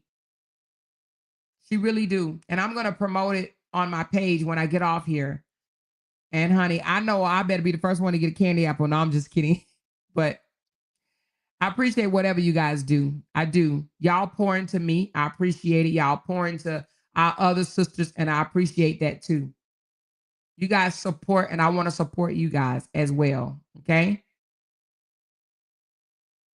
So if you guys have a business and you're not getting a lot of traction and you think that you could benefit from my Facebook channel, then let me know. Now, if you want me to give you a shout out, during my YouTube broadcast, then that's a little different. Okay. But as far as a Facebook post, $25. That's it. That's all. Okay. I appreciate y'all. Let me give a thank you so oh, I didn't know Biggie Bink. I didn't know you was the first one. Thank you, Biggie Bink, so very much. I do appreciate you. Blessed as I come. Thank you so much. Sonia, love you, my sister, and I love you back. Thank you. LaQuisha, Green Team, ready for this lesson, Miss Amora. And I hope you guys enjoyed it. Thank you, LaQuisha. Rita, we love you. God bless you. I love you back. Tawana, thank you so very much. I appreciate your support. Carmelita, that's my candy apple girl right there, y'all. Carmelita, baby, I will be promoting her business when I get off here. I just got to put the thing together and I'll put it on my page. But she does all types of, oh, honey, y'all see it in a minute. But y'all will see it and just know this is her. So thank you, baby. She said, keep up the good work. Thank you. Nisi, we love you more. I love you back, Nisi. Sean became a member. I think she said she didn't become a member, honey. She's been a member for 17 months. She said, I just renewed my membership. Thank you so much, Sean. I am her. Oh, I'm her. LaShante gifted 5 memberships. Thank you. That also helps my channel too. I appreciate you. I used to think that it didn't help my channel, but I realized that I do get paid for these memberships. So I do appreciate you. Everybody that gifts memberships, I do appreciate you. Okay. Thank you, Shante. Come on, y'all. Help support this live with super chats, super stickers, or Coca-Colas. Thank you, Cutesy. I appreciate you, love, so very much. Cheryl, love you, Queen. I love you back. She said, you're big pressure in these YouTube streets, honey. I must be because they gargle my name when they brush their teeth in the morning. Do you hear me? They gargle my name, period. They know that draws the crowd to their channels, okay? Be it 200 or 300 people. You say a more, they coming. Period. They coming. They be coming around the mountains. When she come, that's how they are. When they gargle my name. Okay? Thank you, baby. Amora the goat. Yep. And you know what? I ain't wearing my chain, but I should. When I come back home, not tonight, maybe another night or whatever, I'm going to wear my chain. You hear me? But I'm in my robe right now. Seriously. Thank you, Kat. Kat, again, always find another way to get attention on themselves. Always, Kat. Always. You hear me? Always. Thank you, love. Lashina, thank you, love. Gloria, because you are a leader. Yes, I am. Thank you so much, Gloria. I appreciate you. Lashante, you are a leader and a heavy hitter. Yes, I am. And I'm going to have to accept that. At first, I try to downplay it, be like, y'all need to stop. But you know what? You're right, Shante. I am a heavy hitter. I am a heavy hitter and a leader, definitely a leader. And sometimes you got to wear that crown, and I'm wearing it from now on. Okay. Thank you, baby girl. I appreciate you. Pisces, we love you more. It was pure jealousy. That part. Okay. That part. And people are not stupid that they're going to go with this old sick ass narrative of theirs. Thank you, Pisces. Cat, wide part, ball face, tangle wig ass. She said, oh, wide part, bald face, tangle wig ass. That's a mouth twister, but that's funny. Thank you, Cat, baby girl. She said they drug her by the wig from Vegas to Atlanta. Show did. And back. And back. But they okay. We did the worst things ever, and we need to stop breathing. Imagine that. Let that sink in, Cat. We need to stop breathing. But they drug her for filth. They drug her so bad, they made her join them. You hear me? You hear me? Okay? And she'll do anything to keep that relationship, as she should, honey. They're going to have her kissing they behind. Anyway, thank you, Kat. Jessica, Amor, stay strong. You know who you are as a person. That part, Jessica. Thank you, beautiful. I appreciate you. Vanita, we know you are real, and we have fun with you over here. Thank you, Vanita. I appreciate you, Vanita. Uh-oh, Glenn, I'm going to support Amora. Thank you so much, Glenn. Appreciate you, love. Always. Barbara, you have my support, Amora, and I appreciate that. And thank you for letting me know. Thank you so very much. Lady V, I've been with you when you first started on Facebook and I ain't going nowhere. Hi, Kevin. Hi, Kevin. Hi. You guys want to damage my reputation and undermine my credibility so bad, but it's some people you will never be able to move. Now, how does that make you feel? Thank you, Lady V. Appreciate you. Appreciate you, baby. From Pain to Purpose, 6 o'clock or $6 Saturday. I love y'all. She said $6 Saturday. She didn't change Saturday to $6. Thank you from Pain to Purpose. Love you back, babes. Cat, that latte thing face isn't easy to look at. But she came after me. She came after me, but I'm the worst person in the world. Make it make sense. Miss too much for you. Keep being you, Amora. They will never understand what you stand for. Exactly, Miss Too Much. Never. You hear me? Thank you, baby. Dior. Look, this is one of our beautiful queens, honey. Amora, don't you apologize to them hoes ever again. We gonna let Forklift Felix continue kissing their ass of her abusers. We are not the same, and we're not. And we're not. Absolutely not. But no, I'm not going to apologize to them no more. I only apologize to Lupa because I never apologized to her before. And I did come for her for no reason. She ain't never done nothing to me. And if she did, hell, I don't know because I don't watch her actually, to be honest with you. So thank you, Dior. Beautiful.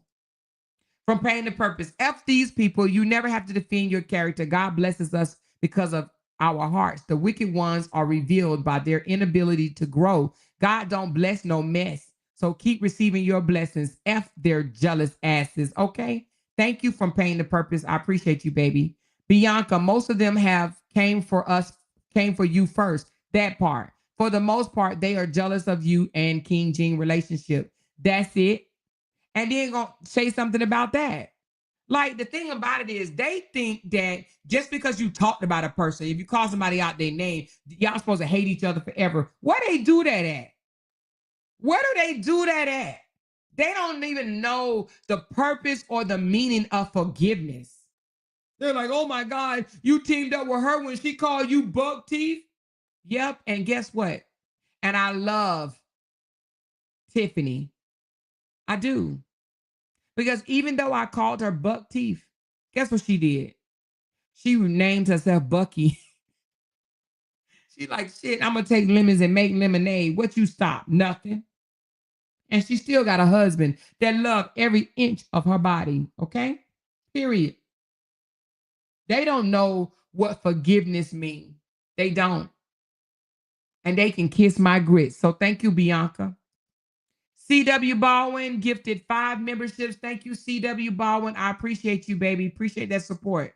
Dior, aliens with no nose told them to get somebody else to do it when it comes to forklift fee. She said Fee talked about that shit about RH and she have to stand on it. Oh shit. No, say it ain't so. She said that. What she said ain't about to be no follower. Oh shit. Fee wasn't able to woo her over with all them damn lies. Make me want to go throw fucking that girl a super chat. No, I'm just kidding. Stand on it, bitch. She said, hell no. Anyway, thank you, Dior. That's too funny to me. Get somebody else to do it, old lying ass. Lashina, thank you, baby, for doubling back. Kwane, Bree was feeding her BS. You don't think y'all both was just set up? No. Well, you know what? We could have been, but if we were, which we probably was, I'm pretty sure people was feeding her BS. She fell for it, though.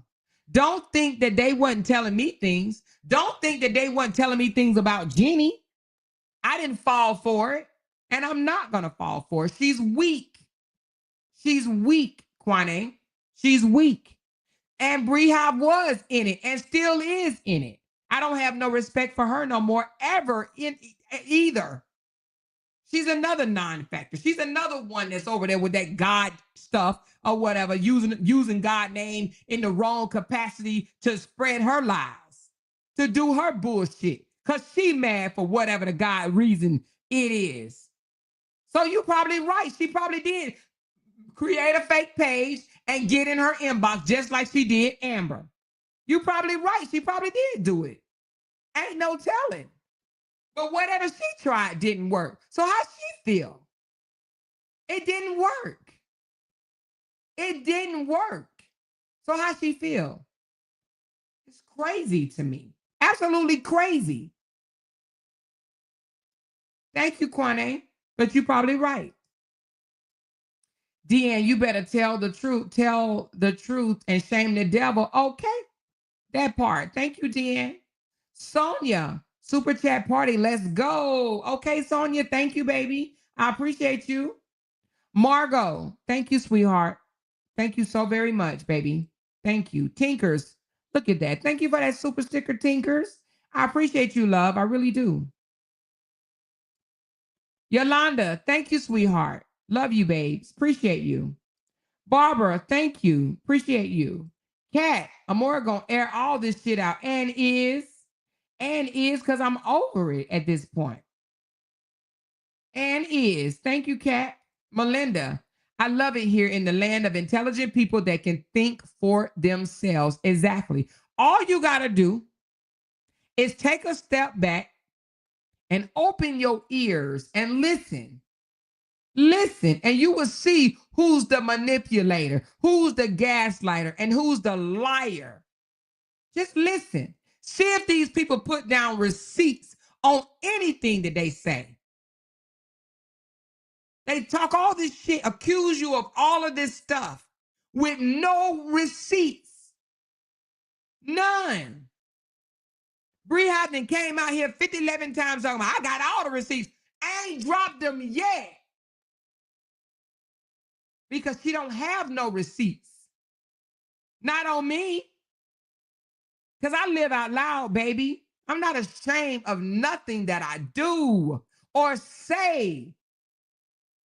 You have no receipts on me. That other fool don't have, that lying coward don't have no receipts on me. I live out loud. I can stand on everything. I don't just say that. I mean that. They just say that shit with they lying coward ass. Ain't stood on a motherfucking thing.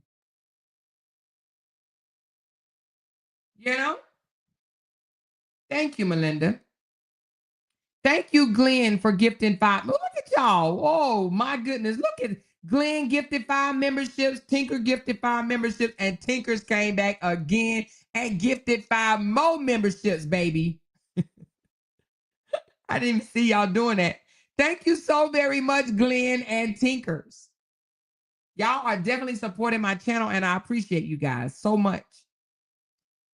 Marissa, keep going, Amora. We stand with you. Thank you so much, Marissa. I appreciate you.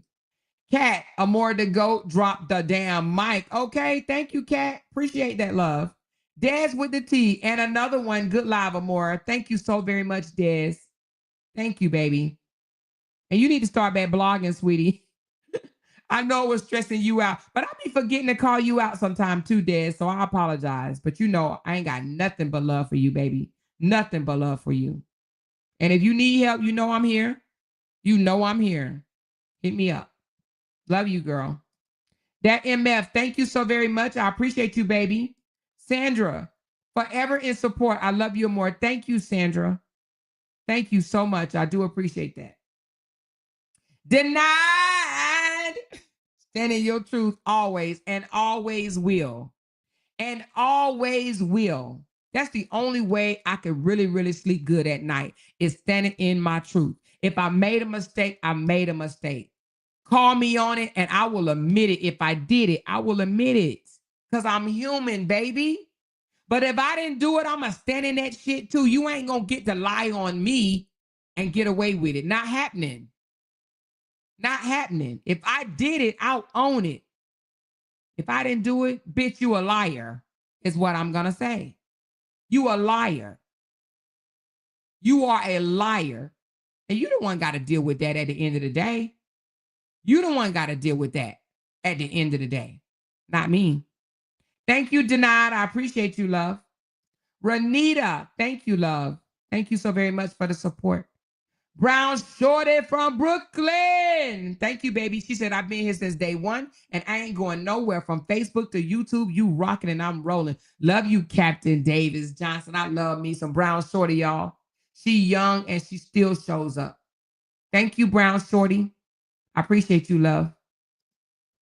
Miss Sonia, the truth has been spoken. Thank you, Miss Sonia. Gorgeous. I appreciate you. Rita, my whole know about you. I think she meant my whole family know about you. LOL, the goat. Thank you, Rita. Appreciate you, love. And Chris N, members for 17 months. Great live, Amore. Thank you so very much. And I'm glad I'm able to come out and do these type of lives. And not always, I mean, it can be very informative, but also, you know, showing light on the big picture of manipulation. You know, people switching narratives and people want to be victims. That's not like, I hope this is also teaching other people things too. You can point out people's fault, but also teach people at the same time. And that's what I'm more focusing on, you know? So thank you guys for being here. She said, I love these educational lives. And I'm going to do more educational lives. I'm going to do more educational lives. It don't always have to be about coming out here and calling somebody a B and an H. Put a lesson behind it. And that's what I'm going to do. I'm going to put a lesson behind it and call these people out on exactly what they're doing with the lesson behind it. They're trying to switch the narrative, period. Change the narrative to drown out what the original issue was. And that's what they're trying to do. And they're doing it to undermine your credibility and damage your relationships with other people, period. Just another tactic of a narcissist shifting the blame because they don't want to take accountability. And I will point it out in an educational way. Okay. I love y'all. I'm not sure who else have a live set up. If anybody know, y'all can drop it in the chat so that everybody know who to go to. I don't know yet. But also check out my Facebook page because I will be doing another promotional.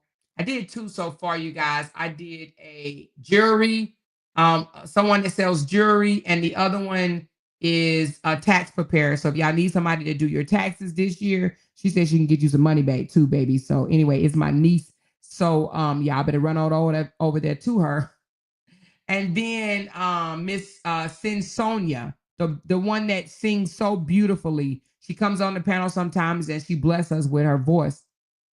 Well, she has some accessories that she sells. So go check those out. Both of those promotions are on my page, and I'm getting ready to drop one. This young lady, she's like an event planner, but she sells candy apples, all types of treats and stuff that you can purchase to put with your party for, you know, if you want to have some type of party event for your child. But anyway, I'm gonna put that together. She said that's how Break Room Live be.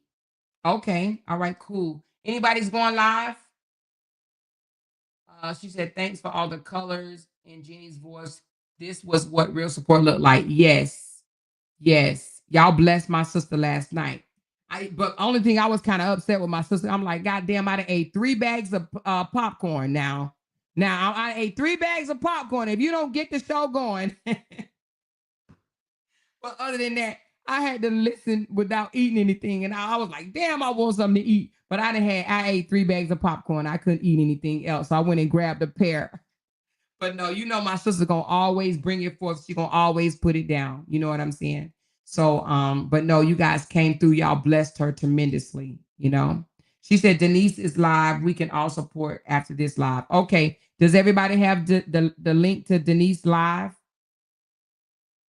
Does everybody have the link to Denise live? Let me see if I can get it for y'all right quick.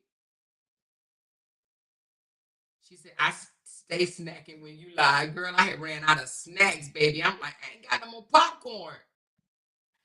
All right, Denise speaks. All right, let me turn it on. I'm going to drop it down in the chat.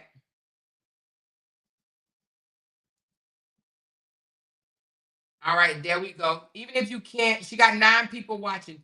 Even if you can't stay the whole time, she got 10 now. If you can't stay the whole time, at least go over and give her a thumbs up and tell her hi in the chat, okay? She said, Amora, this is off topic, but you see they arrested Corey. Yes, Kayshawn.